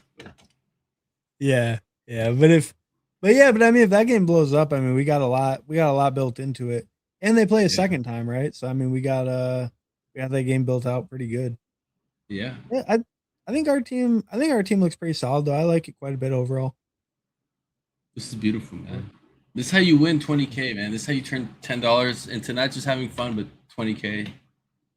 Hell yeah, love it. All right, let's check out on real time 2673. Drake May Caleb, Kyron, Josh Jacobs, Bucky, Tajay Spears, Emmett Johnson, Ray Davis, Amonra, AJ Brown, Ricky Pearsall, Josh Downs, Romeo Dobbs, AD Mitchell, Kayshawn Booty, Dallas Goddard, Chig, Hunter Henry. I think it's pretty solid overall. No real notes. I mean, like three strong running backs. I think he did pretty good at receiver, got 5 by Dobbs. Tight ends are fine. Got some stacking in there with the Patriots, like stacked them pretty hard. Big Patriot stack. Big Patriot stack. Yeah. 3 AJ Brown, Dobbs, Booty, and Henry. And then Chicago. Did he do big Chicago? No. So no correlation with Chicago. Kind of interesting. Dude. So just fuck it. Like Make picking a it Caleb. value. I mean, it was a value. I guess maybe just picking a value kind of thing. Yeah, that makes sense. He does run. I feel a little I just feel like there's some super teams in this shit because like I know I got AJ Brown like I forgot what pick it was, but it was like definitely like late third. So I feel like Yeah. there's gonna be some super like there's gonna be some teams that literally snuck in like an extra pick. But I mean, Oh yeah. it's not that you can't do it because you just need a certain combination, but that's one that I'm thinking like, fuck, bro, he rose a lot. Yeah, yeah. Like he's the only one that really rose in that like probably in the top 3 rounds that significantly post draft, right? I think Zay rose a lot. Yeah, because he was like early to even like sometimes mid fourth. Now he's like a mid third, sometimes even a little Yeah. earlier, but I usually think he mid was third. started Yeah, at like 38, 39, probably, maybe 40. But yeah, yeah, somewhere that in sounds right. Yeah, yeah, that's a pretty big one too. there. See, but him it doesn't feel as bad because I got a good bag on him. I guess I ended up getting a good bag on both, but Zay's climb was a little bit later, I think, right? Like Zay was kind of lagging uh back here a little bit longer. no, his was earlier because AJ Brown didn't rise until June 1st, which Oh, Zay right. like Zay actually like I'm pretty sure Zay was either on AJ Brown's ass or I don't remember if he already passed him or not because I know people were already pulling up Zay to the 2-3 return before AJ even went to the Patriots. So Oh, okay, yeah, yeah, okay. I think I was thinking maybe like pre-draft Zay was going later, but then he just kind of flipped like post-draft no, because because I they had didn't bring in like a BBMs. big receiver. No, but I checked my BBMs like from day one, and I got Zay at like pick 41, and his ADP was between 38 and 40. So it was at like the late 3-4 turn already. So like he did rise a lot. But I'm saying like it was kind of like immediate because I think like all the leg up and like everyone got on Zay. I'm like, because I was saying this like in like January and February, it's like, dude, it kind of feels like Zay could be this year's JSN. And then like literally Pat Crane said that, and I was like, what the fuck? Like, it's not like I said because now it sounds like I'm copying him, but I literally said that like in January, and he said like kind of feels like he could be this year's JSN. I'm just like, bro, and now he rose. Like, I wish he stayed at the fourth round. I want fourth round. I don't want just because he's JSN. I don't want to pay fucking second round. I don't know. I'm Yeah, I'm a little sad. yeah, I am too. Like I don't mind Zay's current price, but I would prefer not to have to pick him over like Olave and T Higgins. It'd be nice if he went more with like the Garrett Wilson, Ted McMillans of the world still. Yeah, and then Al is trolling us. Zay is gonna disappoint again. He never disappointed. He gave you 200 half PPR points last year. Where's the disappointment? Justin Jefferson disappointed. Like, how Yeah, is Al saying that Zay disappointed us, man? Never. We're riding with yeah. Zay, man. We're no So, the one a lower boogie. below that.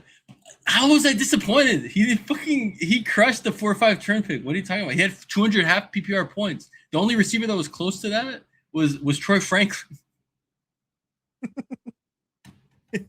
You got that Troy Franklin point.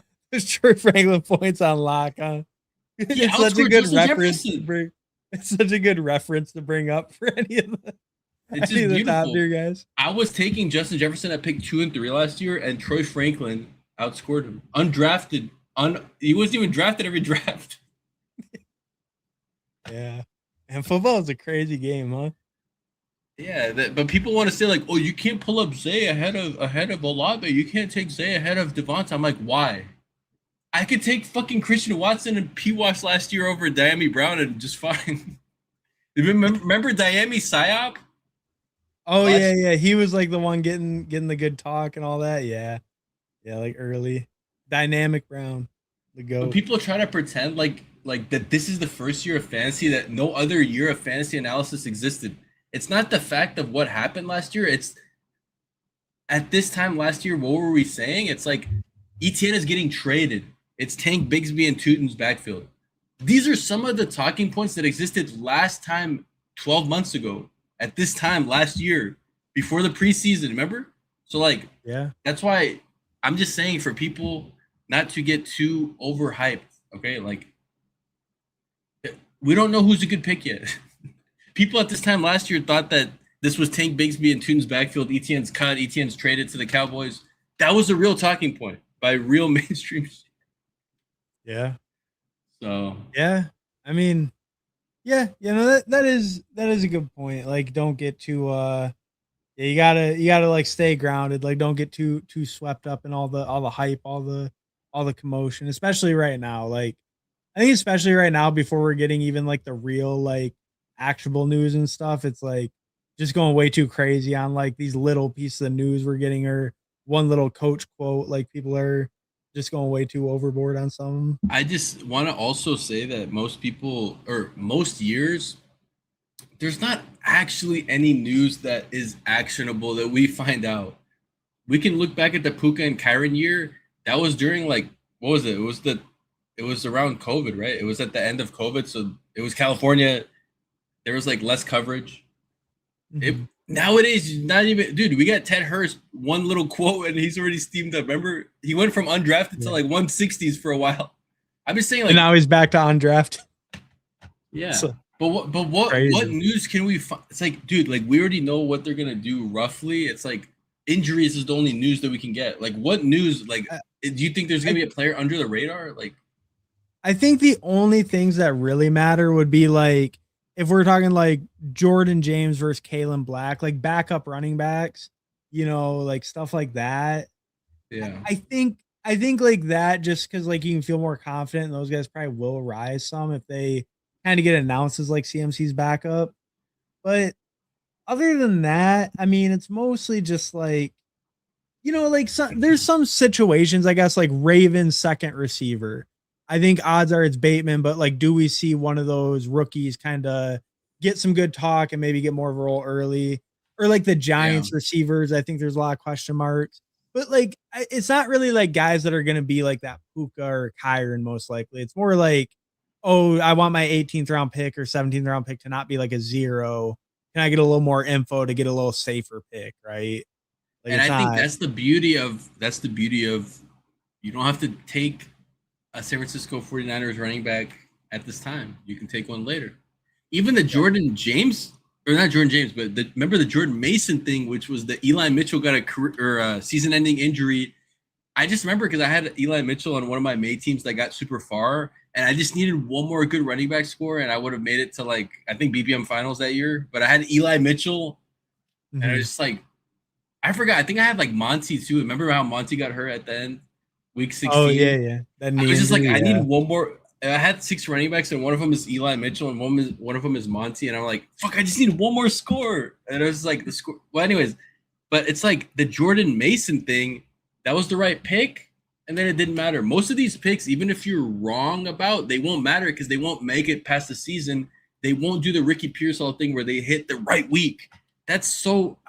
Even if you get Jordan James, Jordan Mason, or what's his name, Jordan James and Kellen Black right, it still probably Mhm. won't matter. So like, you get a little bit of clarification, but I don't know if it even matters. Like I'm thinking like Kyron's the only one that actually mattered. Even Puka didn't matter. Puka helped you, but he didn't even win you anything. Yeah.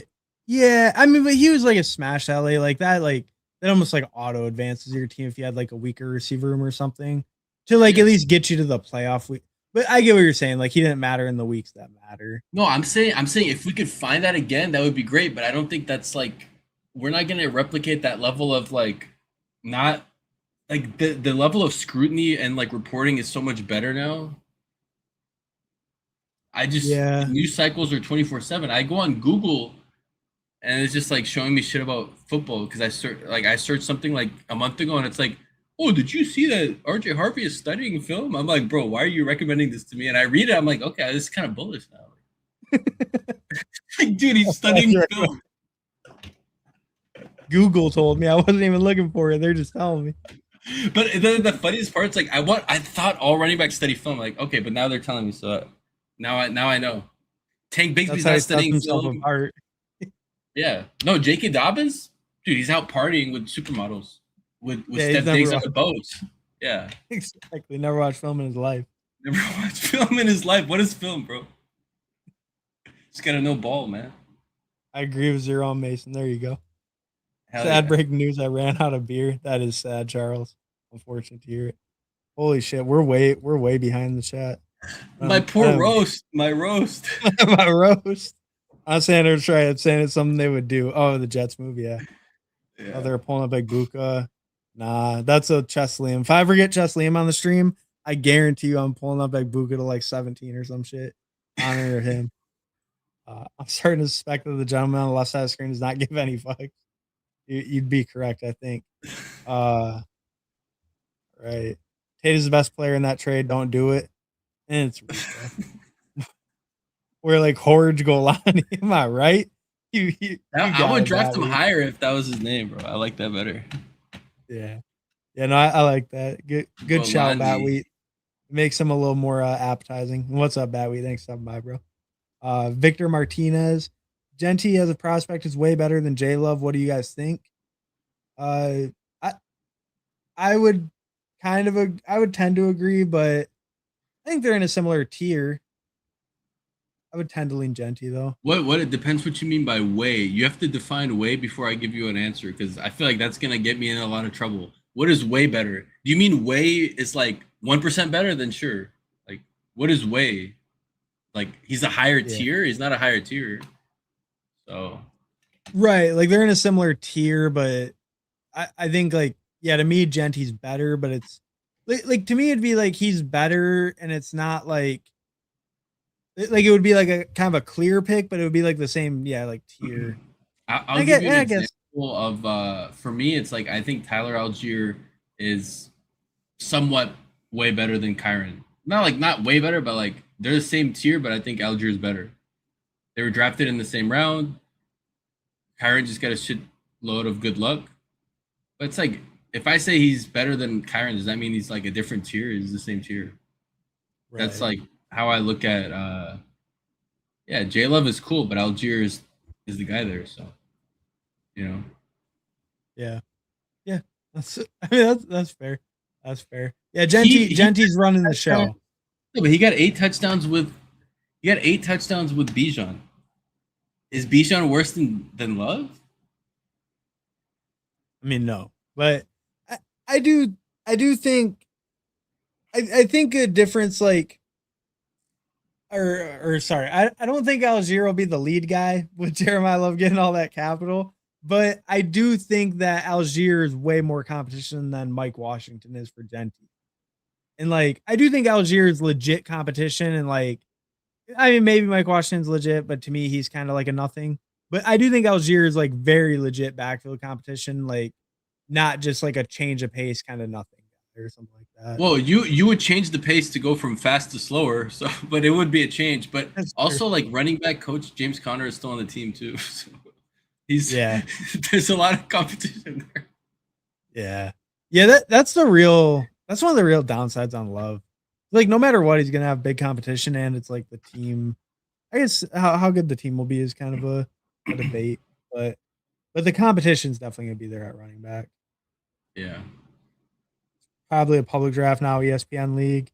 12-hour pick clocks and redraft, that is absolute nightmare fuel. I was doing it for years, Mick Nix. It was I mean it's not too bad. Sometimes, sometimes it's annoying with some people, but it's not too bad. Peep my team at 4. Don't play a lot of weekly winners, so I don't know what the fuck I'm doing. So be harsh if needed. All right. We'll check it out, A-Rod. We'll we can. Well, I don't want to miss my spot, so we'll. Man, I'm quite a bit behind. What's the best way to manage the Zero? As a What? do I cleave through the chat first or the teams first? You got to cleave through the. Well, if you do it, like, if you actually like go fast, because otherwise it's gonna keep coming. Because when we bring up good points, it's gonna keep coming. So maybe you should review it. Well, I don't know. You don't want to follow too far behind, but See, it's tough. It's tough out here. you don't want the roast to be undercooked or overcooked. Because like one time, like the roast was undercooked, and I was a little bit disappointed. It was like pink everywhere, and I don't want it to be burnt to a crisp. I like it when it's just nice and blackened a little bit.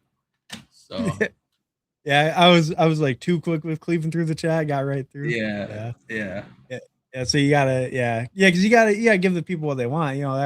They're commenting, they want a response to it. So that's fair. That's fair.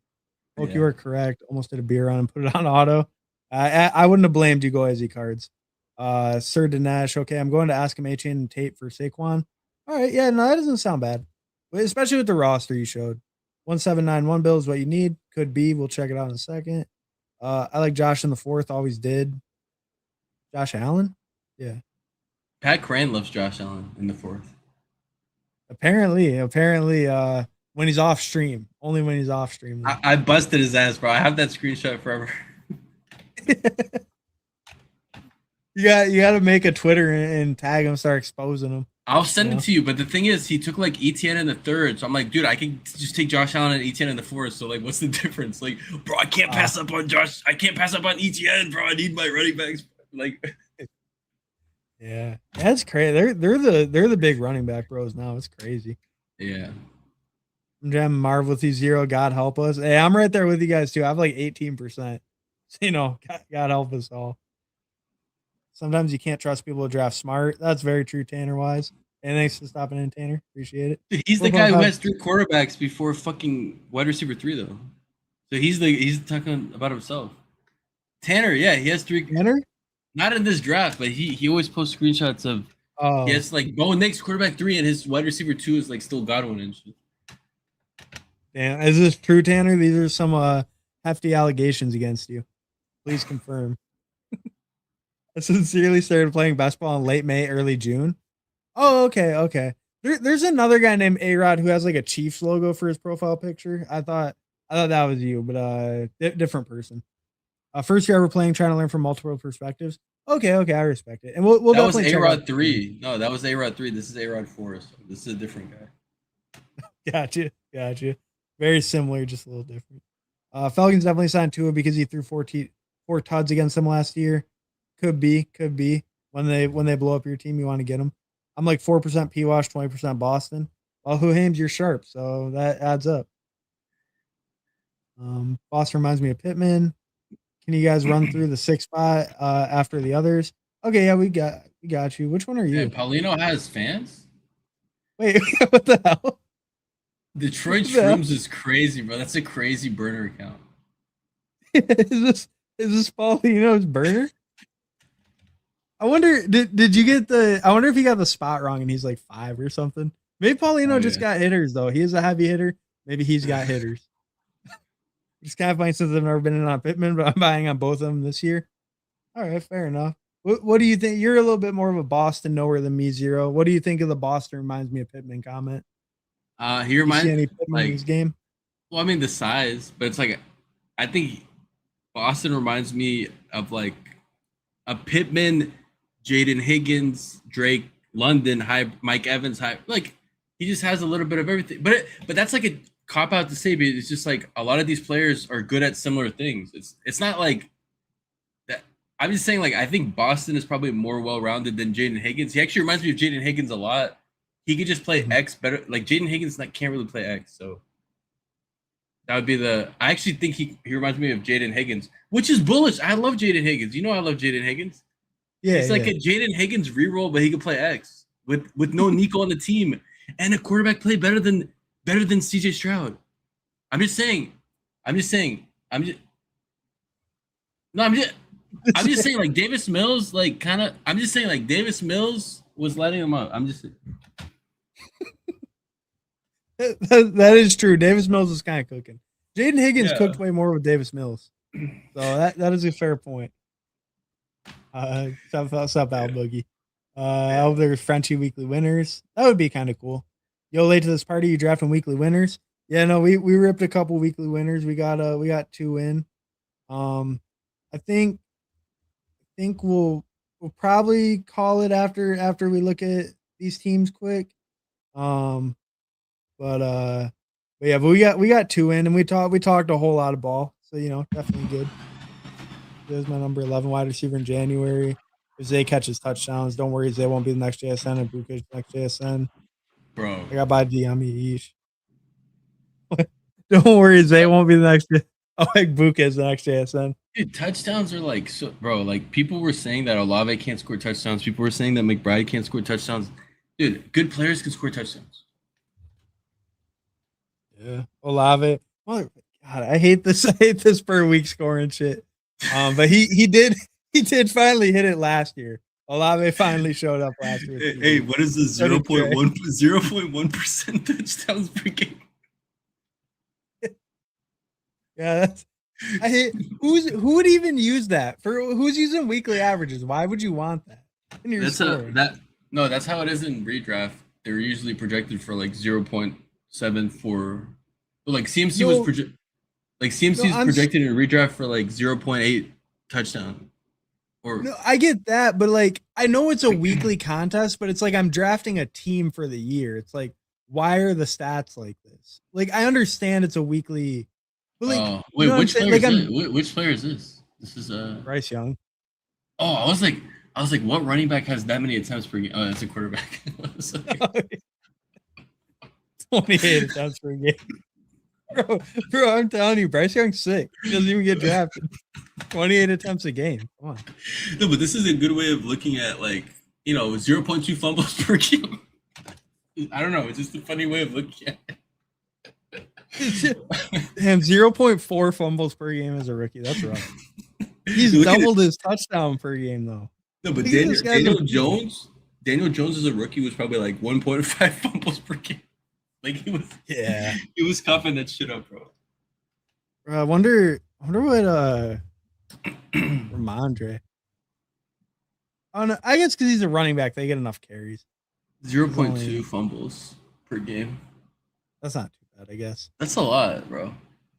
I don't even know who's the running back that fumbles a lot. I think Zay had a lot of fumbles, but they don't show fumbles for receiver. No, JSN and Jabbar had a lot. Kyron's had a lot before. He fixed it. The same as Ramondre. Yeah. 0.1 last year. Yeah, he's twice as good last year. Oh yeah, that guy was tripping. He said he's in 9th spot. Nephilim? Oh, okay. Oh, the Shrooms guy. Detroit Shrooms. Yeah, he's that. He might be off some right now. Maybe that's. Paulino said he must be in another draft. Drunk as hell. No, we got him in there. All right, we're almost caught up. We're gonna get there. We don't know who are the good picks yet. That's why I click bad picks. Valid. Zero became a Maddox slappy. Sadly, you hate to see it. I don't know exactly how you became a Maddox slappy, but apparently you did. Wait, what player? I don't even know what player that we both like.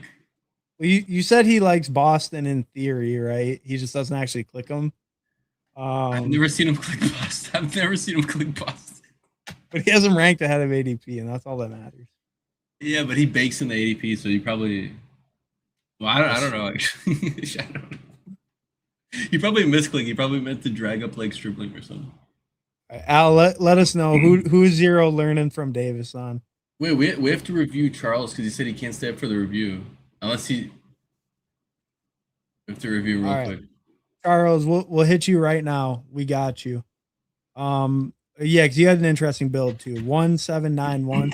Lamar, Jahmyr Gibbs, Travion Chuba, Jalen Warren, Keaton, Marshawn Lloyd, Justice Hill, Jalen Waddle, Michael Pittman, Jordan Addison, Wan'Dale Robinson, Michael Wilson, Jalen McMillan, Debo, Keon, Elijah Surratt, Trey McBride. I like the onesies that you picked. I think Lamar and Trey McBride's fine if you're gonna just do a single guy. Yeah. I mean, I think the one thing that I noticed last year when I was doing more single is like you will have the nuts everywhere else. And if you just took like Geno Smith, you have enough to get like 10th place or like 15th place and get like at least like the last running back. If you just took a quarterback on Lamar's bye week, you have the nuts besides Lamar, and now you have a zero and you're not even cashing. So like a second is just usually gonna like over Justice Hill or Marshawn Lloyd. It's just usually gonna be better for like maybe it doesn't increase your chances like for first place in the crazy outcomes, but in realistic outcomes, it will still increase your ROI.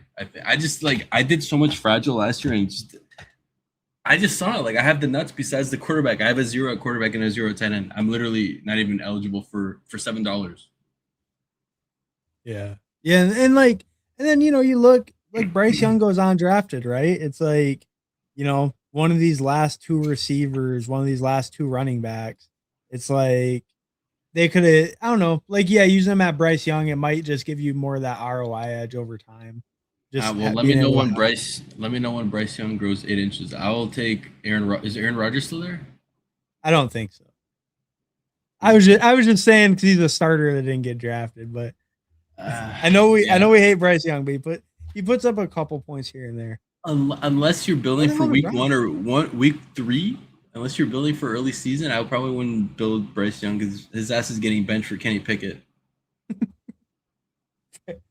Fair enough. Fair enough. Playoff quarterback Bryce Young. They're just gonna bench him after that. I don't Bro, know about all I'll take Pro Bowl, not Pro or yeah, Pro Bowl. Not, the Pro I Bowl. almost said All Pro. All Pro is next year. This is the Pro Bowl Shadur. year. Yeah. Yeah. Yeah. Yeah. No, I mean, hey, he made the Pro Bowl as a rookie. Not many can say that. I'm sure Bryce Young can't say that. I don't think Aaron Um, Rodgers can say that. He was sitting on the no, bench. definitely not. Yeah. Pat Mahomes can't say that. Nope. Many names that can't, but Shadur Sanders can. Um, all right. Yeah, I think we pretty much looked at it. But yeah, so I mean you noticed the hyper fragile onesies, maybe not the greatest for ROI, but it could work out. Probably not I one like and one. You could do one. I would do one at quarterback. Maybe I would do one at quarterback and do like 2 or 3 tight ends, just because I don't. I just like the odd. You're actually hitting such a crazy parlay that it's Lamar and McBride for sure. It's like if you want to do just the Lamar part, think about how much wider that is of a net to catch. Like if instead of McBride you do like 3 tight ends or 4 tight ends. Of like, okay, Lamar is the guy, but then I'm capturing like 4 scores at least potentially. yeah. Yeah. No, I Dude, dude, Al's comment got. Dude, I don't want Neil's fake shit. I don't want Neil's fake shit. That's a good one, It's like, Boogie. bro, drop the link. It's like I don't know, my local like clothing store. I don't know what link you want, but the real shit. The real shit, bro. The real flannel versus over here. Neil just got that fake shit. No, I love me some Neil Orfield. I don't want He that needs fake to rock shit. that real flannel. Yeah, bro. Even in the summertime, you get a rocket, man. He got AC in his house, I bet. That real flannel. Yeah. But all right. We got go easy cards. We got Charles covered. We'll finish catching up here. We're gonna make it through one way or another. Never understood the Bigsby hype last year. They have a real life round one RB and ETN who's been a strong fantasy player previously. Um. Oh, last year. Yeah, no, that's fair enough. Yeah. I do wonder if Jack wishes they kept Bigsby instead of getting stuck with C-Rod. Kind I of don't fair. think I mean, so. no, I mean, probably not, but I guess because Liam Cohen likes C-Rod, so probably not. Because No, they have the allegedly he, connection. They have the connection. It's like it's up to us. It's like, okay, like the Bills overpaid for DJ Moore. It's like, dude, Joe Brady wanted his guy. He got his guy. It's like I don't get like why does it matter what we think if they overpaid or like do you think they wish? I don't think they wish that because they could have kept him. So like, yeah. Yeah, no, that's true. That's fair. what has Tank Uh, Bigsby proven in the Eagles that like they should have kept him? Like, he was the most efficient rusher in the NFL last year, wasn't he?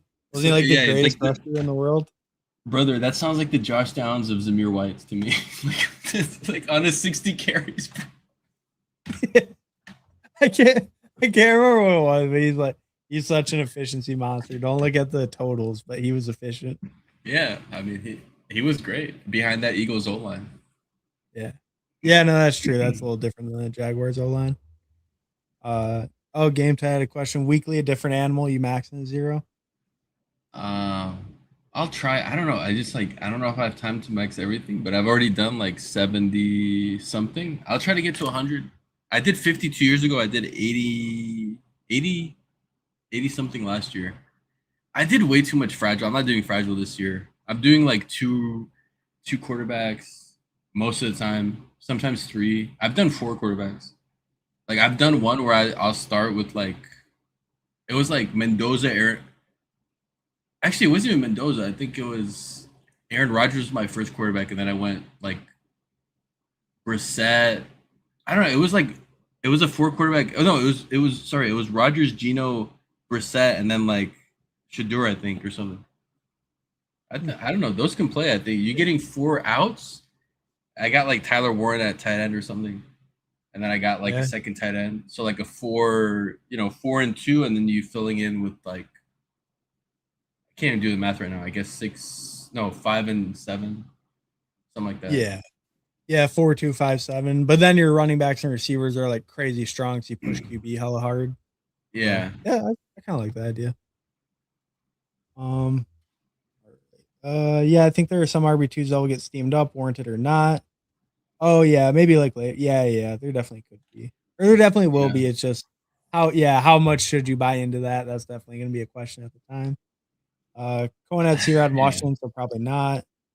Um, wait, Cohen had C-Rod in what? Oh yeah, I guess My, because before, in right? college. No, in Kentucky, not in Washington. Okay, that's what. Okay, yeah, yeah. Okay, that's what was Oh, yeah, throwing me. 'Cause Washington. yeah, Yeah. that's what I was like. I was like, was Cohen in Washington like as a coordinator? But like, Yeah. okay, yeah, yeah, at Kentucky, okay. Yeah, he sent them down to the practice squad, bro. Yeah, Bullish, dude. Bullish. he was saving him for when he was a head coach later. Because yeah, is people hoping Saquon gets hurt? Yeah, no, I agree. Yeah. Unspoken reality is that so much of this is health dependent. I had a team that almost advanced to a final with no quarterback. That is true. I mean, there's always going to be luck and yeah, the health factors. I made it to the finals with I made it to the puppy finals with a round one neighbors team last year. It's like, yeah, like it's gonna be hard to win. I saw a one quarterback Josh Dart or Jackson Dart team last year in the finals. One Yeah, quarterback. I don't mean injured quarterback. Just one. Just one. damn, That's like that's taking Shador crazy. Sanders this year. That's like taking Shador Sanders and putting your balls on the table this year. That would be kind of firing like a puppy or something.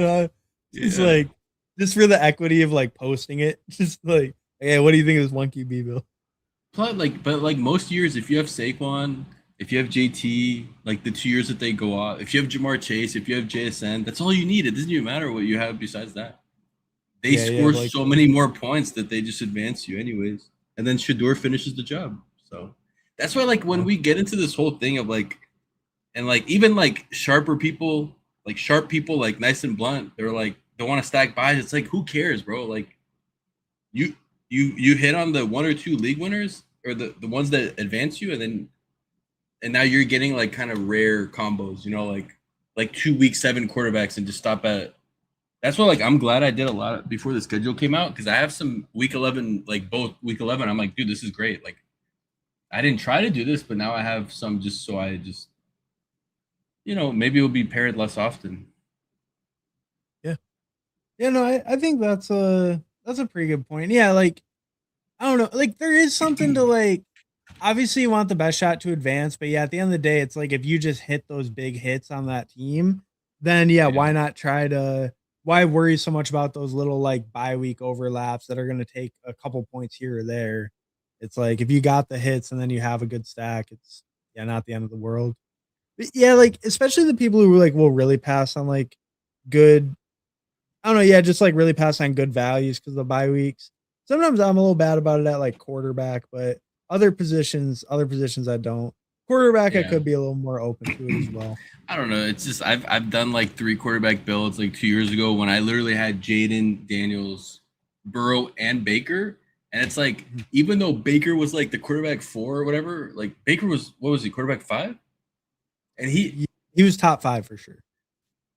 I think it was Jaden contributed the least amount of points, even like I've one of those teams like Jaden barely added like 75 points, even though he scored like 365. It's like so like and that's like so if you have 2 good quarterbacks, those quarterbacks who are advancing most teams on their own because they're both scoring like almost 400.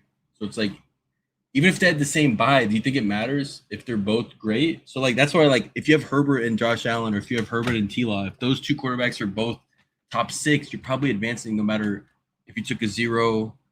It's like, dude, you fill in that bye week and that quarterback scores you 11 points. And it's like, all right. And then what? Yeah. That 11 points advanced you? Probably that team wasn't good enough. Hey, that might have been the 11 points you needed though. You never know. You never But know, man. yeah. No, that is true though. If you do hit the 2 and they smash, then yeah, it probably wouldn't have mattered too much. Yeah, no, I don't hate that idea. But yeah, being too much of a bye week, bro. I don't know. not much for me. I feel like as people get more and more in, they become less of bye week bros. But maybe in a bye week bros built in from the jump. Who knows? Yeah, but if we see another Josh Allen plus Jordan Love team, it's even worse than just having the double sevens. Yeah, That was the most paired combo of quarterbacks. really.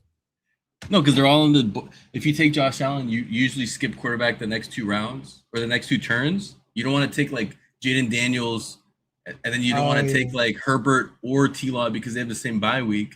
So the next turn you're taking, you probably took a Kraft, you probably took a Watson. So the next turn you take Love. So you end up with Josh Allen and Jordan Love paired like 40% of the time, even though there's no correlation there. Yeah. I have in my BBMs, I have like 32 or 33, whatever.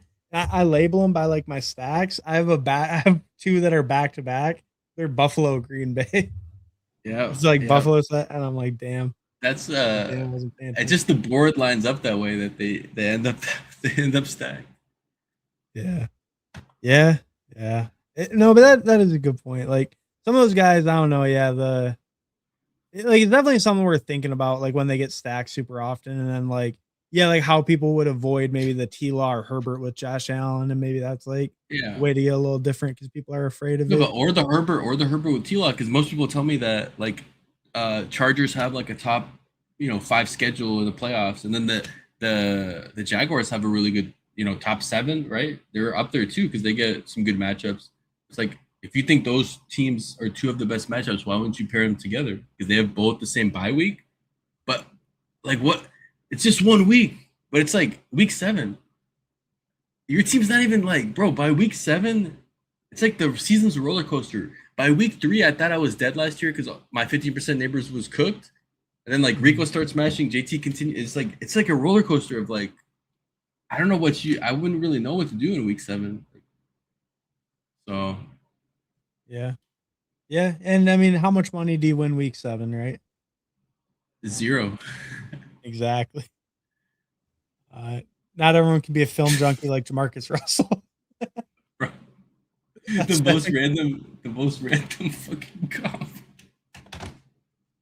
That's a great one though. Have you ever heard I'm sure you have, like, have you ever heard the story they would send them with the tapes, like send them with film to watch at home, and then it was like on actual tape, so they would see like it was never watched or anything. He never even like opened it up. I never heard of that, but I'm not surprised because Yeah, the yeah. It's results spoke like for themselves. apparently he was like drinking lean going to practice and shit too. It was, yeah. Dude, Shout him out and Jamarcus. him and Sammy Watkins are different breeds. Yeah, built different. I will solve this. Love was drafted by AZ. He's destined to fail, so Genty is way better. All right, appreciate it. Appreciate it, Charles. I'm still slamming Marv. I don't care. Well, no, well, yeah, but he's a Cardinals fan. He's not too optimistic. So, but That's he's saying fair. Love is destined to fail. So maybe Marvel hit. Love was just drafted for a parlay. Fair enough. M. Wash Jr. is just That's Grendo bullish. 2.0. That's bullish. I don't know why you're saying that in a bearish way. That's bullish. Grendel Maybe is he's great. being he might be being bullish. You never know. Oh That might be a bullish statement. no, the way he said just is like it's just. It just seemed like it was Oh kind yeah. of he's just. Oh, that's fair. Maybe it's positive. Cam Scatabo is just white CMC. That one. Well, we'll. Yeah. I. Don't- I, What did you with the stuff? I think Tracy is just like is black RJ Harvey. So All right, fair enough. Fair enough. actually, I mean, wait, RJ Harvey's black. He's just RJ Harvey. Wait, Scatterbo is. Wait, did you say white CMC or you said wait? CMC is white. I don't know what you said anymore. Yeah, that's exactly what I said. I said Scatabo is basically white CMC. Yeah, when Tracy's black Harvey. Yeah. I had you in the blender with that one. Dude, you caught me leaning, bro. Uh, yes, The chat keeps going forever, man. You're fucking popping off. Dude, you're about to be the biggest streamer like Peter Overzet. Right. Well, we got guys like Zero. You're a professional engagement baiter. You're getting all the chat all engaged. You're getting them all riled up. Yeah, look at the comment right below this. Zero is a propagandist. Don't believe a word he says. Just because I said Isaiah Likely is the Josh Downs of Mo Alley Coxes, and then people got their panties all riled up. That's true though. It's true. You look at the comp, it's like makes sense. Even it's the same team. Yeah. Just, Fair point. Let me look at this. Burrow, A-Chain, Cook, Gibbs, Abuya, Wilson, Peter, blah, blah, blah. John Parker, Washington. I'm at Dynasty year 2.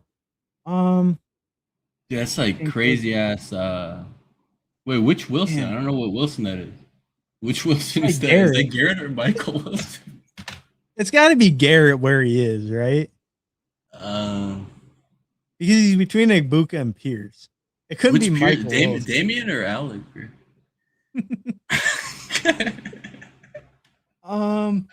That's crazy ass running back room, but if you can start all 3 running backs, I would keep them. But if you can't start all 3, it wouldn't be the worst idea to maybe trade one away. Maybe like a Cook. I mean, Cook's value might kind of be like all-time high, but it might be all-time high after this year. Parker Washington's value is going to be sky high after like week 3, and then you sell him. That's a good idea too. Yeah, I would have sold Trey McBride. Like if I played Dynasty, I was telling one of my friends that you got to sell Trey McBride after this year because after this year. No, I mean like after the year that just passed because it was like. Oh, okay, right.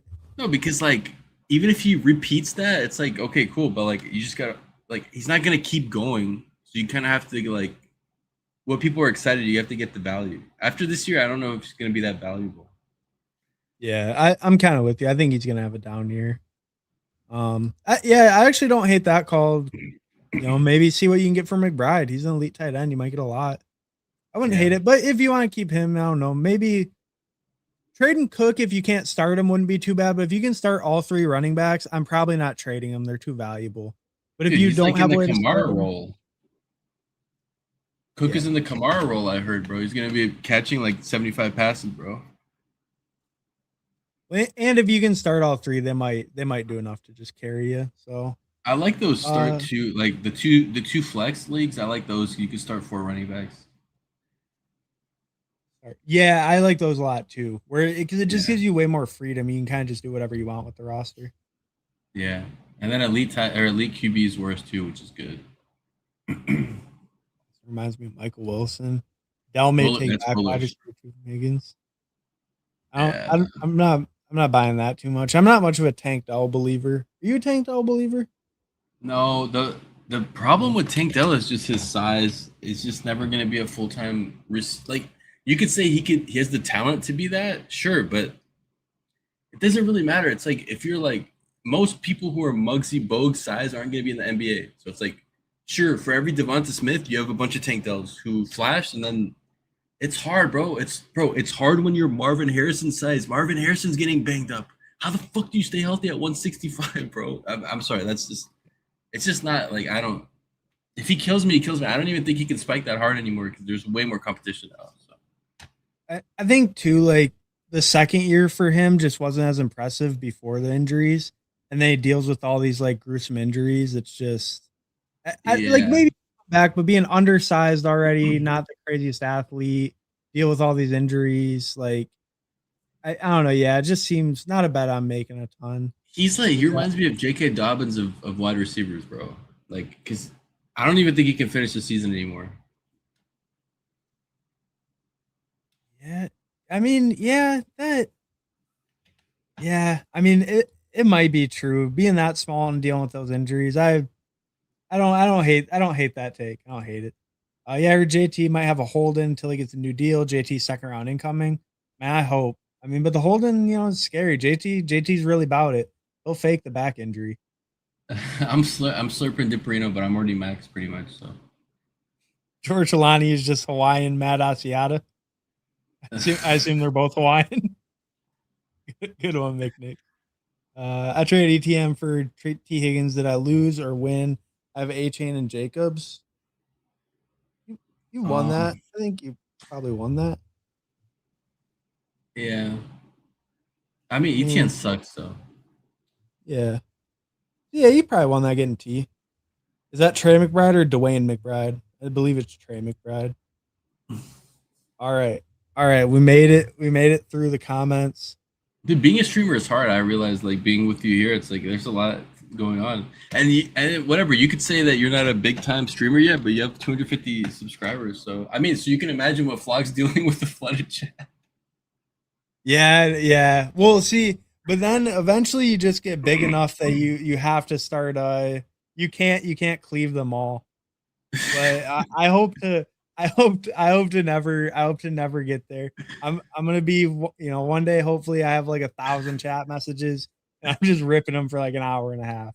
That's Yeah. the goal. Oh, that's like a well done roast right there. I'll come by for that. I appreciate y'all, bro. Thanks. Definitely dropping a sub. Hey, appreciate you, Sir Dinesh. If you guys haven't, drop a like, drop a sub. Hey, and if you want to hear some more zero fucks, I linked Fantasy Fitness down in the description. So he's a regular contributor over there. So if you want to see some more of his commentary, definitely Yeah, check him out. once I win BBM this year, then maybe I'll start streaming it. I'll make a channel. I'll make a website like our boy Chess Liam. I'll do it like not 2 years after I win though. Maybe I'll do it right after I win. So the Ooh, there you momentum go. is still there. That's sharp. That's sharp. And then you can charge $90 a year for ranking, undercut him. Oh no, I'll give it for $50, man. I'm gonna undercut a lot. I want the market to come down a lot. There you go. There you go. True man of the people. All right. We can check out these teams real quick. Are you good? Me? Yeah. What am I good with? Oh no, are you good to check out the teams quick? Yeah, man. Yeah. Let's check out what these sickos are doing, man. All right. All right. We looked at Coolers. He had the weird build, the 5 tight ends. Dude, that's a No, sidekick ass build, yeah. yeah, he used sidekick on this one. We know it. Because he had Charlie Kolar, so we know he built with Yeah, sidekick. the smoking gun. Exactly.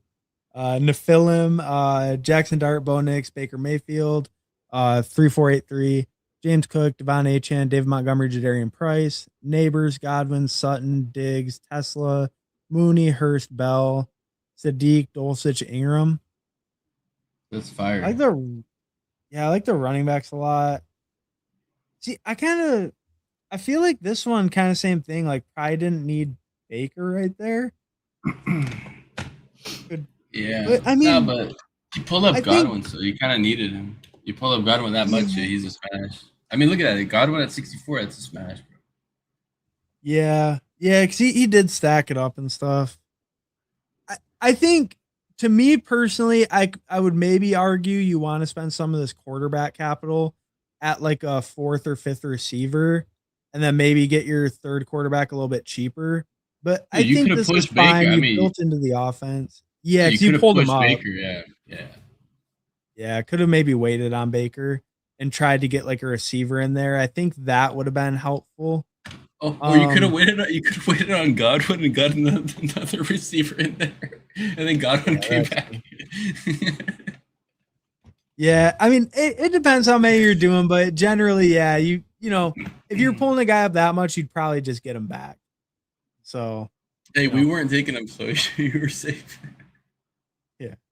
yeah, not quite that high. We would have probably let him get back to you, but Yeah. I mean, it's okay. I like the running back room a lot. Quarterback's obviously very strong. Tight end's good enough. I mean, a little on the lighter side, but it's good enough. It's just Yeah. receivers probably okay with these top four, like especially for later in the year if Neighbors is back. But it's a little on the thinner side at receiver. Hey man, that's all it takes though to win this shit. That's true. Hey, and if Tesla can hit, if Tesla can hit a big game or one of these later guys, then you only need two. I This mean, is or just if like Neighbors is back. you ever play like those home run parlays? Where you try to like pick 3 players to home run. Yeah, yeah. It's not like you always pick like Aaron Judge every time. Sometimes you pick like the 7-hole catcher, the 9-hole guy. You know what I mean? So like that's kind of like you're hitting a parlay in a specific week. You don't need Isaac Tesla to outscore and match the. It's just like in the week that Isaac Tesla hits, you got to make sure that you have your other home run parlays in the same week because like this team doesn't need to advance anywhere. So like you just need this combination of players to give you, you know, 3 or 4 separating scores, or at least like one mega separating score, and then the rest just fill in. Because that's why like I don't really view it like. I mean, it's like, dude, Tesla could be your wide receiver 2 in this. It doesn't really matter. Like, it really doesn't matter because like if Tesla drops like 19 and then like there's only like 3 scores above like 20, it probably won't matter. I mean, on the week. Yeah. So Yeah. Yeah. And I mean, we even kind of saw that like last year, week 17. Like receiver scoring was super low last year, week 17.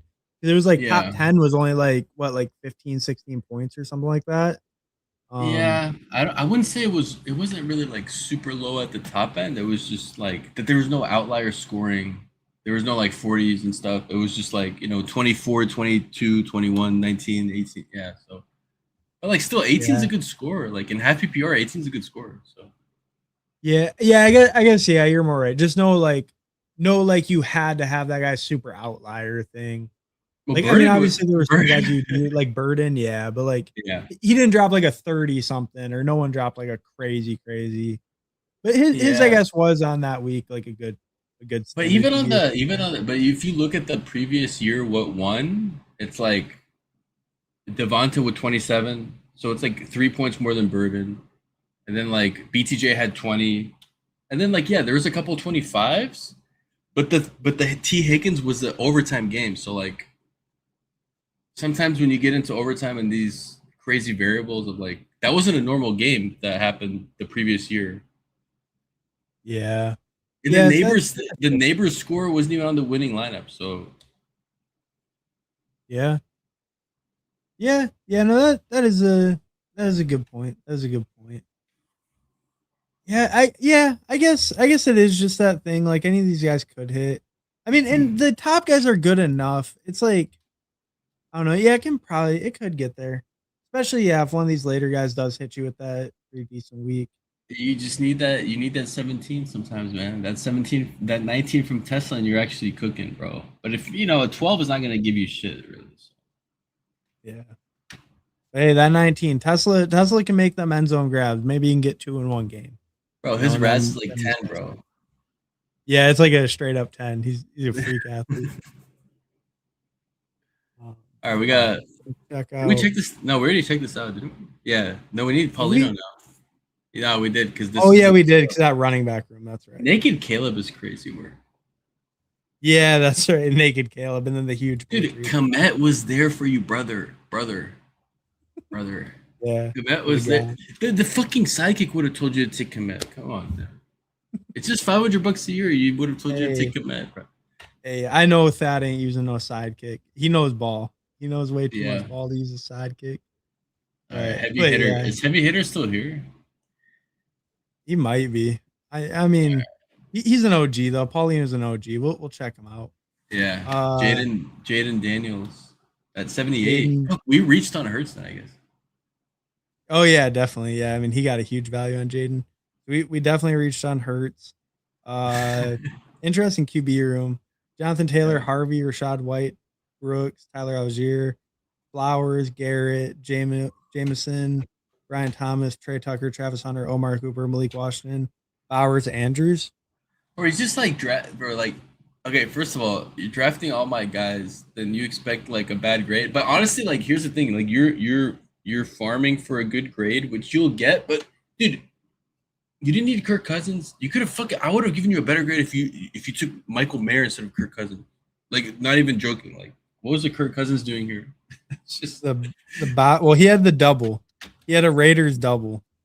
these are So he but you really gotta wanted to, understand that these are yak guys that look, they give you the yards, 4 points per touchdown. So like to get to 30 points for Kirk Cousins, he's gonna need to throw like 5 touchdowns at his rushing efficiency. So I'm just like 0. So like I don't know. I mean, I get it, but like, you know, yeah, I mean, hey, but I want you to tell me, well, didn't Kirk have a crazy spike game last year? Didn't he go off the one week he threw like 500 that yards? was 2 years ago. Was it 2 years ago? Damn it. I wasn't He had sure. like I five. was, I That was was only praying. against no. That was only against the Saints. He had like 550 yards, and then he had like 400 yards. It was just against the Saints. He had like half of his yearly production against the Saints. It's like Jamar Chase scoring 100 fantasy points in half PPR against the Ravens in 1 year. Yeah, 55 and then 30 or 45. But yeah, Yeah. that's just yeah. Kirk Cousins going for 30 week one and is low owned. I respect facts. He will be True low. facts. Fact checked by Real American Patriots. If you want to get a quarterback that's going to be low owned that has dropped 30 points last year, you could just get a Pro Bowler.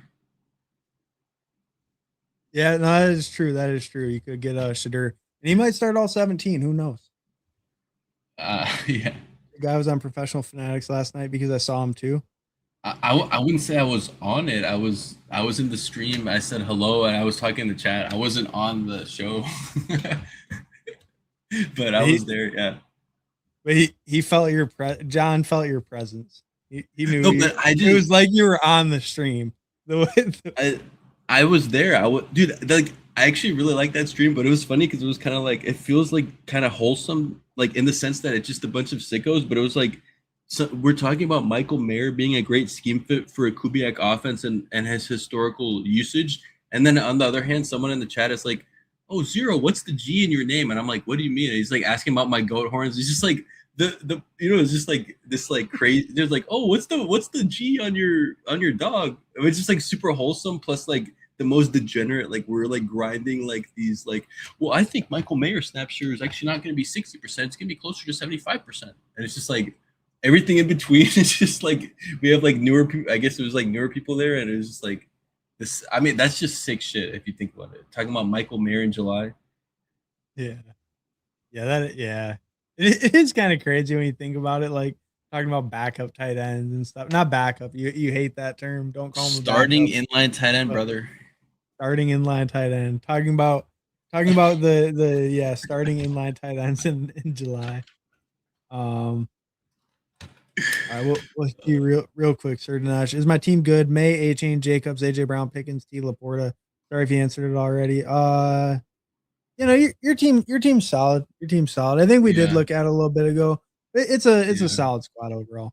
Really strong receivers, and then elite quarterback, good tight end, pretty good running backs overall. I like it. yeah. I like that, man. I mean, I like stacking and redraft because you don't need like the 1 percentile or top percentile outcomes.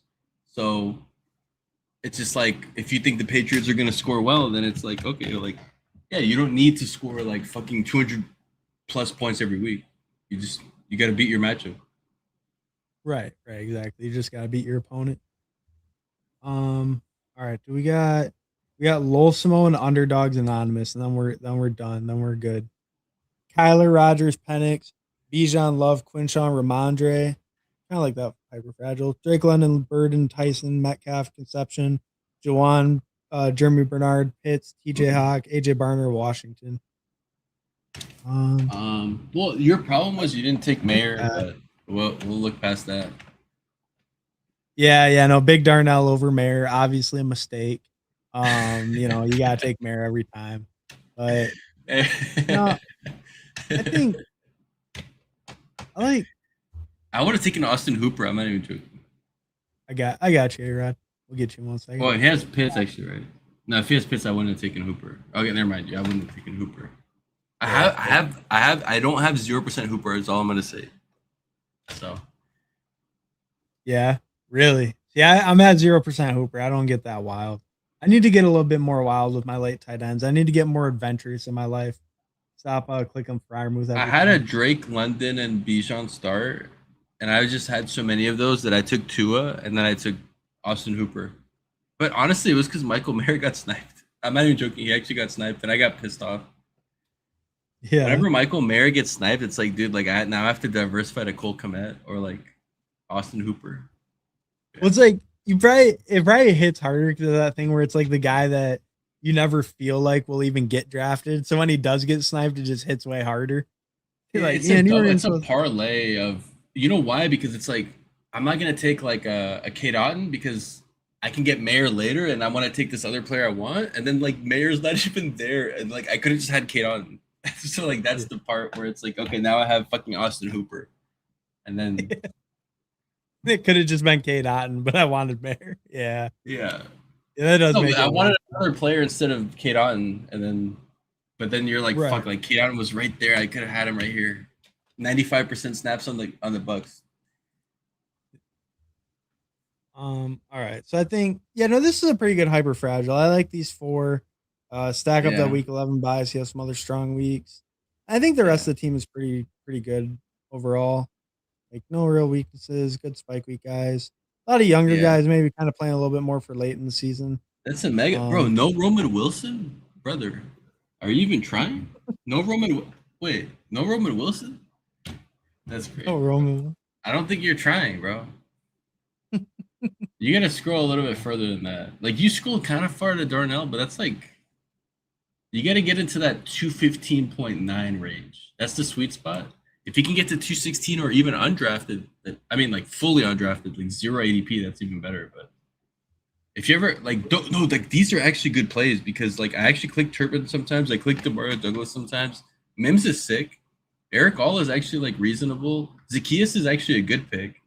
Devontae Walker is a good pick. No, I'm not even joking that this is actually a sweet spot. Like, I'm not saying every player is a good pick, but like, there's some good picks here. Like, Savion's a good pick, I think. Mason Taylor's a reasonable pick. Najee's probably a reasonable pick. Kevin Coleman's you probably big a man. reasonable pick. Like, I could fill in a whole Yeah. roster with just these picks. You start at round one just with 18 of these guys, your whole roster just from the 18th round. Cole Kmet, very good pick. Okay, one of your guys. Yeah, yeah. No, it's true, especially some of the tight ends. I don't know. I think I could be a little bit more open to some of these tight ends. Dude, when Amari DiMercado rips off 2 long touchdown runs against the Wait a Chargers, you're minute. gonna wish you had him. Oh, okay. He was available. Yeah, can't. No, he's too highly drafted. I raised his ADP. Sorry, bro. I raised Right. Okay. Yeah, because I it. was thinking I scrolled past him for a second, but then yeah, I was yeah. Isaiah Bond, dude. Like, there's so many reasonable players down there, and like people don't Yeah. spend it. Kendrick Bourne is like fine. You know, it's not a great pick. Ollie Ollie Gordon, very Gordon. reasonable. Hollywood Yeah. Brown is not no, like Diami Brown, Tutu Atwell. Like, Caleb Yeah. Johnson getting traded to like I don't know to a team with an injury during the season. Like that'd be so sick. Yeah. Yeah. No, I mean it is true. It is true. There are I don't know. There's definitely a lot of interesting guys down there. I think especially though the tight ends.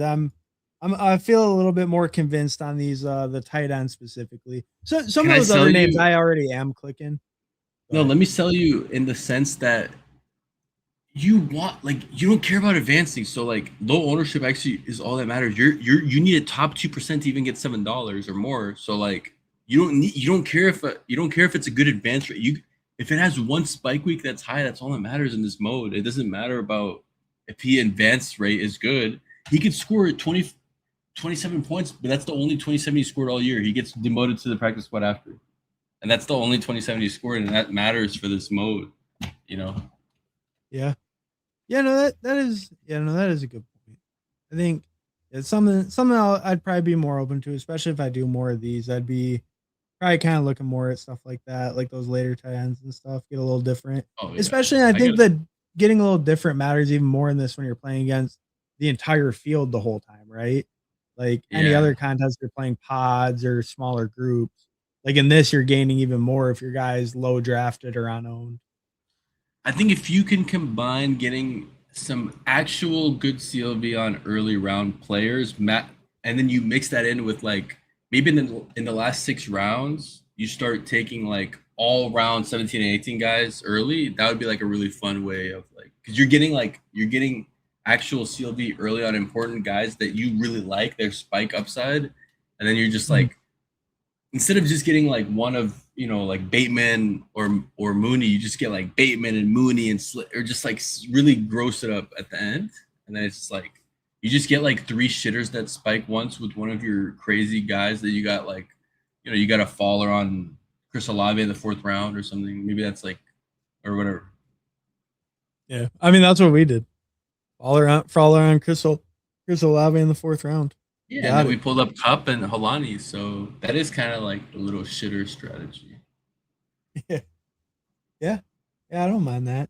All right, A Rod is let's check still out here, man. A Bro, Rod. Yeah, we got A Rod. I've been holding him hostage this whole no, I time. see why you like, bro. Now I see why you stream because I swear we've been talking for like an hour and a half without looking at these teams. Like we've been talking about random bullshit for an hour and a half, and then A Rod is still here waiting for his review. I mean, hey, hopefully you're enjoying the content, A Rod. Uh, you know, it is tough out here sometimes with the reviews. Anyone who watches my streams knows that. No, Hartman's too Uh, popular, A Rod, but I'm trying to keep him to make sure he answers your question. Since like in the chat, he would be so far behind if I was in the chat. Like he would be like an hour behind. So like at least I could just like see something and be like, yo, we gotta review A Rod. yeah, no, that'll work. That works out. But all right, we'll get to A Rod. You waited long enough. Appreciate you being here, Jeff. Let's A Rod. So you went 3672, Josh Allen, Stafford, Malik Willis, DeAndre Swift, Rico Dowdle, Aaron Jones, Zach Charbonnet, Alvin Kamara, Sean Tucker, Puka, Rashi Rice, Devontae Adams, Marvin Harrison, Calvin Ridley, Christian Kirk, Rashad Bateman, Laporta, Kincaid. Damn, that's a nice Um, Laporta price. God damn. where do you get? Oh yeah, 100. Damn, that is a nice Laporta price, especially in this format where they like get pulled up. Yeah. Yeah, I think I think overall this is a pretty solid team. I think Probably didn't need Charbonnet, really. yeah, it's tough because I'm not a big Charbonnet guy. Like if you are Yeah. more into him, it's not crazy. But No, but yeah, this team like is all these veterans top though. This three team are yeah, it's like it this really team is, is huh? all veterans. There's no rookies, so like you kind of want to be I don't like More for the realistically, does early it with matter? like the Ridley, the Kirk, the Bateman. It's like maybe you kind of and like even yeah, like Devontae, some of the older running backs. Like maybe you don't want to target the guy for late season, right? Yeah, before Rashid crashes out and does something stupid and gets arrested, before Adams pulls his hammy, before Puka bites another girl, Yeah. or whatever. It's like you, I don't know. You Charbonnet is cool, but I feel like you just go all in. Who I don't know who was there, but maybe grab like a Tajay Spears. It's gross. I don't like Tajay Spears, but I would click him here over real mode. There's no way Tajay wasn't there. Tajay has to be there. No, Woody Marks was probably there. No, Woody was gone. Pacheco, Tajay was there. Yeah, I don't know, like a Um, Debo or something. yeah. Like a Yeah, I mean, Judy. I don't think the Charbonnet pick was like terrible by any means, but I do agree. It's like it just doesn't fit this team very well. Like it's just A like not a luxury. great. Yeah, yeah, because like it feels like this team's built more for that early season than Yeah, the. or maybe not. But It's like a zero RB, so maybe it's not built for early season. But like zero RB doesn't even matter in this because like it's not like yeah. I mean, maybe he's building for late season then yeah, yeah, I with a mean bunch of. maybe. I, I think it's a pretty solid. I mean, it's like Wait, pretty solid though. Did he get Like Stafford? yeah, I think so. Yeah, Stafford. Okay, you got Stafford. What was the stack Got with Josh with Allen. Josh Allen? He didn't. Oh, Okay, Kincaid. He okay, stacked up Kincaid, all right. and then did he Malik stack up Willis. Willie? No, but you don't need to. Yeah, I mean, I don't think you needed Malik Willis.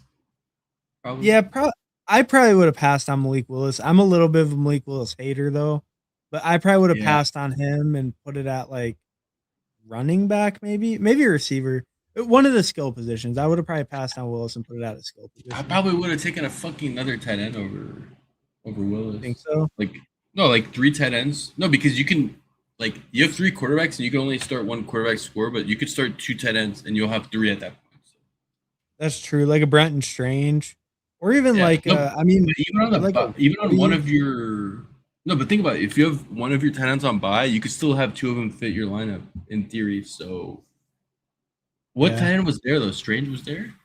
Yeah, Strange. I mean, at least or Hawkinson, I guess. But Yeah, Hunter Henry, Jawan. I like Strange quite a bit, but I mean, I don't know. yeah. I Hawk went think early. Wow. yeah, that's really. Did he have Kyler? Yeah, it's the Kyler team. Yeah, I but guess the he thing wants. is, like, if Charbonnet goes at 148 and then Algier goes at like 170, like, give me Algier, bro, like, straight up. Yeah, but you're also like the number one Algier bull.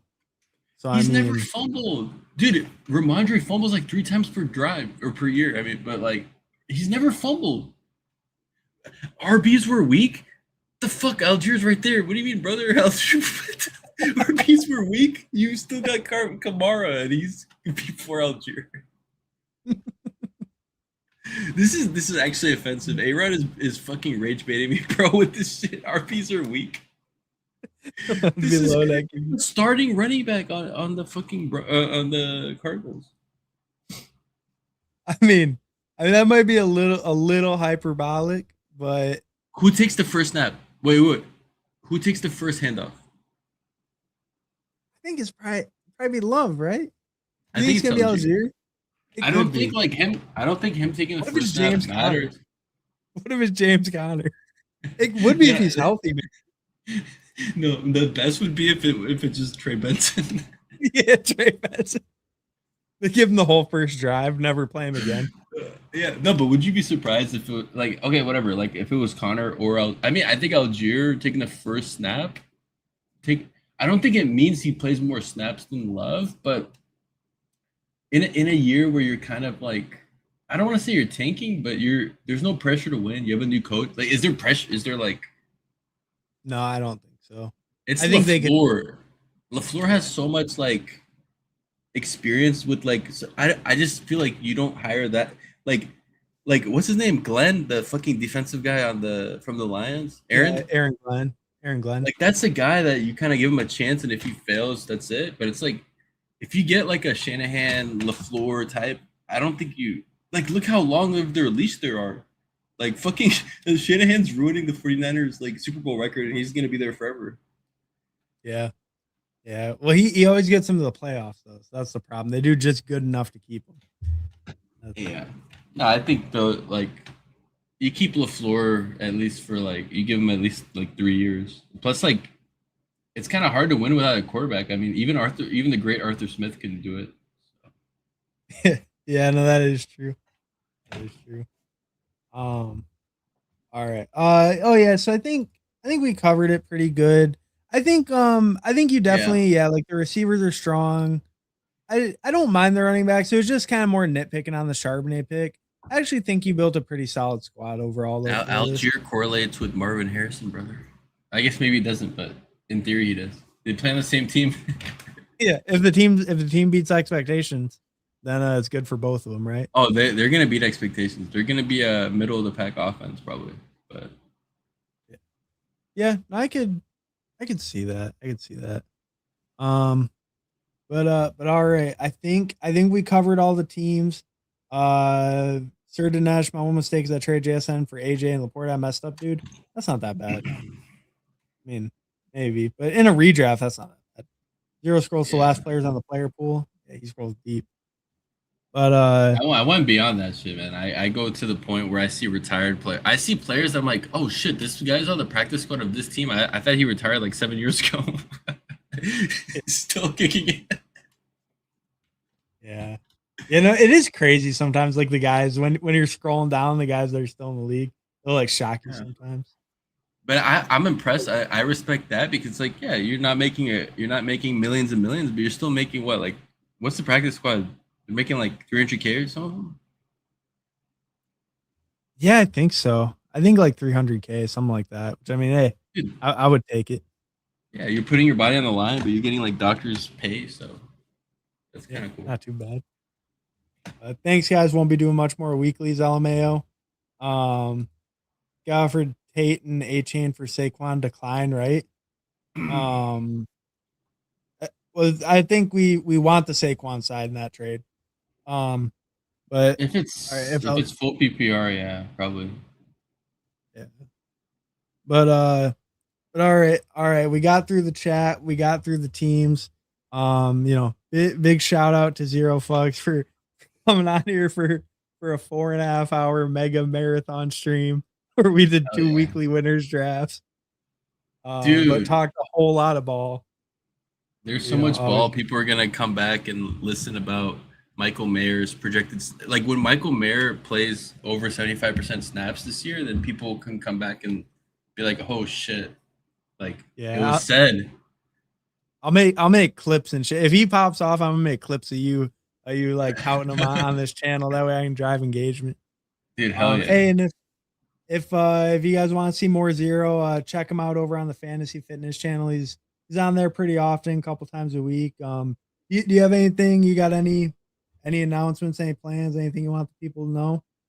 Or, I don't have any I don't yeah, I don't have any announcements, but I am on Fantasy Fitness co-hosting a lot. Once I win Best Ball Mania and I launch my YouTube channel and website, then you guys will hear about it. I'm mostly joking, but like I don't know. It's just like I don't really have anything to sell, so it's kind of like there's nothing really. There's so many people already doing like rankings and all that. It's like what's the difference with me and Chess Liam? You know, yeah. you already got Chess Yeah, no, Liam. Like, what do you it's need true. me for? Oh, you must not watch many Chess Liam streams. I think you provide a significant level higher entertainment value. Um, yeah, I think the entertainment value is a lot higher. We don't have the full like 1 minute pauses, the dead silence. So Yeah, always but I nice to. haven't won like a pretty massive regional poker tournament, so That I is don't true. You're have missing the that. Tampa Yeah. 200. You don't have the Yeah. Tampa 200 on your resume. Yeah, but no, shout out Liam. I love me some chess, Liam. But I don't know. There's goods and bads, but I love me some chess, Liam. Hell yeah. But all right, hey, thanks everyone for stopping by. Adios, fellas. See you on Blunt stream. All right, no, Blunt's coming on my stream. Blunt will be on my stream Monday night. But adios, guys. Peace. Thanks for joining Peace out. Zero. Peace Hell out. yeah.